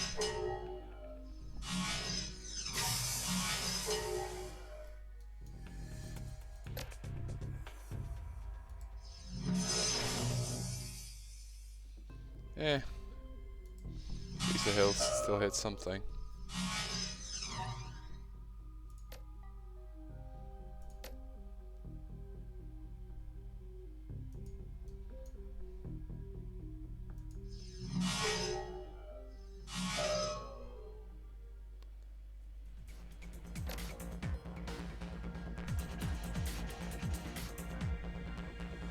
There's no way I can hit.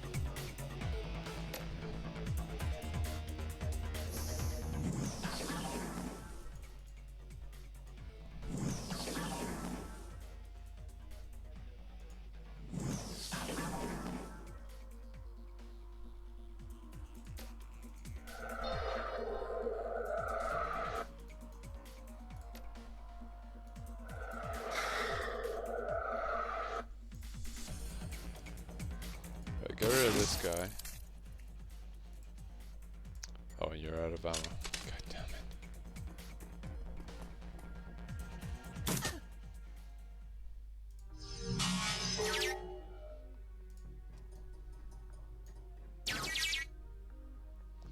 Let's get this thing out then.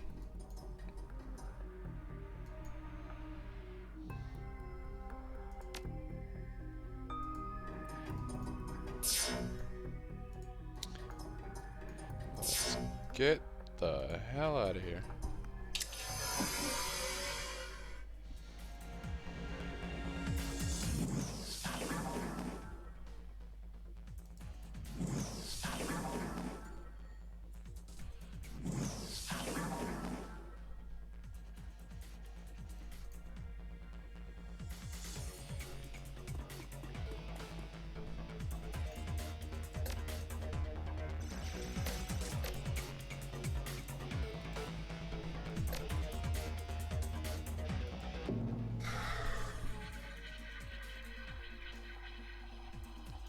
Right, you can't actually. You can hit him now. Oh, good job, I guess. Right, well, what's over here? Pretty sure there was something on this desk that I could use, right?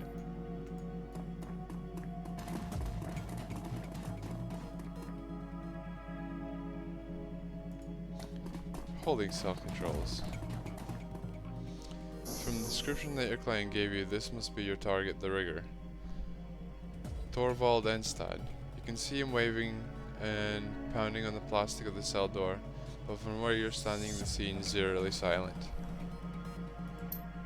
It looks like he's had a rough go of things. One of his eyes has been blackened and his lower lip split wide open. Not particularly surprising of the temperament of his captors.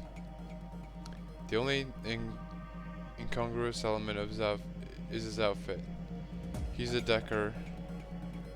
He's a decked out head to toe in patched black riding leathers. A pair of oversized studded combat boots shine in the halogen glare of the cell's lighting panels.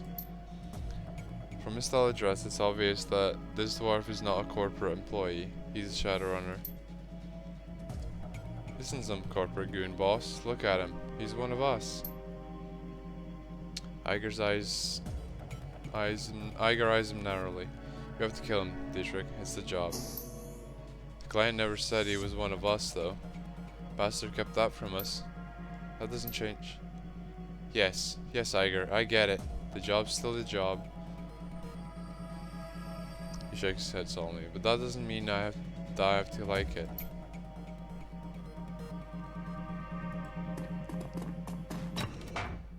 Yep, I don't like it either. The door slides open, the stench of stale sweat assaults your nostrils. Inside steps forward, his bloody lips curled into a smile, the soles of his boots squeaking on the polished tile floor. Free at last, thank Christ. His smile widens into a sticky grin. Tar-stained teeth shine wetly in the light. Didn't think I'd warrant a rescue. Whoever sent you, thank him for me.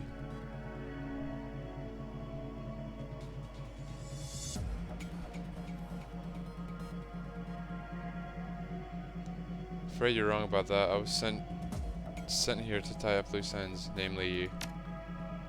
His eyes go wide. He raises his trembling hands in surrender. Few decision time. Yeah. Whoa there, Chief. I don't know what your client told you. He said that your team botched the run, went loud too early, and got a lot of people killed. Us? We botched the run? That's bullshit, man. We did everything like we were supposed to, like always. It was that bastard's bad intel that got us hung out to dry. Sounds familiar. Please, hear me out. Promise I'll make it worth your while if you do. Couldn't hurt to hear what he has to say. It doesn't matter what excuse he feeds us. Nothing can change what we have to do.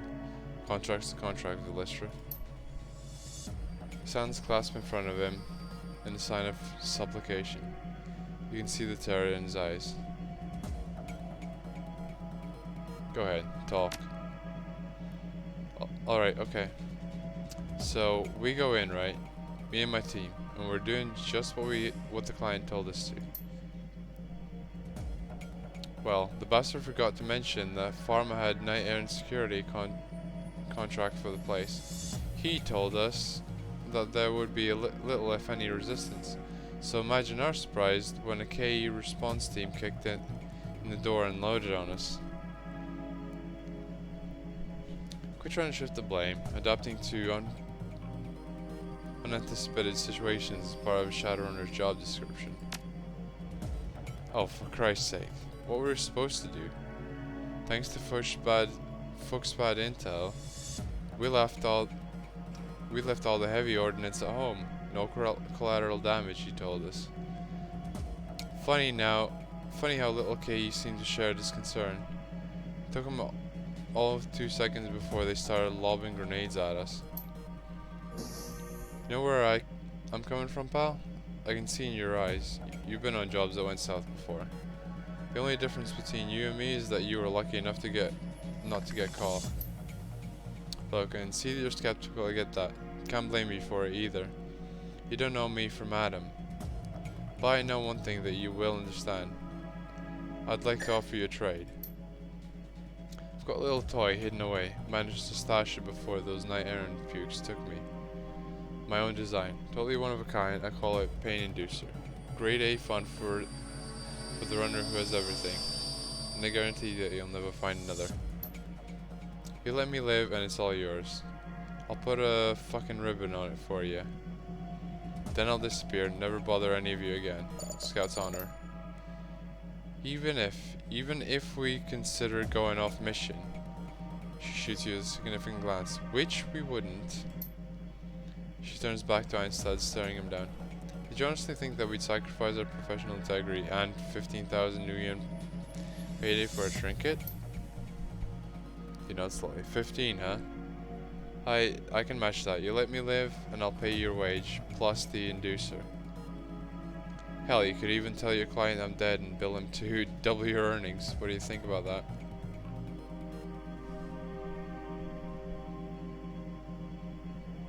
What does this pain inducer do exactly? Induces pain, he snickers. It's a narrowband microwave projector, causes debilitating pain in a target, and screws with the electric systems of drones and the like. Think of it like a taser, only easier to use, and meaner, and a whole lot more fun. How'd you come by 15 grand? I hit a big payday a while back. Put the extra cash in my rainy day fund. Trust me, pal, I can pay you the money. You help me out and I'll transfer it to you myself. We just need to get back to the room where I stashed my PDA.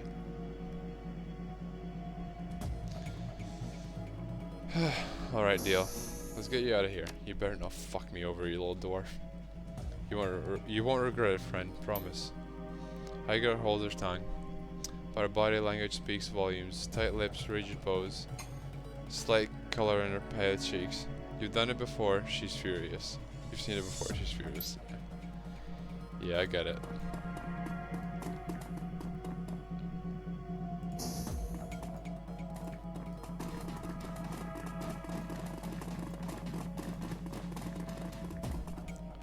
Instead, slows to a stop at the window. His eyes are locked on the stack of corpses piled up on the cell floor.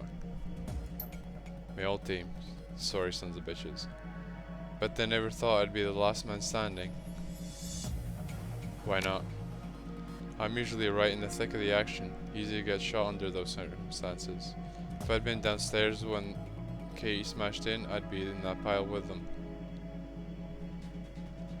Funny, in my experience, riggers usually stay away from the thick of combat. They tend to use their drones for that. Well, I ain't that kind of rigger. Drones ain't my thing so much. So you're a getaway driver. Blitz shoots the rigger sidelong glance. Vehicle riggers are even less likely to be found on the front lines. Nah, I'm a spider. My specialty is taking over building systems. To do that, I need to find the data tab, and to do that, I need to charge on in with the rest of the team. Security rigger, huh? Don't see too many of those in the shadows. Lose your corporate job? Corporate life? Well, let's just say that it wasn't for me. I needed to work in an environment where my creativity would be rewarded. Shadowrunner etiquette was a good choice. I guess. I'm thinking we might have seen the signs of your creativity on the way up here. Might have. Can't say one way or another. You show me what you're talking about. Anyway, we should probably get moving, don't you think? Don't want to be here when more of those night errand bastards show up. Fair enough.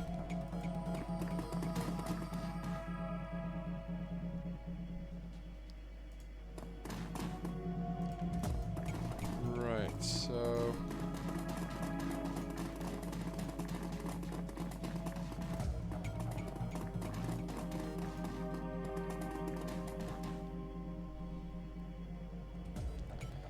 As you hurry past the scene of carnage in the operating theater, a peculiar smile crosses the rigger's face.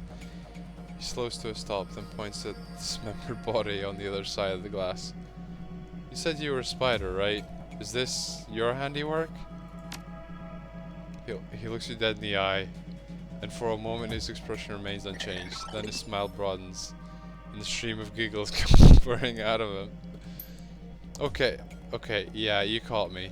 Red-faced, he wipes a tear from the corner of his eye. This was one of mine. Couldn't tell you how excited I was to see this stuff. Such incredible toys. It's way too good an opportunity to pass up.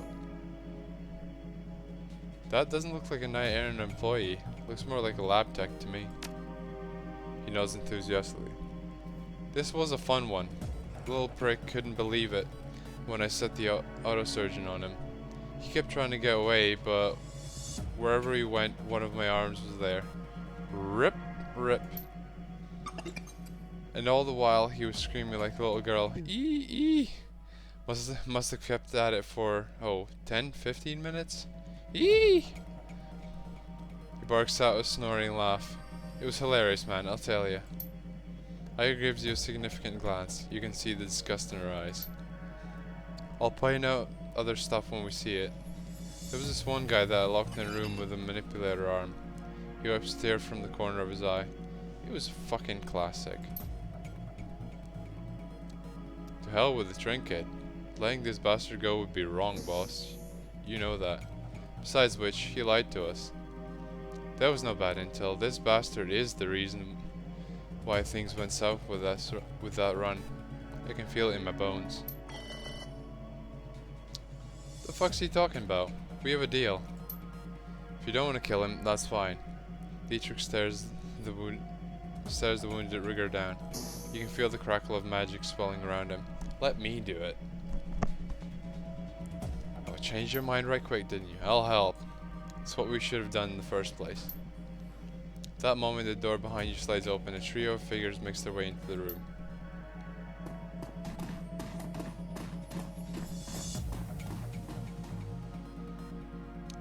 The leader of the group is an elf with Asian features.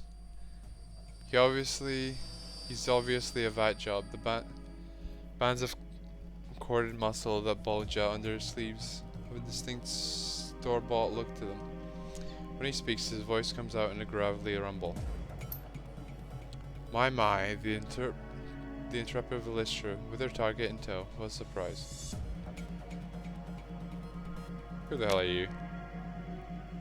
Herr Fuchs sent us to check up on you. Given his recent troubles with Shadowrunners, this should not come as a surprise. The company man smiles at Anstad. The rigger shrinks back against the wall. No more than your betrayal surprises me. Betrayal?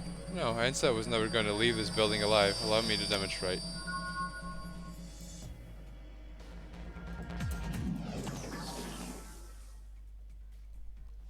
The company man inspects the rigger's corpse, a dispassionate expression on his face. He shifts his gaze back up to you. It would appear that you might possess some small shred of integrity after all. It isn't your place to judge my integrity, lapdog. Leave that to Herr Fuchs. The company man pauses for a moment, then nods. Very well, I will inform Herr Fuchs of the mission's completion, and of the circumstances surrounding it. He will decide for himself what to make of this. Right. Avoided more combat. Well, funny? Yeah, this stuff's just fucked, kinda.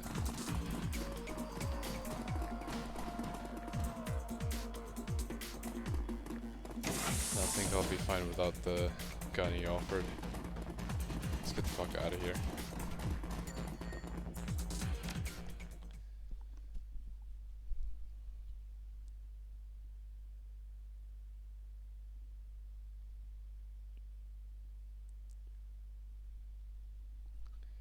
Your subway car is empty on the return trip to the cruise bazaar. This stretch of the sprawling U-Bahn tunnel system doesn't see much use. It seems at least not at this hour. As the train rattles on, you find yourself lost in thought. Old memories creep, unbidden, to the forefront of your mind. Memories of Monica in the old days, and the crew that you used to run with. Memories of success and failure, of wealth and poverty, of good times and bad. Halfway back to the cruise bazaar, you are jolted out of your reverie by a buzzing sound. Your comm link. You receive a call. Your comm link buzzes. A quick glance at the screen tells you that Amsel is on the line. You pick up, and his voice fills your ear. Lystra, just I'm catching you a good time? As good a time as any. What's up? I've made contact with another prospective client. Rather elusive woman of Astlander descent. She calls herself Frau Muller. What's the job? She will not say, not to me, at any rate. She has insisted that she will speak only with you. She wants to meet with you in half an hour's time at a location of your choosing. How do you know that this isn't a huge waste of time? We don't, per se. But Frau Muller did tell me what she's offering for the work. 36,000 new yen. An impressive sum, Velistra. Quite enough money to justify a meeting, I would think.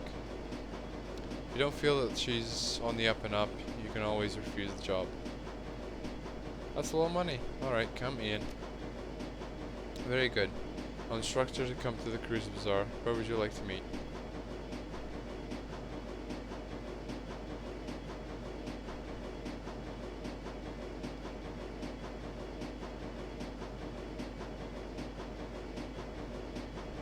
cafe, it says way. Although Altuk's going to find out about this anyway. Might as well have this discussion in comfort. Noted. I will set up the meet. Listen, there's one thing you should... Your comlink cuts to static. A moment later, the lights in the U-Bahn flicker and wink out. You hear the stretching sound of steel on steel, and the train grinds to a halt. Okay. Looks like the whole station's lost power.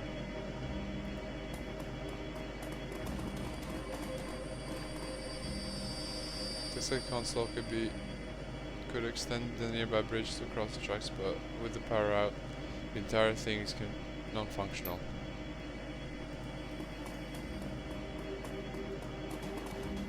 Spooky. Got a fuse. Looks like some squatters are living in the station.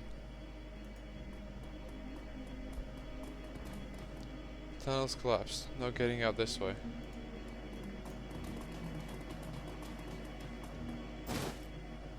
Advanced medkit. Got a fuse box.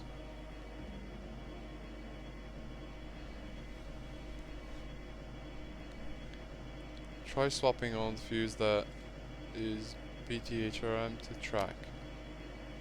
The lights in the bathroom go out. The status light next to the track remains red. How's an extra fuse to bathroom?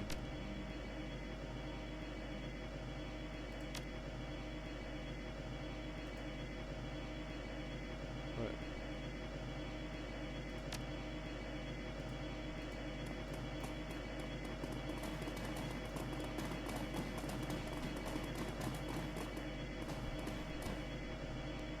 Looks like a console could extend the nearby bridge. Power out.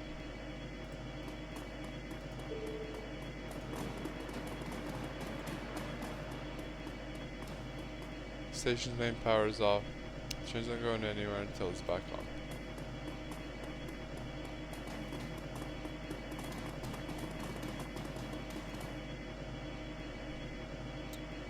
Remove the extra fuse. Add the extra fuse to track. Place the extra fuse in the track. Until socket next to track, the status light next to track lights up green. Alright, leave it the hell alone.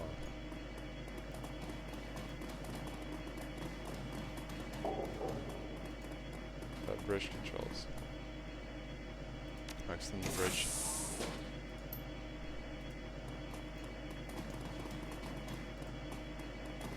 Right, now what the hell is going on?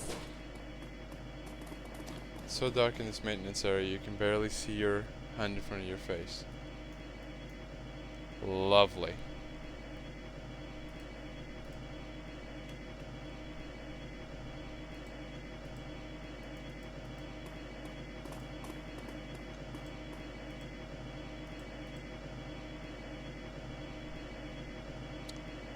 Get your muscle to force the door. Iger's shoulder checks the door and the crack of splintering plastic fills your ears. The door pops open.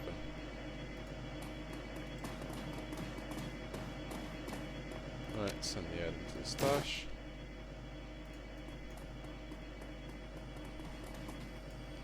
A HE grenade. Alright. Can't see jack shit.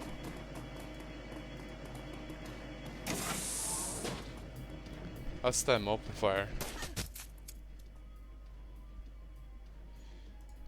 Motherfuckers. Right.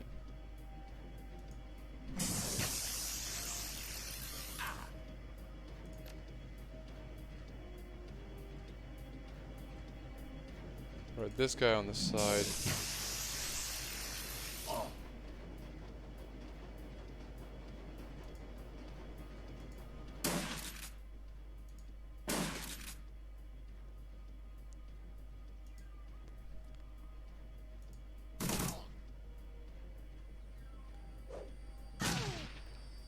You motherfucker. Damn it, everyone just lost AP.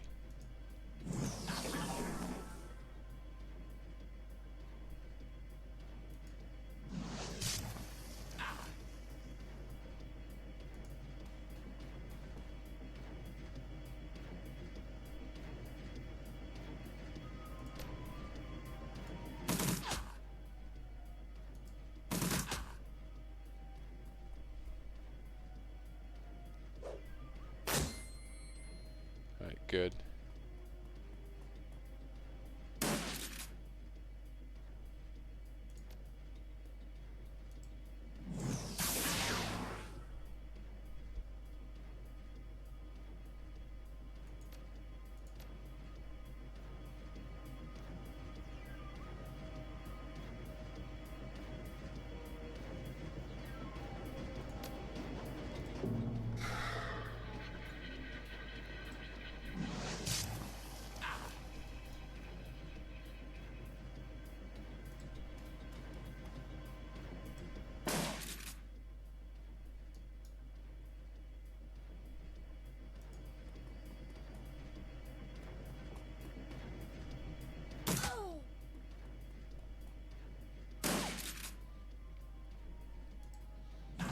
Oh, you're a fucking dumbass, aren't you?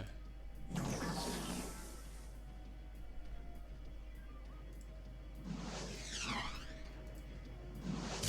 on, hit him.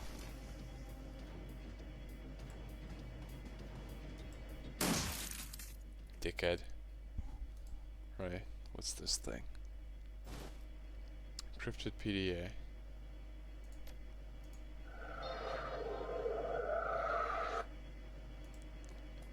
Cause I knew it was something like that.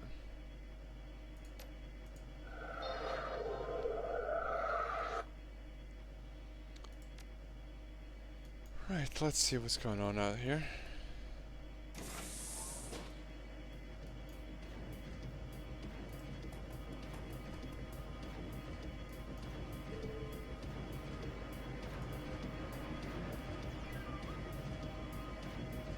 Right. Damn it. Come on. There we go.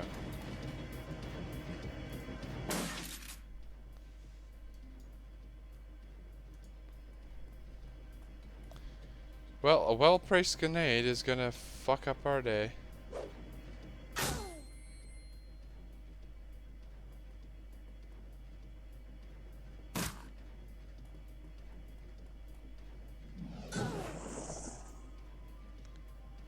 Hey, not cool.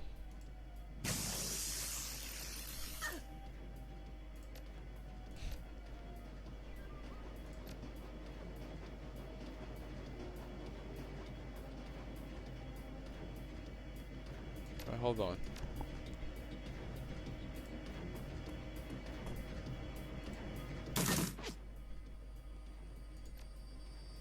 If I just...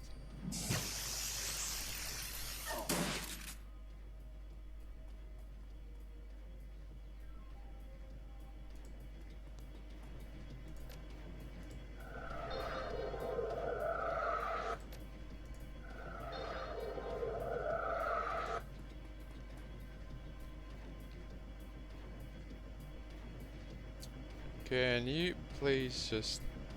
Ah, screw it.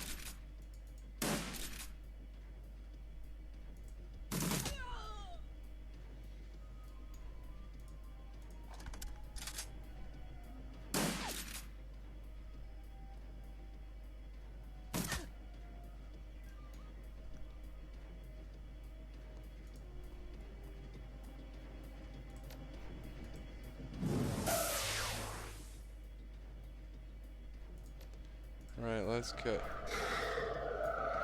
her buffed up so she can get over here.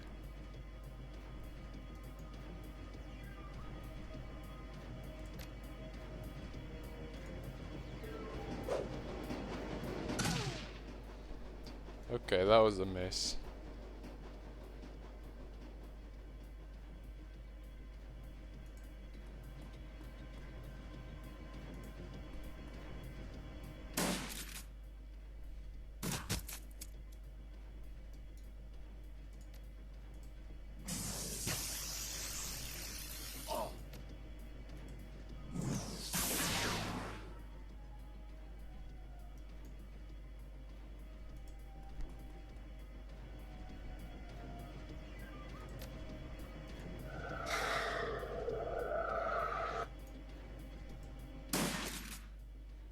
Nice.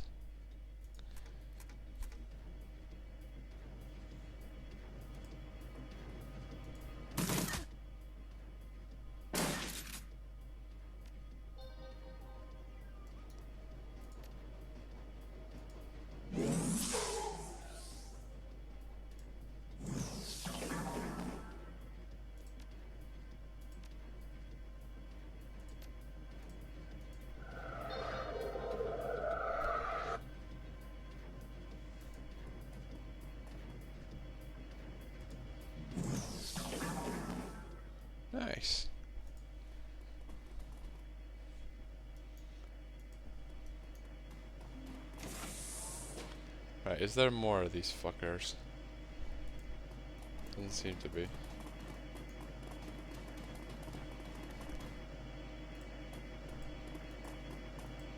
Come on, get your asses over here. Truck the bridge.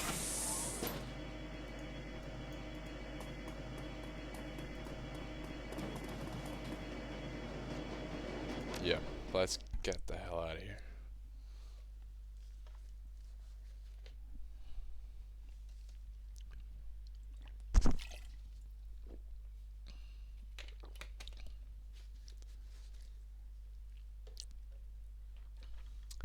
The rest of the trip home is uneventful. But one thing is clear, someone is hunting you. This ambush was no chance gang warfare, but an organized attempt on your life. If Green Winters was right, then whoever killed him is now after you. The PDA that you retrieved from your attackers may hold some answers. It's time to return to your safe house and consult Paul Amsel. I think it will be.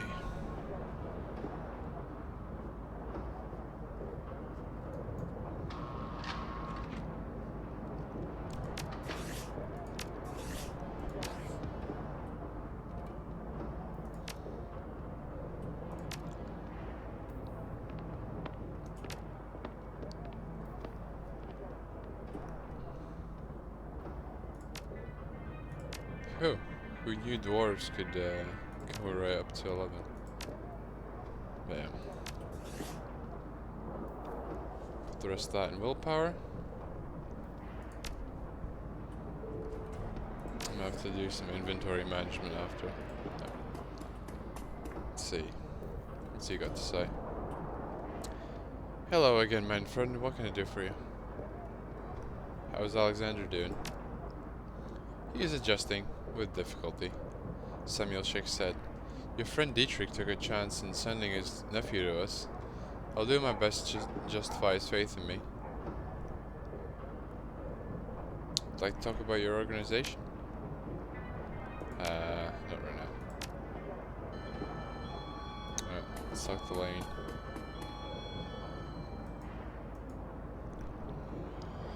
Alexi Lane leans on his crutch while staring into the brilliant sky.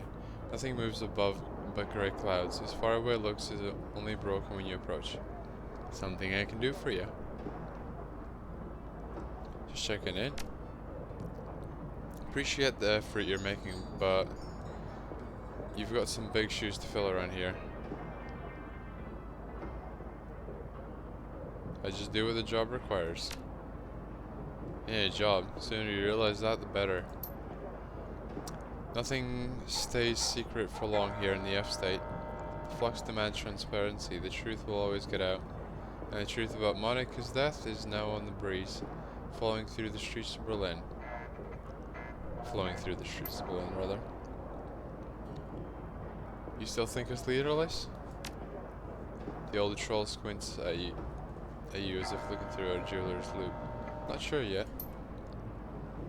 There are trying times ahead. Seen it before. Too many times before.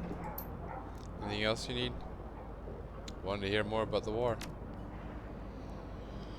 Lane grumbles and massages phantom pain in his synthetic leg. Damn it. Why won't the world just let an old soldier fade away like MacArthur promised? You're military. Where did you serve? Back home. With a Finnish defense force, Jaeger Brigade. Lane clenches and unclenches a fist, either out of repressed anger or more phantom pain. His weathered face betrays nothing. The Russians thought to come at us from north, as well as the west, through the Lapland, thinking us weaker there. They thought wrong, and the snow was painted pink on both sides of the border. Tell me more about the Euro Wars. Doubt there's much I could tell you that you wouldn't have learned in school. That you would have learned in school. That you should have learned in school. Russians invaded. Hell, if I can remember why. World was more a mess back then than it is today, if you ask me. They attacked Poland and Finland first. Poland broke within months, opened the door into Germany. I had no contacts in Berlin back then, mind you. Can't really say how bad things were here. Had battles of my own to worry about. Sorry, I won't bother you anymore about it. Thank you. Anything else? Nah, I'll be going.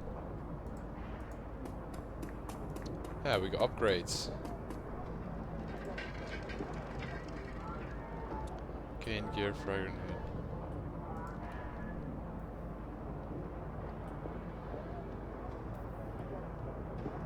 Iger now carries a Cavalier frag grenade on each mission instead of a Machete frag grenade, which does plus 4 HP damage.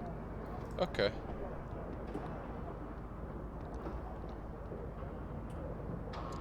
Each now carries an Earth Elemental Fetish on each mission.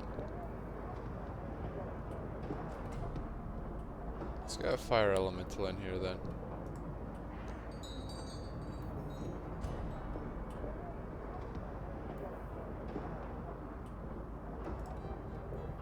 Medical Specialist. Side browser upgrade to a deluxe model, accuracy increased by 3% for a total of 6%. This trusty submachine gun now pierces 1 point of armor.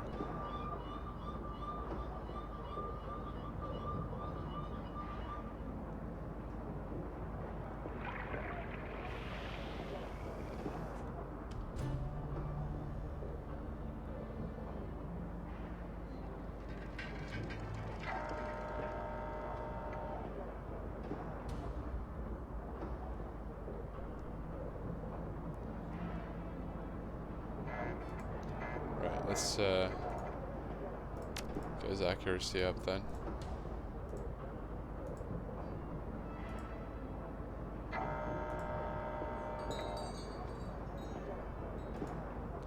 Cool.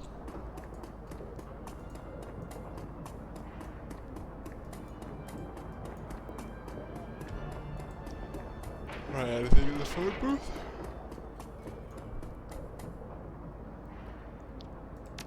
Nah, nothing.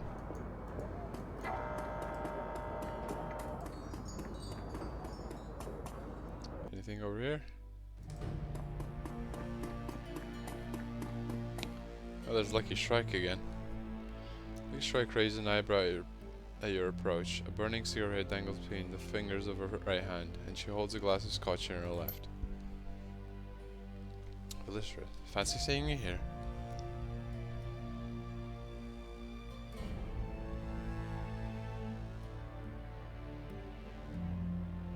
Yeah, well, I was hoping that you'd want to chat. No, she takes a drag on her cigarette. Well, color me intrigued. What do you want to talk about? Been finding much work recently? Yeah, but the Cruise Bazaar isn't the best place to do it. There aren't a ton of jobs out here if you don't have a network. You don't have people in the Cruise Bazaar? Nope, my crew is in Mitte. There's lots of work out there if you can handle it, but life isn't as pleasant there as it is in the Cruise Bazaar. She gestures with her cigarette, the tip glowing red in the gloom. I mostly visit our lovely little keys, your lovely little keys between runs to restock and relax. It's a good place for that. Nice and slow paced. It's... She pauses for a moment to search for a word. Quaint. It's a nice enough place, but I don't know if that's the word I'd use. No? I would. Compared to most of Berlin, the Cruise Bazaar is about as quaint as it gets. Hell, it's verging on bucolic with all the hand-holding and the rooftop gardens. You found yourself a lovely picturesque little corner of Berlin, Valistra. Guess I have to give your old boss some credit for that. Is the bartender here any good? Nope. It's called their Weinkeller for a reason. The guy behind the bar is more like a bush league sommelier than he is a proper bartender. Knows a bit about wine, but when it comes to mixing drinks, he's useless. If you want a drink, I'd recommend sticking to something simple. Try ordering something with more than 2 ingredients, or you're asking for trouble. So, you a wine drinker then? Me? No. Never developed a taste for it. She tilts her glass, swirling in the amber liquid inside. I'm not a big fan of sweet things, never have been. Not even when I was a kid. I've always preferred smoke. If you don't like wine, why hang out in the wine bar? Because it's usually empty in here, and I don't like to be bothered. As hopeless as the bartender is, it's tough to mess up scotch if you order it neat. Now, do you have another question, or... I gotta run. See ya. Yeah, see ya. Let's see.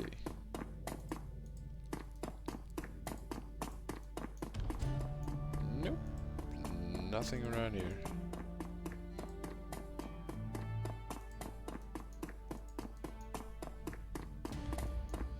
Can't even really talk to the bartender. What's Sim you gotta say? The girl with the chip in her head stands with eyes closed, rocking back and forth. She looks so frail that a light breeze might knock her over, but she somehow stays on her feet. Whether by coincidence or some kind of preternatural junkie awareness, she opens her eyes when you come near. I know you. Maybe by face, if not by name, I'm Velistra. By face, by name, by cry or by song. Simmy Kim's what most people call me. They think I don't know why. But I do, Monica explained. So what have you been up to? The girl absently fingers the chipjack in her temple. I want to escape with the children, and the captain. We had to get away from the soldiers, out of Austria. But it was wrong, all wrong. I was taking them over the mountains, but it was the wrong way. I know it was. It would have taken us straight into Germany, not Switzerland. We should have taken a train, gone to Italy. There we would have been safe. I didn't want it to end badly, so I turned it off. Zach told me something new in it. I feel strong. I have a son, and he's destined to save the world.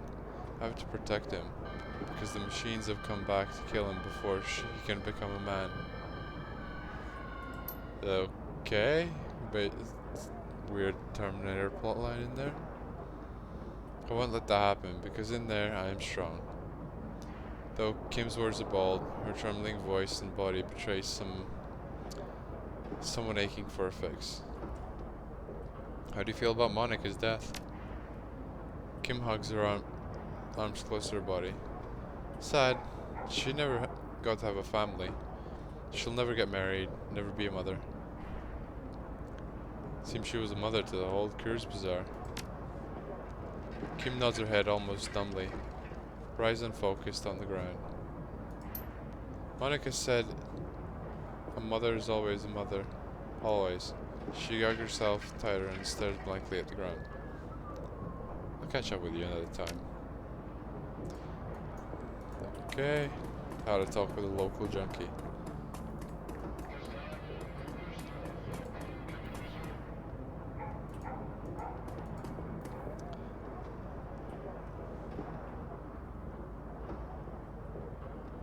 Welcome back, my friend. What can old Zach get you? What's the deal with the special concoction? Flash's grin broadens even further. His mouth is disturbingly large, and there's something menacing about the sight of those two white teeth. This is the real deal, chummer. Proprietary blend designed and delivered by yours truly. Pharmaceutical grade kamikaze cut with genuine spirit residue from tear and then mixed with my secret blend of herbs and spices. He produces a small packet filled with iridescent purple granules from the pocket of his dirty jeans. You wanna get high? Buy some Nova Coke and throw yourself a party, but if you wanna soar, you get yourself some Flash. You wanna conduct a little business?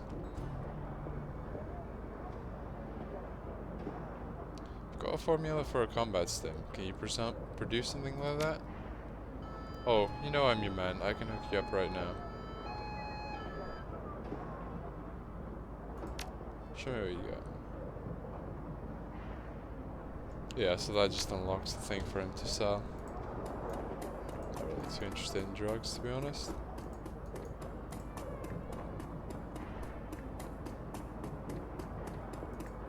Maintenance worker. Hey buddy, sorry to bother you, but I could use some help over here. You wanna make a little extra scratch? It shouldn't take long. Sure, what's the problem? Well, me and my buddy Victor got called in from the next keys over. There's something wrong with the sewers around here. Your local plumbers and mechanics are all useless. Vic and I talked to them. Try to get him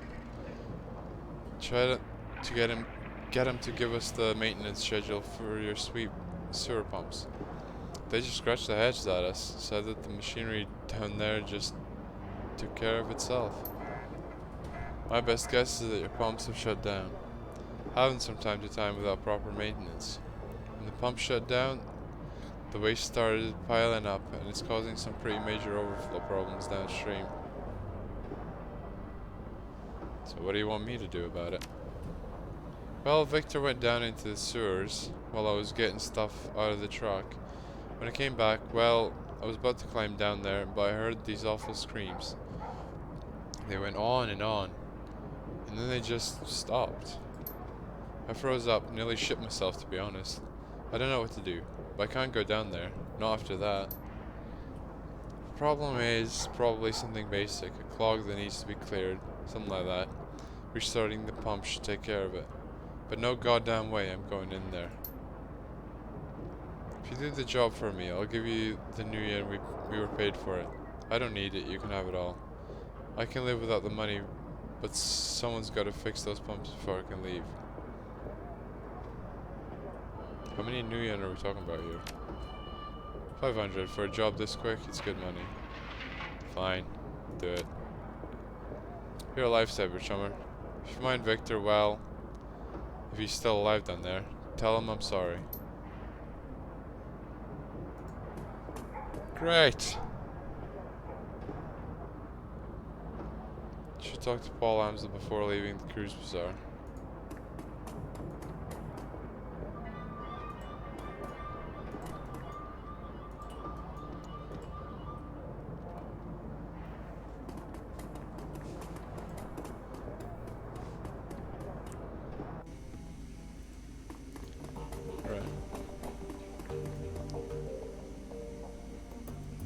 Lids' eyes widen when he sees the drone that you're carrying. He looks anxious.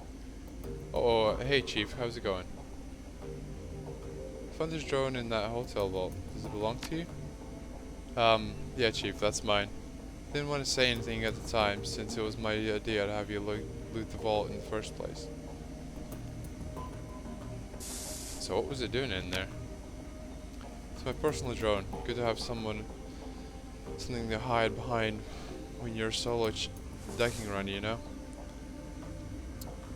Lester took it from me when he seized control of the Schwarzehausen. I'd been hoping to get it back ever since. I've gotta say, Chief, it hurt me to see her all banged up like hell she was. Looked like Lester had a few of her goons take turns on my baby with a baseball bat. But it looks like you've got her up and running again. How'd you manage that? Melly'd fix your drone. She says they won't listen to anyone but you. Score, so I can have it back? Sure, it's no use to me anyway.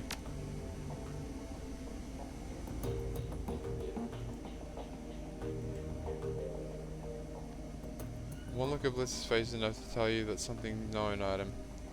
He stands beside his table playing with a coffee spoon. Hi, Valisha, what you need? What's going on, Blitz? Well, Chief, I hate to admit it, but I might be in a little bit of trouble here. What sort of trouble? Well, you remember those creditors I told you about? The ones who loaned me all that money? Yeah, well, as it turns out, some are a little less forgiving than I thought they were. Keep talking. Well, one in particular seems to have taken things kind of personally. How personally are you talking here? I got a package in the mail. It had somebody's thumbs in it. Yeah, thumbs. They came in a cigar box, packed in salt. I have no idea who they belong to. I'm pretty sure they're meant to convey some sort of message. I think that's a pretty safe bet, yeah. I don't want to lose my thumbs, Chief. I like my thumbs.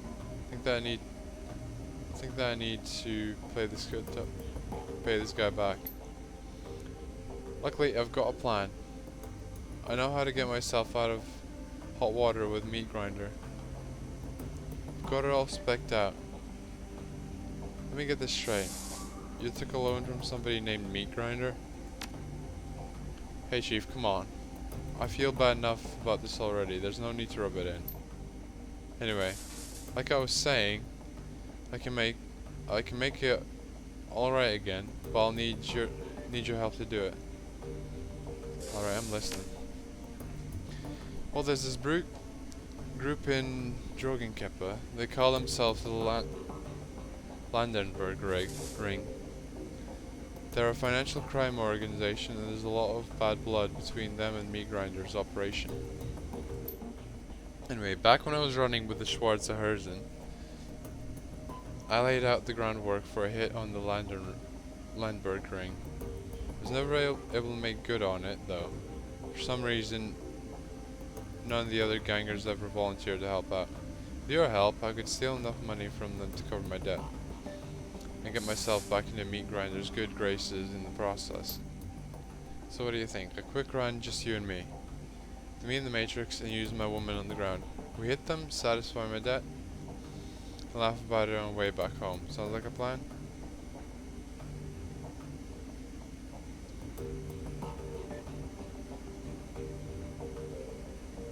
Alright, Blitz.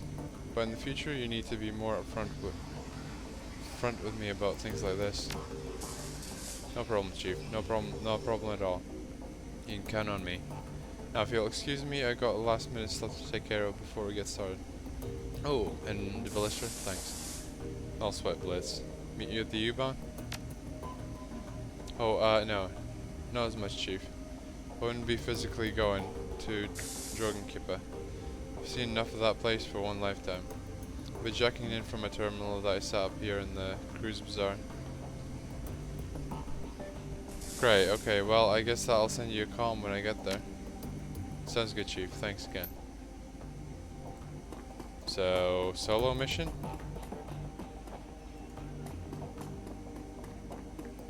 Hey, what's Paul got to say?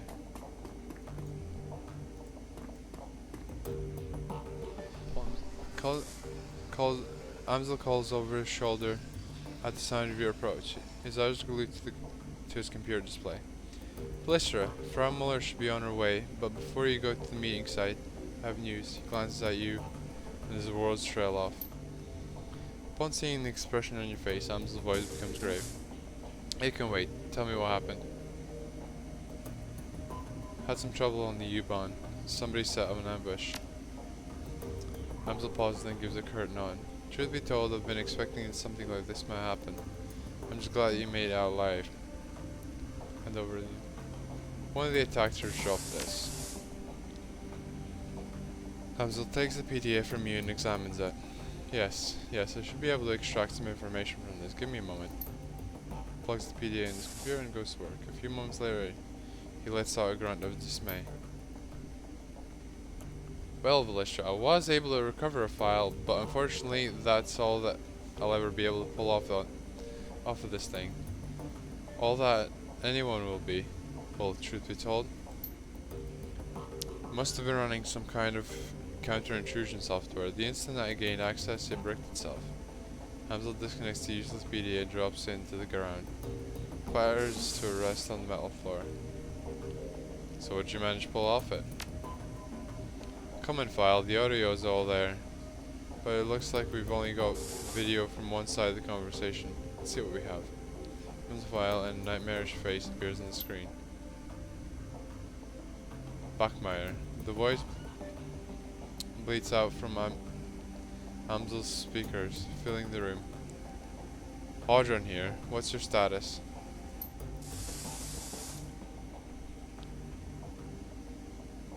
Blackmatter's image is garbled, but his voice sounds young and eager. Target acquired, sir. You were right. We spotted her on the U-Bahn, just like you said. Probably on her way to a job. As per your instructions, we're gonna try and take her out on her way back. She'll be more vulnerable that way. Hopefully injured and low on ammo too, but only time will tell. Good man. Proceed as instructed. Will do. Cosman is rigging up an ambush spot right now. We'll try to make it quick. The orc with a nightmare face nods. Send me a call when the job is done. Aldrin out. The image on the computer screen dies. Hamzel turns to face you. Well, our scarred friend makes an appearance. Fletcher, I suspect that Green Winter's predictions are coming true. I believe that the Führerschwinge is behind this. Under Hamzel's patient exterior, you can feel the worry that's eating him. Be on your guard. You and the rest of your team. You made it through this attack relatively unscathed, but next time you might not be so lucky. At least now we have a name to put to the face. Aldrin. That's not all we have.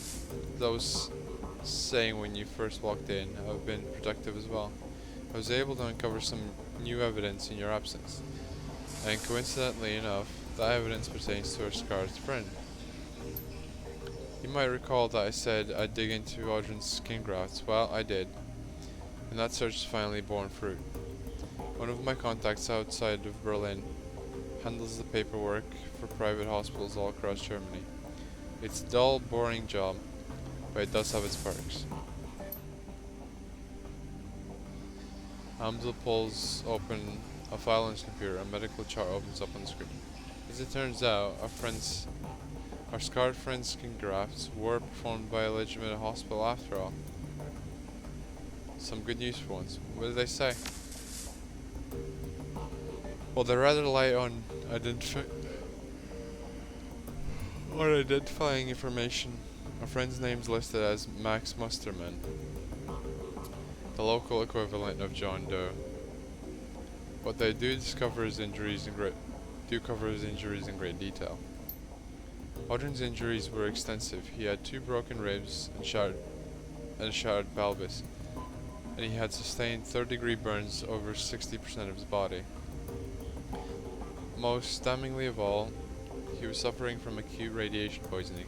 His body had absorbed over 5,000 millisieverts of ionizing radiation, a lethal dose without treatment. The information dries up at this point. You know that he was treated and discharged, but what happened afterward remains a mystery. Pause for a moment, studying your reaction. Your thoughts? Hold nothing back. I'd like to hear everything that comes to mind.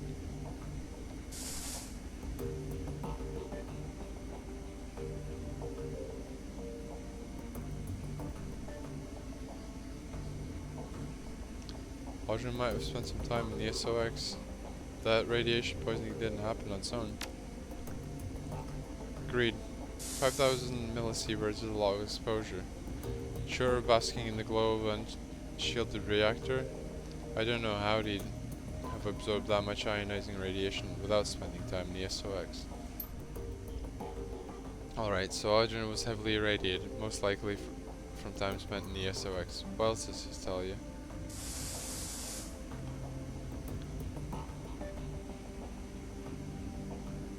Well, those burns sound like dragon fire.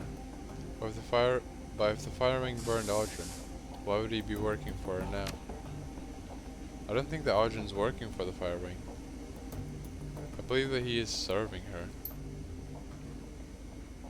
On Green Winter's second DVD, he mentions that there is a cult within the SOX that worships the fire wing, the disciples of cleaning fire. I believe that Aldrin belongs to this cult. What difference would that make? In my experience, a zealot is unlikely to shed his allegiance to his goddess, even that loyalty comes at a great personal cost. So it is possible that Aldrin is the dragon cultist. He seems to fit with much of the other information that we've uncovered. Did any other red flags jump out at you? Hospital couldn't ID Aldrin. Did somebody cover his tracks for him, or he was living completely off the grid? Indeed. If Aldrin were a denizen of the SOX, a glowpunk, his lack of identifying information would make sense. Until adjusted his glasses. It's a working theory at any rate. So to sum up, Audron had probably spent time in the SOX. It's possible that he even lived there as a member of Fjordschwinger's dragon cult, and he is after you. I'm still pausing for a moment before continuing. In my mind, all of this reinforces one fact. We need to find Volclair, and we need to do it fast.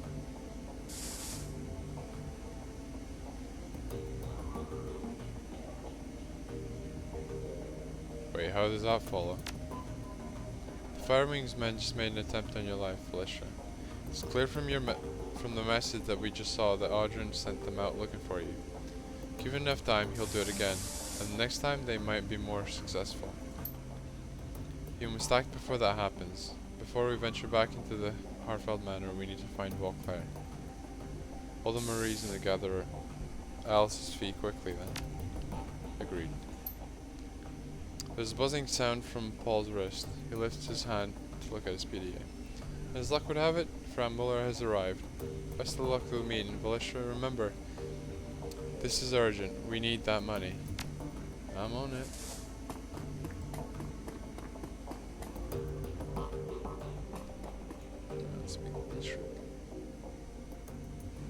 Teacher greets you with his familiar wry smile. Felicia, what's new?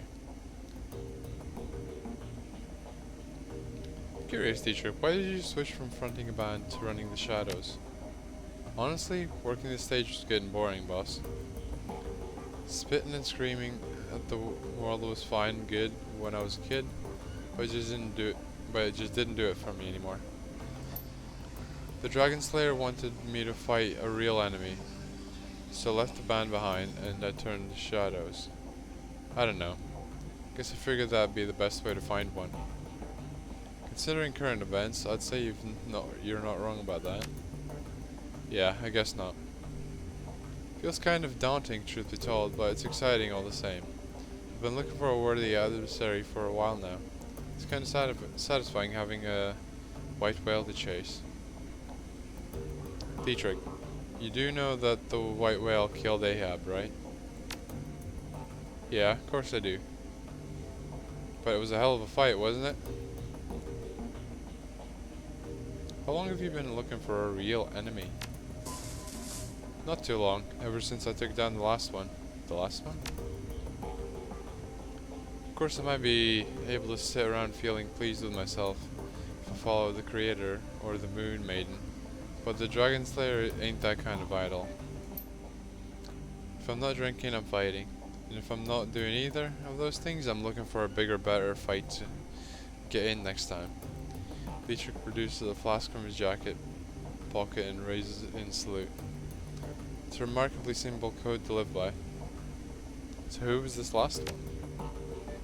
Gang boss, a great big orcish bastard called the Wildschwein.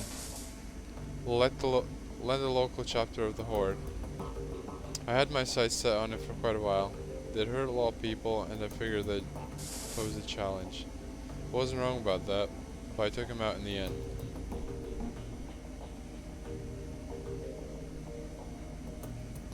Dietrich, when does this pattern end?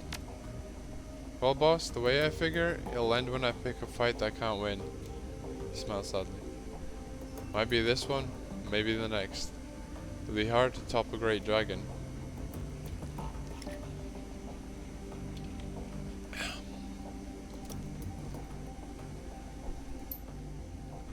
But that's the way the Dragon Slayer wants it.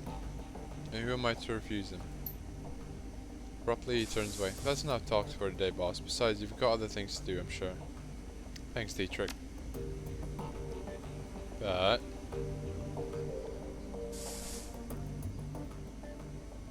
Dietrich raises his bottle at your approach. Hey again, boss. You need something?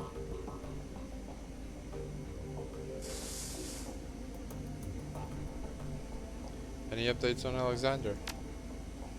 Nothing new, boss. He's adjusting. It's gonna take some time. Any thoughts on that last run you'd like to share? Hell of a thing, wasn't it? That run made me glad that I don't have to spend a lot of time in hospitals. I'll tell you that much. There wasn't a single aspect of that building that didn't make me feel uneasy.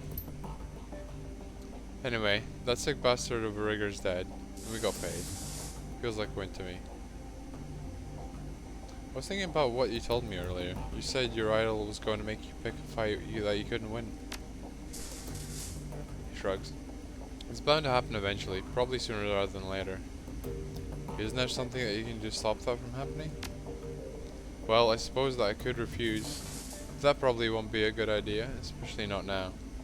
Remember, boss, the Dragon Slayer is where my magic comes from. If I turn away from him, you'd better believe that he'll turn away from me. Besides which, I don't even know if I can refuse it anymore. He's been with me for so long, I don't know where he stops and I begin. Grins at you. Don't you worry about me, boss. I've known that this was coming for my entire life. And when it happens, I'll go down in a blaze of glory, the likes of which you can't even imagine. And that's a promise. You can't really believe that your idol wants you to commit suicide. Of course not. The Dragon Slayer doesn't want me to die.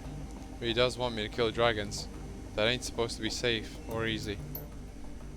This isn't my idol's fault that It isn't my idol's fault that I'm getting too old to keep up with his wishes. What if you were to pick a fight with a different kind of dragon? Say maybe a gang or a corporation? Pause for a minute. That's an interesting idea. If we're big enough and heinous enough, he might be satisfied. I've never tried to bargain or negotiate with the Dragon Slayer before. I'm not sure how I feel about it. And I don't know how he'd take it either. The Dragon Slayer doesn't like to be questioned. And his temper's ever shorter than mine. I'll tell you what, boss. I'll think about it. Alright. Nothing right now, Dietrich. Talk to you later.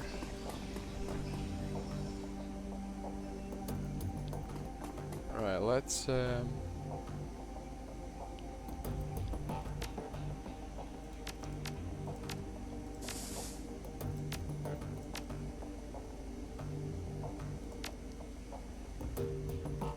speak to Tiger then.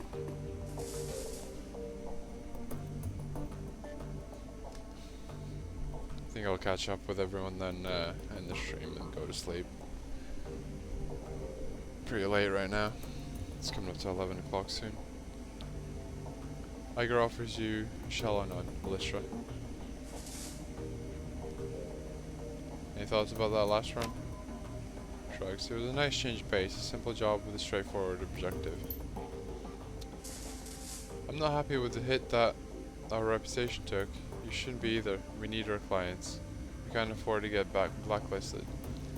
But at least you did the right thing in the end. You trust me, Iger? She pauses for a moment, considering. Finally, she nods. Yeah, I do. You've earned that much. I haven't always agreed with your decisions, Alicia, but you've proven your competence. It's only fair for me to acknowledge it. Then tell me what happened to your team. This again. Why do you even care, Alicia?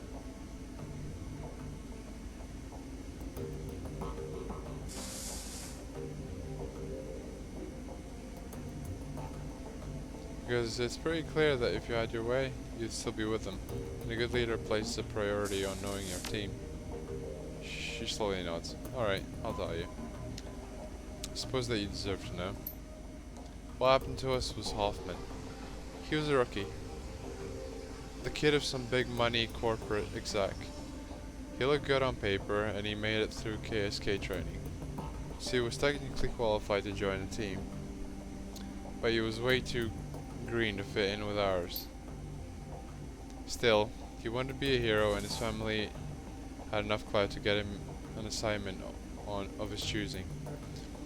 I don't know how many strings Hoffman's daddy had to pull to get him assigned to our team, but he pulled them. Hoffman became our 9th squad mate despite Metzger's objections.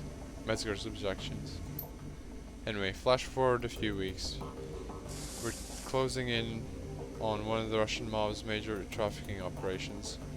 They've been using a series of warehouses 50 miles from the border as a staging area for the convoys. Women and girls from Eastern Europe were being housed there. When the convoys came, they'd be crammed into cargo containers and hauled across the border into Germany.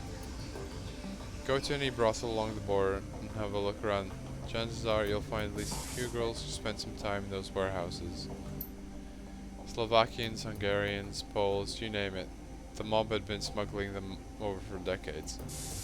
But we were in a position to derail their operation, and we weren't going to let our new addition slow us down.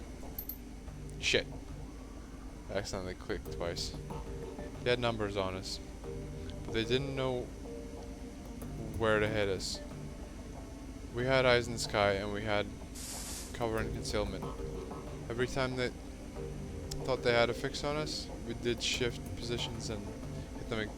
We'd shift positions and hit them again. They might as well have been fighting ghosts. So I'm guessing the previous tile just said they were expecting. Let's see. Then Hoffman broke cover and gave away our position. And after that, all hell broke loose. Wolf went down first. The sound of it will still haunt me for the rest of my days. An explosion, choke scream, and then this long drawn out gurgling sound. When he died, his drones went down with him. And there were too many hostiles to track without him. I'll spare the gory details, but let's just suffice it to say that my team was wiped out. Edgar's face clouds again. You can see tears beginning to well in her eyes. I watched Metzger die. With visible effort, she calms down her emotions and calms herself. She speaks again, her voice is flat. I took 3 rounds myself. I had to drag myself back across the border in east line to Germany. I almost died. So that's the story of my KG career. Died with the rest of the team. Our mission was illegal after all. Off the books. There was no going back for me, so I wound up here. She looks you in the eye, her tone impassive. Did that tell you everything you wanted to know, fearless leader, or are you satisfied now? Yeah. Thank you, Edgar. So tell me, what's your takeaway from my tale of woe? I figure that you've got to have one.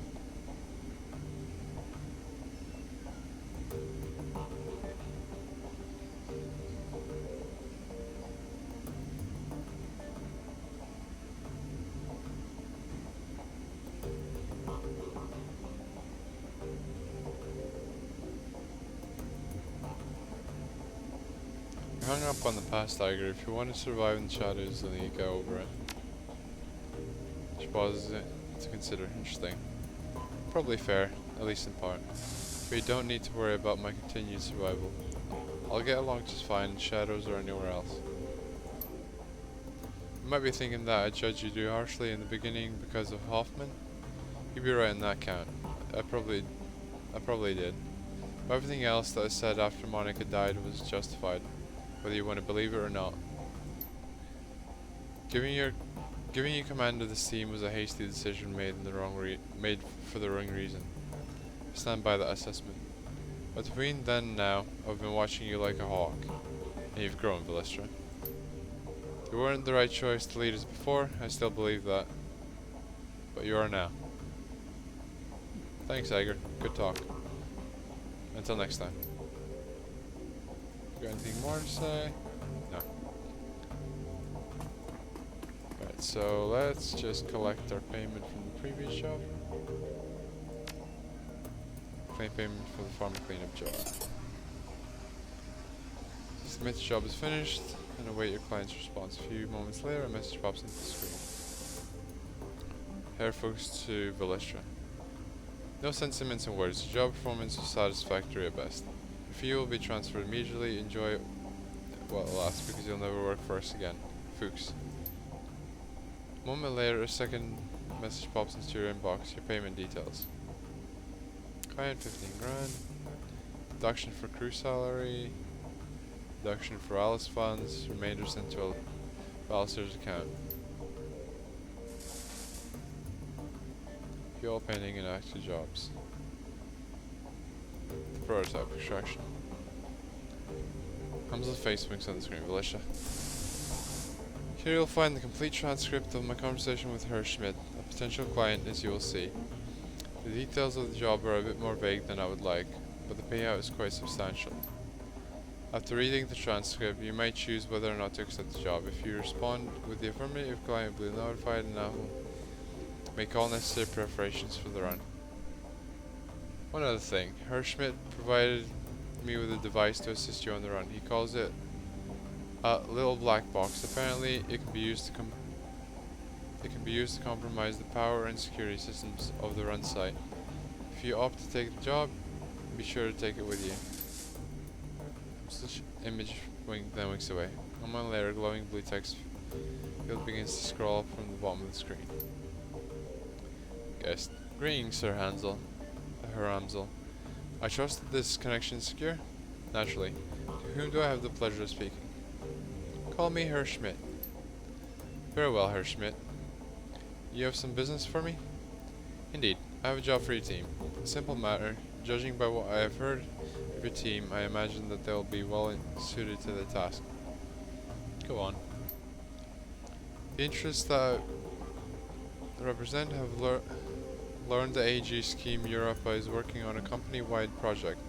Something very secret, very new. Reliable sources inform me that they're keeping a working prototype of this new venture at their Berlin facility. Amsel. I see. And your employers wishes to acquire this prototype for them, naturally. So what's this project? If you want my team to grab the prototype for you, they'll need to know what they're looking for. I'm not at liberty to say. I can tell you that the prototype has been branded Mark 6. I can also tell you that your team will find it on the 25th floor of the Berlin facility, in the office of one Albrecht Haushofer. Further, I can assist your team in disabling building security and gaining access to the 24th floor. From here, however, they'll be on their own. Such vagueness can be dangerous, Herr Schmidt. I will not commit my team on their own without a better understanding of what the job entails. Facing such dangers is the purpose of a Shadowrunner, Herr Amsel. Your team will be rewarded handsomely for their services. My employers have set aside 20,000 new yen for the job. Consider it hazard pay if you wish. Make it 25,000 new yen or look somewhere else. 22,500 new yen, final offer. Very well, I will pass your offer to my team. Are there any further details that you can provide? Haushofer's office will be locked behind a vault door. The lock is old-fashioned of the mechanical variety. I will provide your team with a copy of the key. I will also supply you with a little black box, a solid-state device that your team can use to override a variety of building systems. Your team will enter through the facility underground garage. When your team acquired the Mark 6, have them exit through the same garage. I'll have a van there waiting to extract them. Thank you, Herr Schmidt. I will pass your offer on to my team. Good day, Herr Amsel. The text field disappears. A single line of text pops into the center of the screen, taking its place. Accept job, yes or no? Yes, I'll accept the job. When accepted, client notification sent. Take the old black box on the desk and pocket it before returning your attention to the screen. Alright. 500 messages.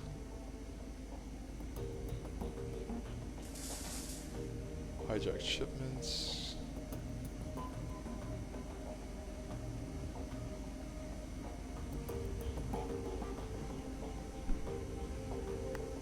Response thanks.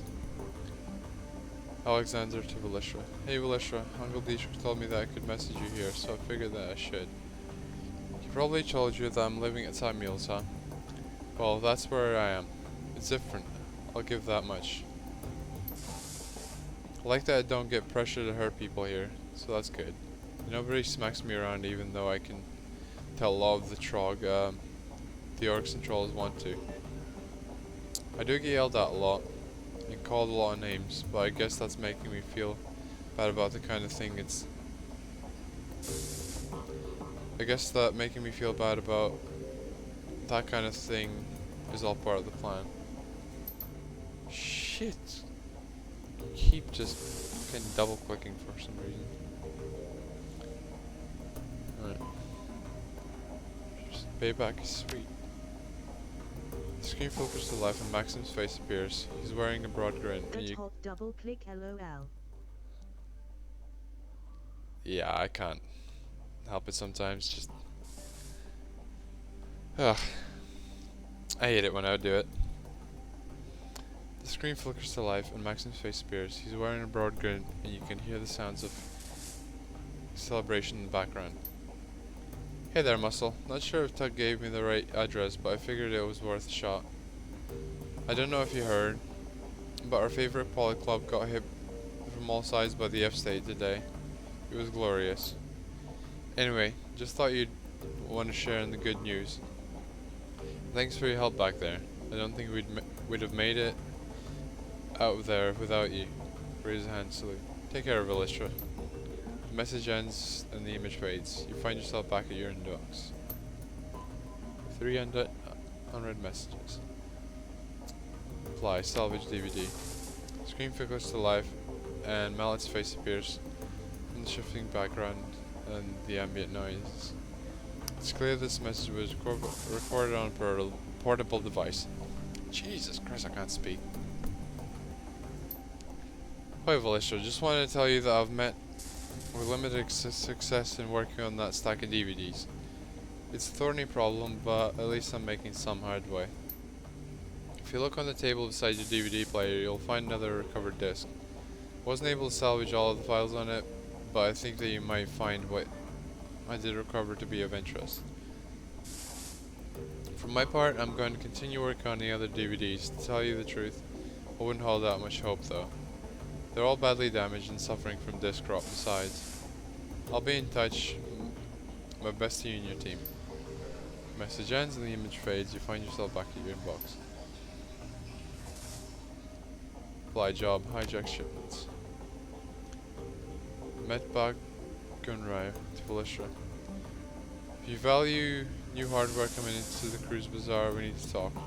One of my weapon shipments was hijacked by a local gang. I can promise 500 new yen, and if you hire and you can recover the shipment, I'll have new gear on the shelf. Come see me for the details. Want to commissioning your services. Withheld to Elistra. We would like to arrange a meeting between you and one of our representatives. You'll find him at the cafe nearby. His name is Luca Durer. He'll be expecting you. Come alone.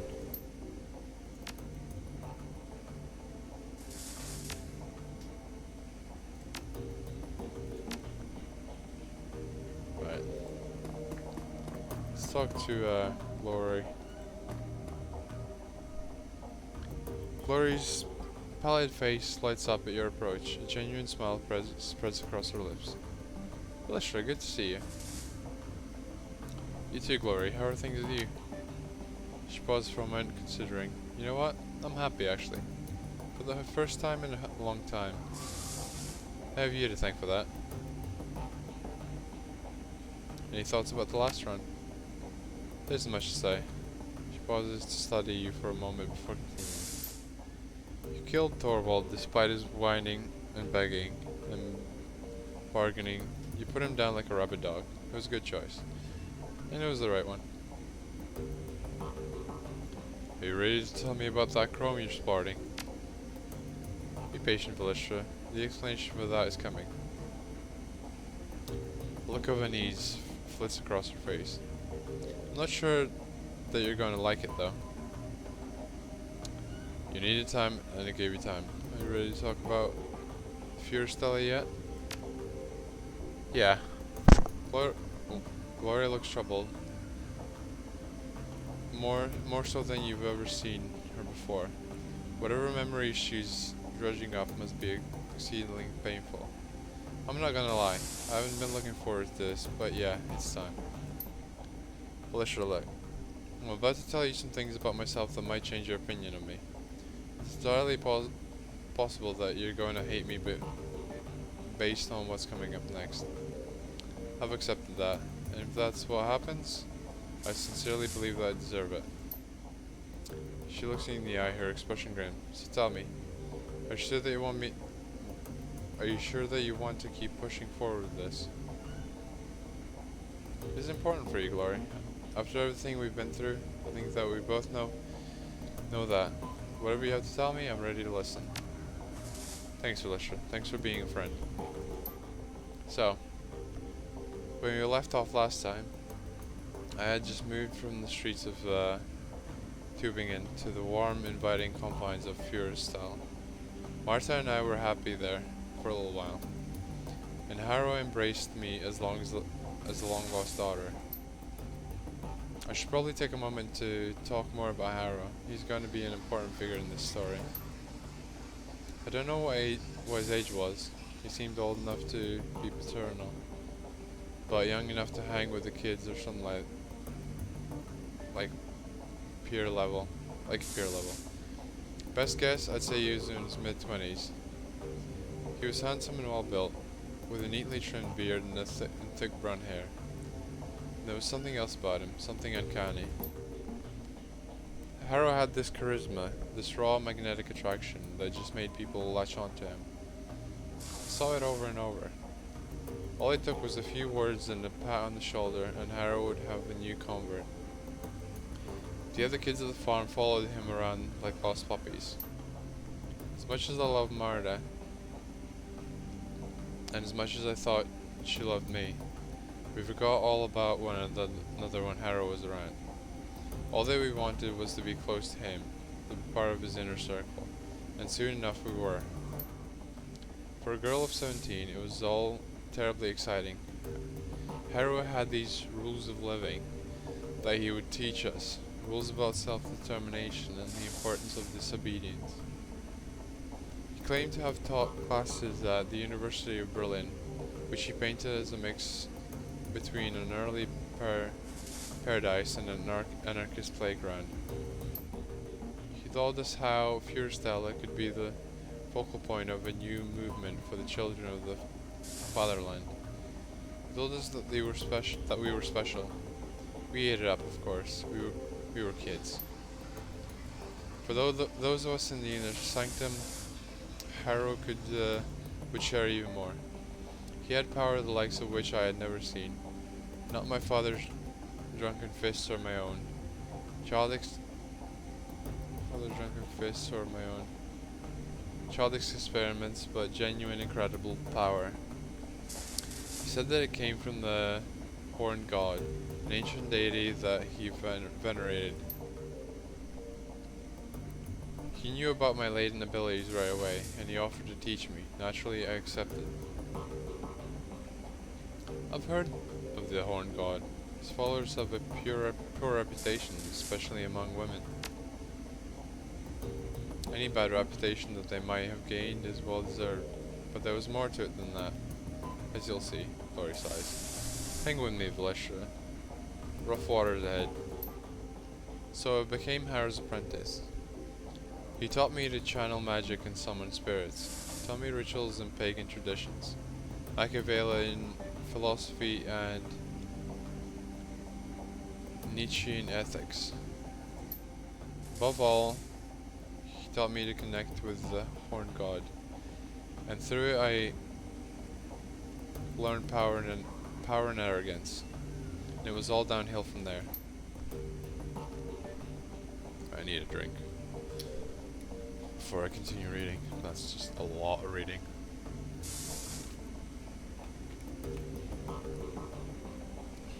I just noticed she hangs out in the bloody bathroom.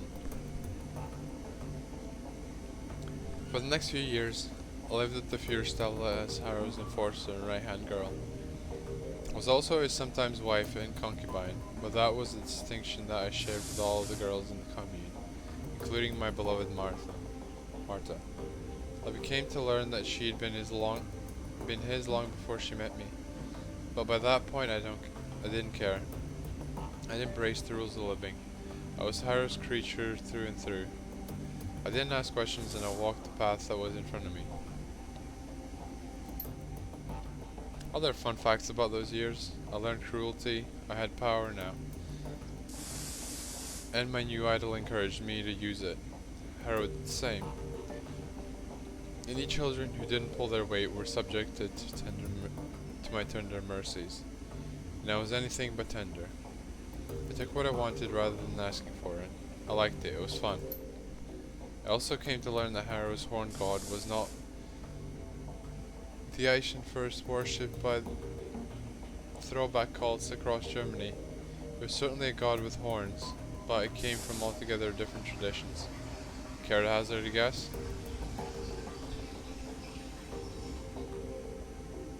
I want to hear you say it. Satan, Lucifer, Old Scratch. In the magically active community, we'd refer to it as the adversary. Whatever you choose to call it, it's every bit as bad as it sounds. So my idol, the ancient deity that was feeding me my power, was the antithesis of everything that is right and good. You know what? I didn't care. In our time together, Harrow and I committed more atrocities than I can count. At this point, I was onto all of his tricks. I knew that the Pure Stella was nothing more than a honey trap, carefully designed to lure local children into my master's clutches. I knew that the kids who seemed resistant to Harrow's brainwashing techniques would end up fertilizing the garden. I knew that Harrow's entire manifesto was bullshit. And you knew that through it all. Harrow and the adversary were laughing because I was laughing right there beside them. I don't want to pin the blame for my decision on anyone but me. That said, I'd like to posit that my father's connection to the Crusaders might have helped play into my willingness to serve the adversary. In my warped, indoctrinated little brain, I equaled the church with evil. So the opposite of that, I figured it had to be, well, if not good, then at least not totally bad. But I was kidding myself, of course. My new deity was the very definition of bad. Serving it made me bad. End of story.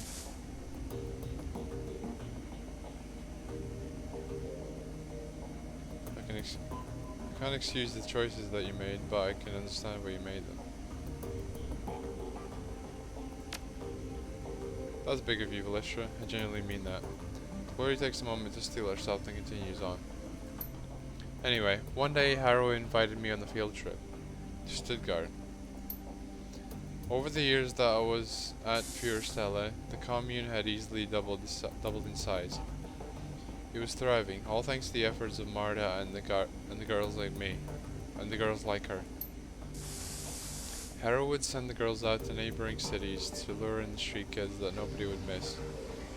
He targeted children because they were easy to indoctrinate, and because nothing makes the adversary happier than the corruption of the innocent.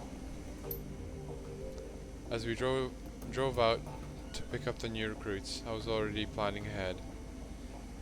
It was a foregone conclusion that I would pay my father a visit. The irony of a group of crusaders getting immolated by a genuine servant of the actual devil tickled me to no end. So when Harrow stopped to fill up on diesel, I hopped out of the van and headed out on foot to my parents' place. Harrow wasn't overly concerned about my absence. I had long since reached the point where I could assert my autonomy, and knew that I'd be back. I wound up my folks' house sometimes around noon. I could hear the adversary whispering in my ear, telling me what to do. I've long since learned to listen to its voice. It's always rewarded me with extra power when I did its bidding. It told me to knock, so I did. As the door opened, I could feel a torrent of flames welling up in the astral plane all around me. It told me to channel them through the doorway into my father, so I did. But of course, the person who opened the door wasn't my father. It was my mother. As I watched her flesh blacken and melt, as I heard her scream and I broke into hysterics. I heard the adversary laugh, and at that moment I realized that it was laughing at me. Yeah, yikes. I concur with that one. Damn. And at that moment I realized that it was laughing at me.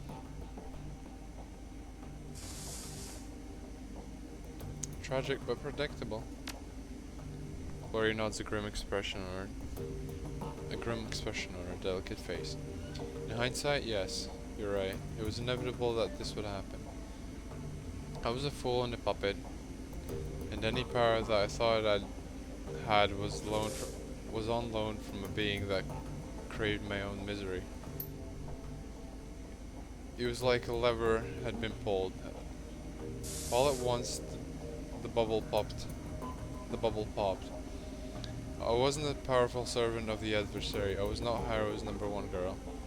I was a ridiculous little fool who'd willingly tied her soul to the worst thing in existence. Realizing all of this was one thing. Actually fixing it was something else entirely. I knew that I had to get away from Harrow. That was the first thing to do. So I bit my lip and did my best to ignore the happy babble of the new recruits on the trip back to Furistella, and I managed to get through the ride without screaming. Once we were back at the commune, I broke into Harrow's safe, stole all of the commune's resources and ran. I don't know when Harrow realized that what I'd done, or whether he even cared. All I know is that nobody came after me, so I kept running and running until I got to Berlin. Getting past the wall was fairly simple. You know how easy it is to obtain falsified papers. The biggest obstacle that I faced during my flight was the adversary itself. I could run from Harrow, but how do you run from something that's tied to your own soul?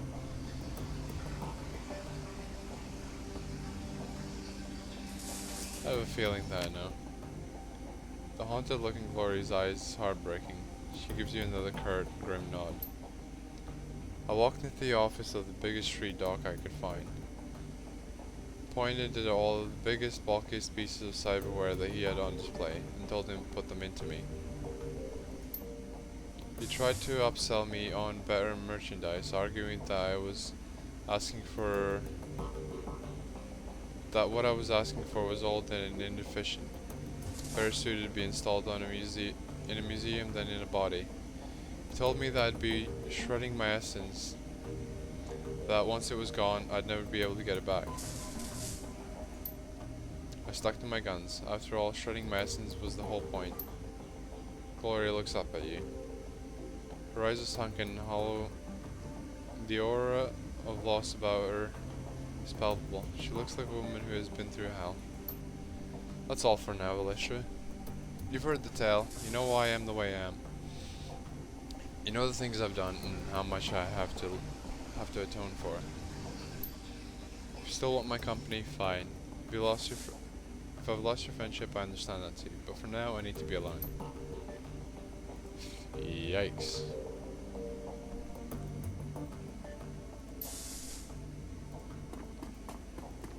Yeah. Not a story with a happy ending.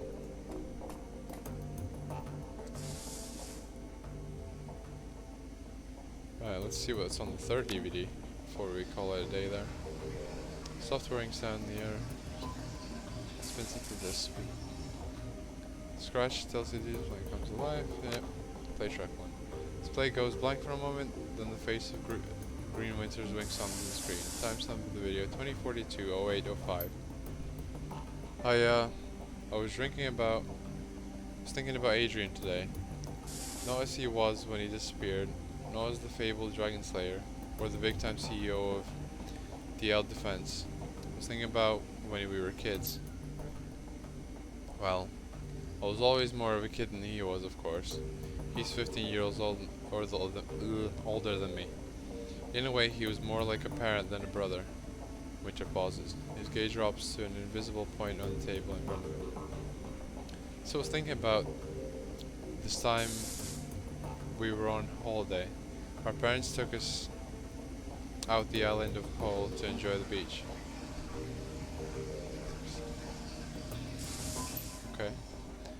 I must have been about 5 years old. Adrian was 20. It'd be his last family vacation with us. A year later, he'd begin his meteoric rise to fame and fortune. But on this trip, he was my brother. And when I fell out of the little paddle boat on our parents' rented and started sinking fast into the Baltic, he was the one who dove in to rescue me. You saved my life that day, Adrian. I'll love you forever for that. Now we'll find you. Owe you that much. Alright. Play track 2. The display was blank photo. Face of green winters. Yep. 2049-0606. Found an old news article that mentioned Adrian from way back in 2036. It was printed in a financial magazine called Das Finanzwesen. One of those chic print-based mags they produce for the retro crowd. There aren't any clues in here, but it's good to see someone else acknowledge his existence. He clicks an off-screen button and the image of Winters disappeared. It's replaced by a digital scan of a magazine page.